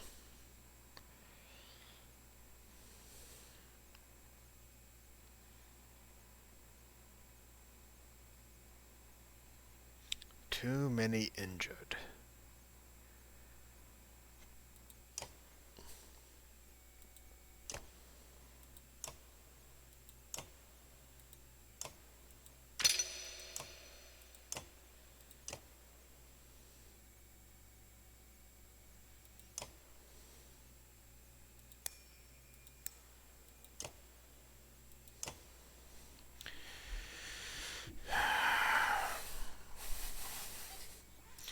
I don't like my situation right now.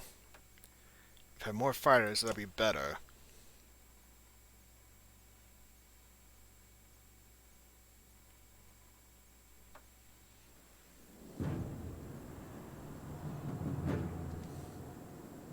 Oh.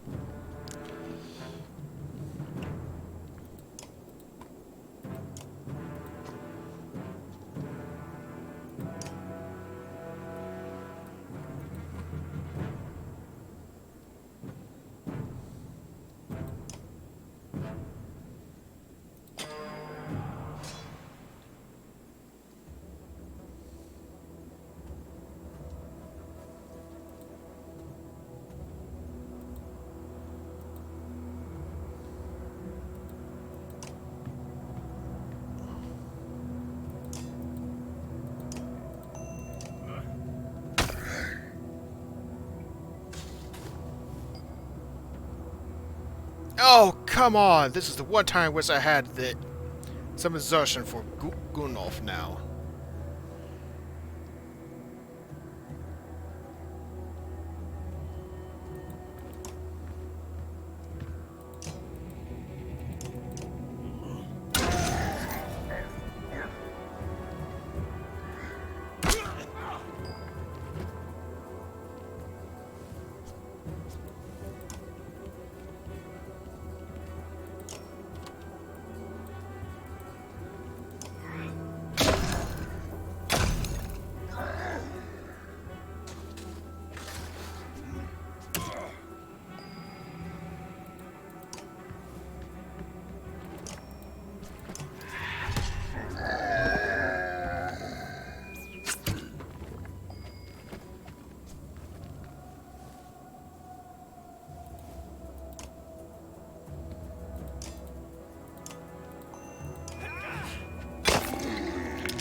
That Stoneguard Colossus. Oof, that's a lot of armor.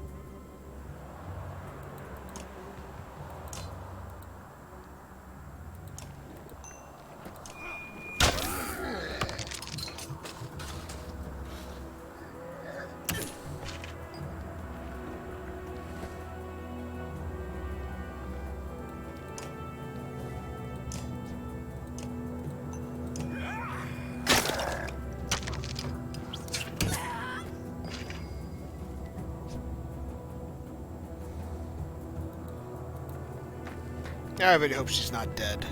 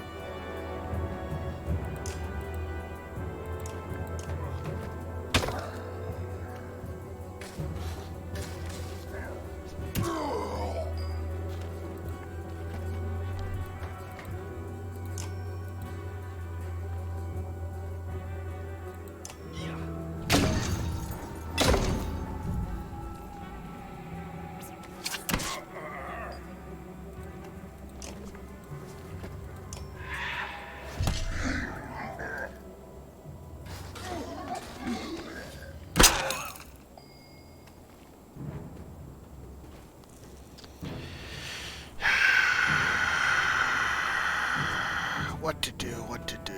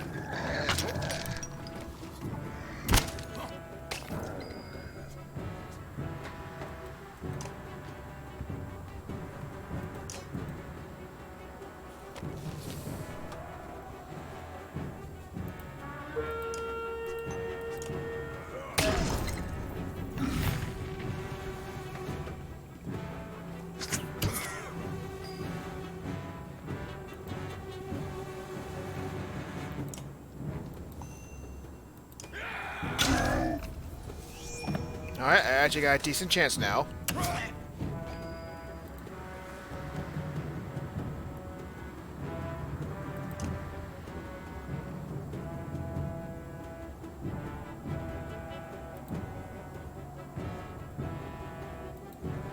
I'll kill the slinger first so I don't have someone shooting me in the back.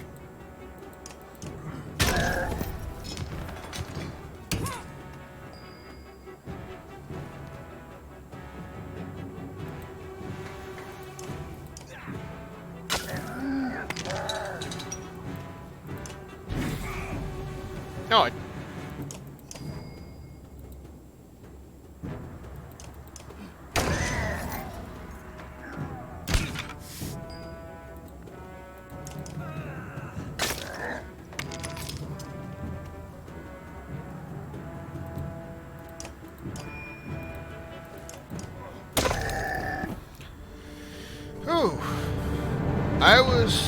concerned there for a moment.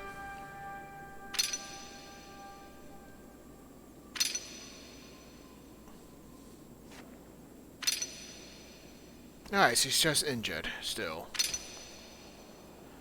I can live with that.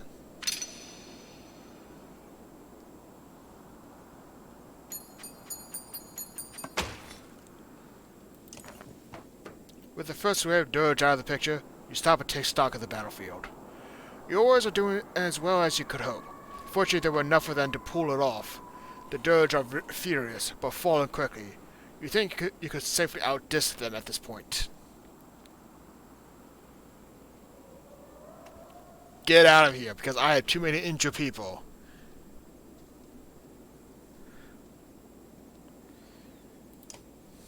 Too many injured people to make it worth anymore.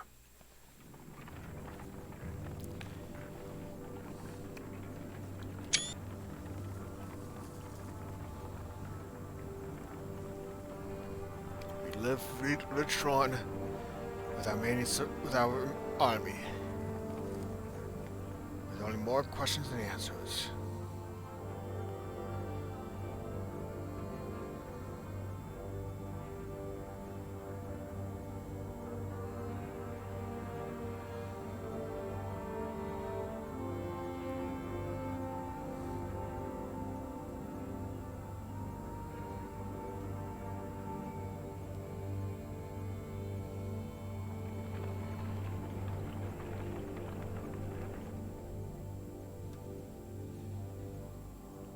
Organ, join me a moment.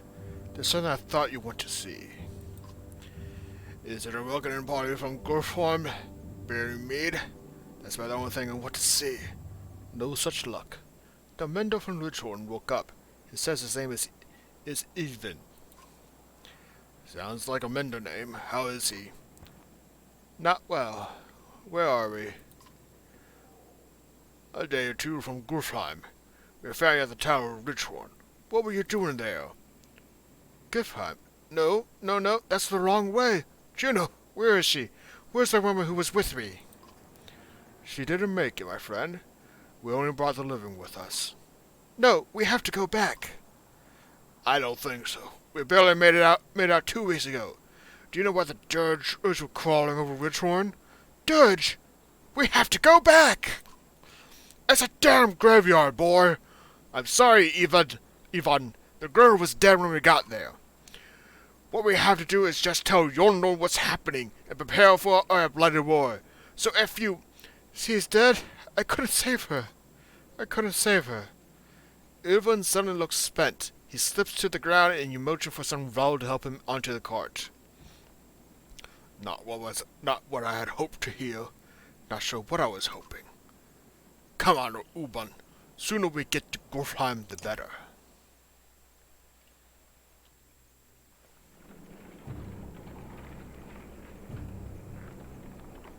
Dread grips me as we approach Grofheim.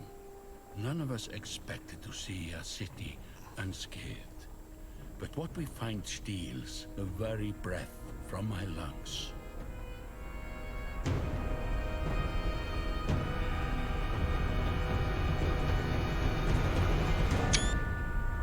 Oh, I love the dramaticness of this scene. Really puts a lot in perspective what's going on. Chapter 4. Lest they not come home. Lest they not come...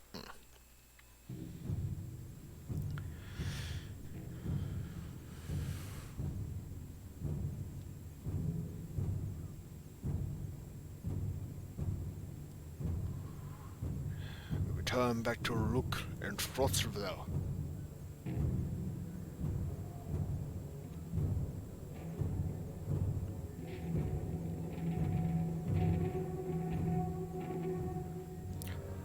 What did I tell you, Rook? The man has a crazed look about him. He stands, axe pointed in your direction, on the other side of a dozen men. Ikkel, you son of a bitch! Remember what I said? They're careful about what you want. This is what you get. Ikkel walks away, leaving you to deal with his thoughts.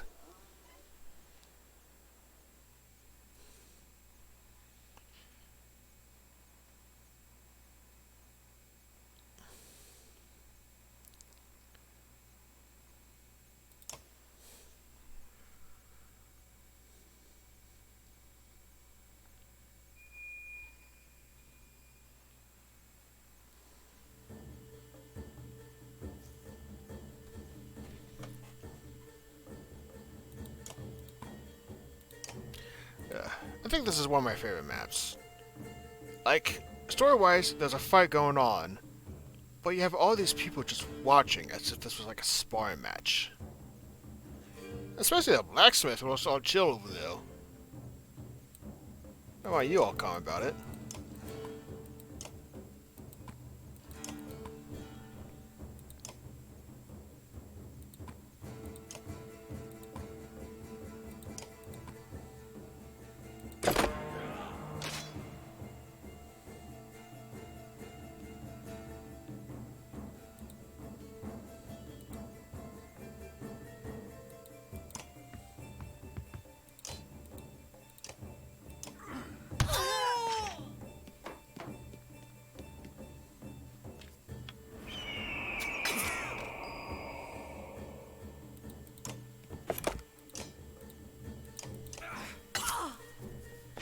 Gotta make sure I make use of that shield wall.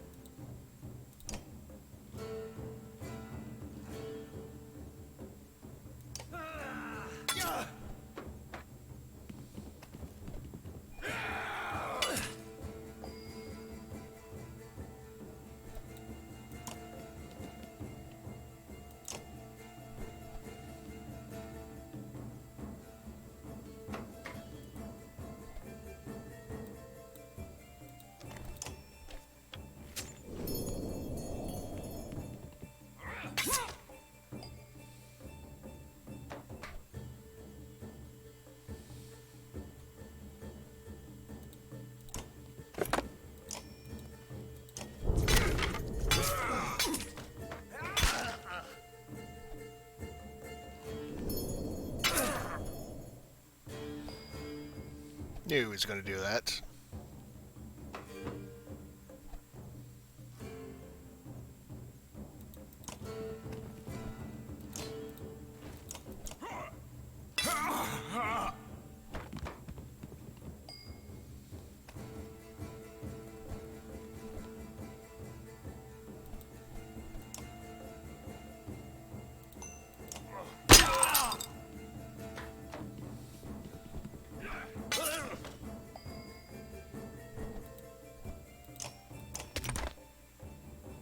Solidify his armor.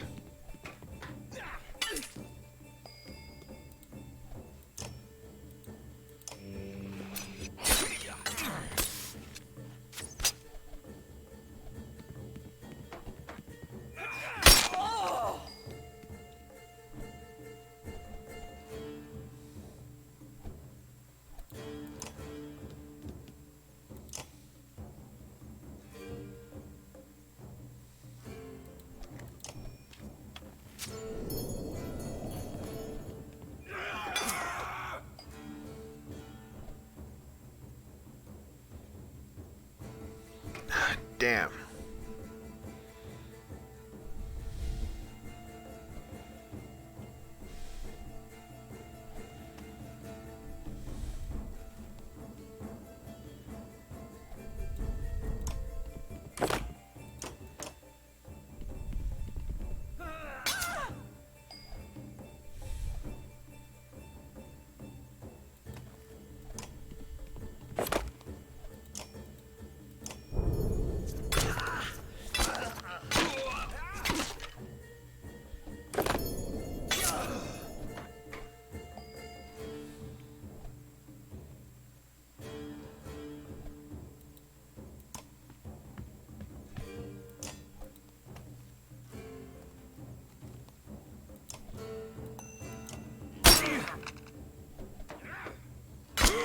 Okay, now the game's getting to challenging moments.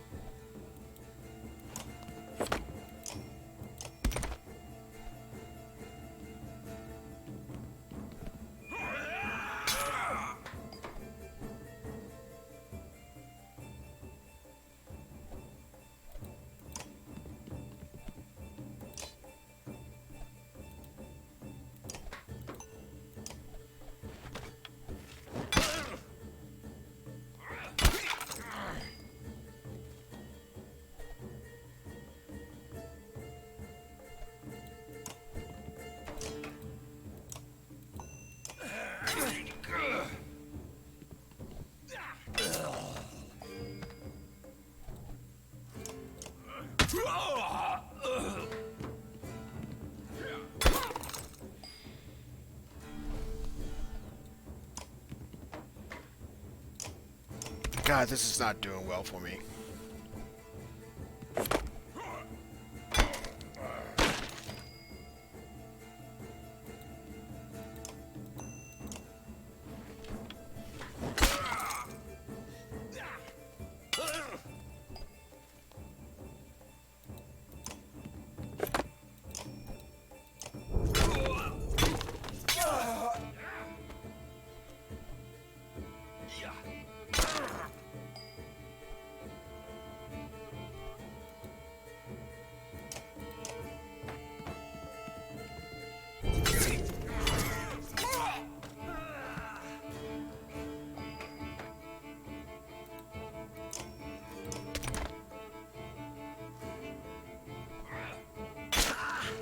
Yeah, I'm going to keep on using that armor up ability. If the enemies want to waste their time hitting an enemy that takes no hits, be my guest.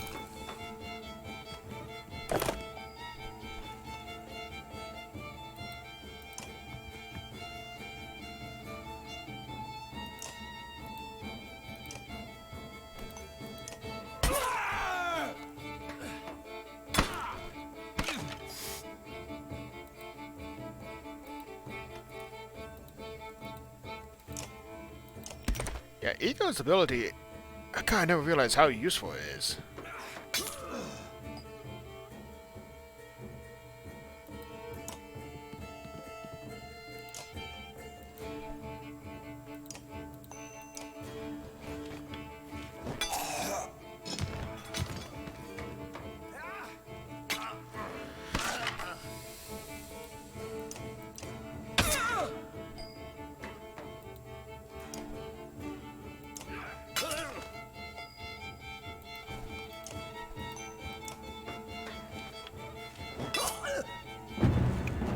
Oh, that was close.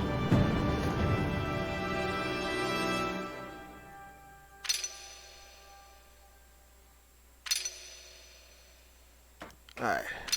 As soon as I get to a good stopping point, I'm going to stop and call it a night.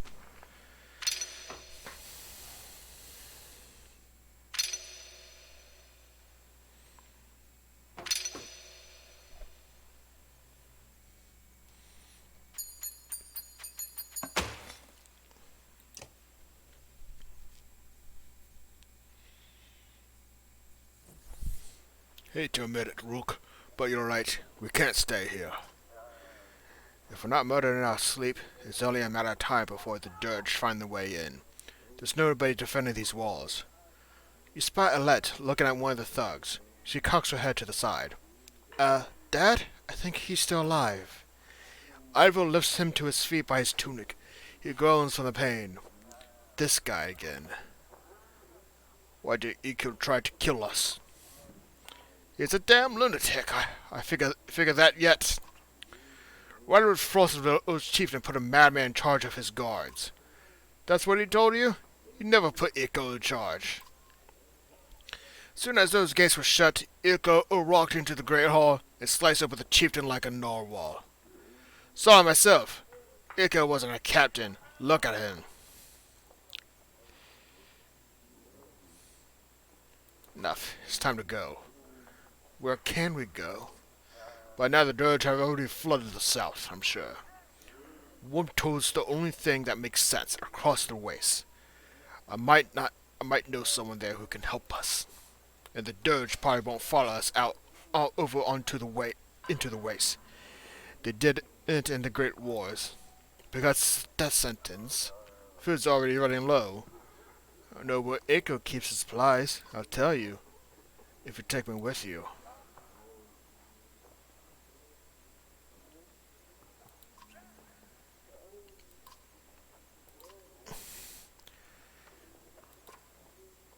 Okay, I can't keep on talking.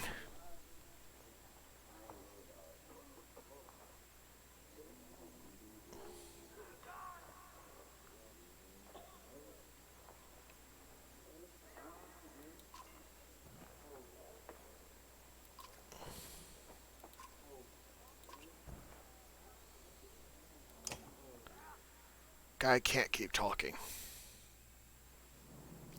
Finally, a moment to stop. Gonna take care of a few things and then call it a night.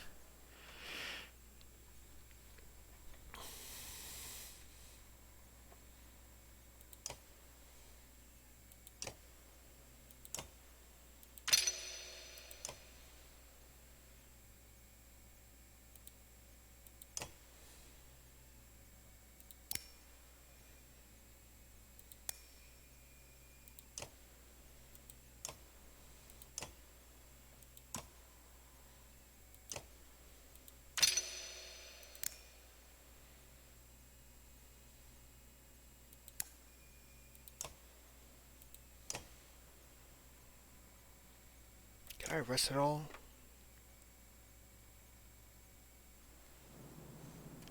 I cannot. That's regrettable. Ugh, one renow, one food, that's worthless.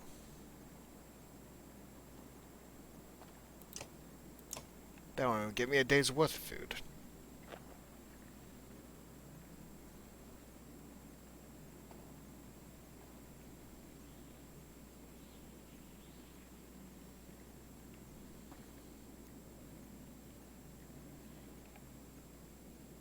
Definitely gonna buy this Volco thread.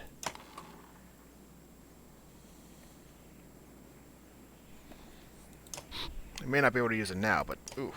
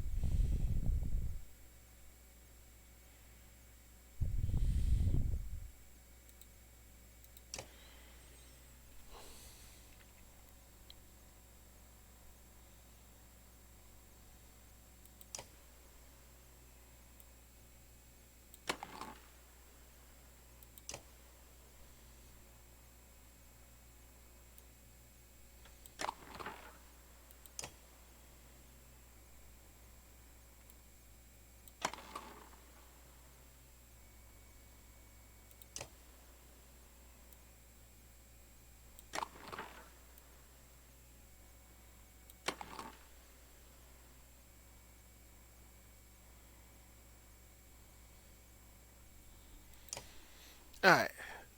I'm gonna call it a night here. But let's see who's streaming so we can raid them on this Christmas night. Oh my, that's a lot of dirge.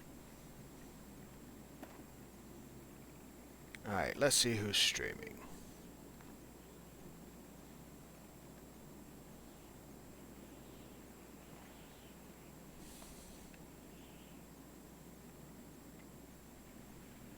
Alright, I think I found someone.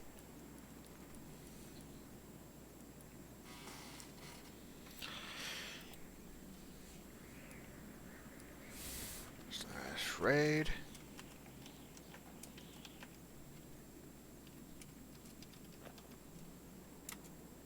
Alright, the raid is set up. To those that might be in chat and looking, thank you for visiting. I hope you all have a great night, and a great holiday, and a great new year. If you don't, yeah. Bye everyone.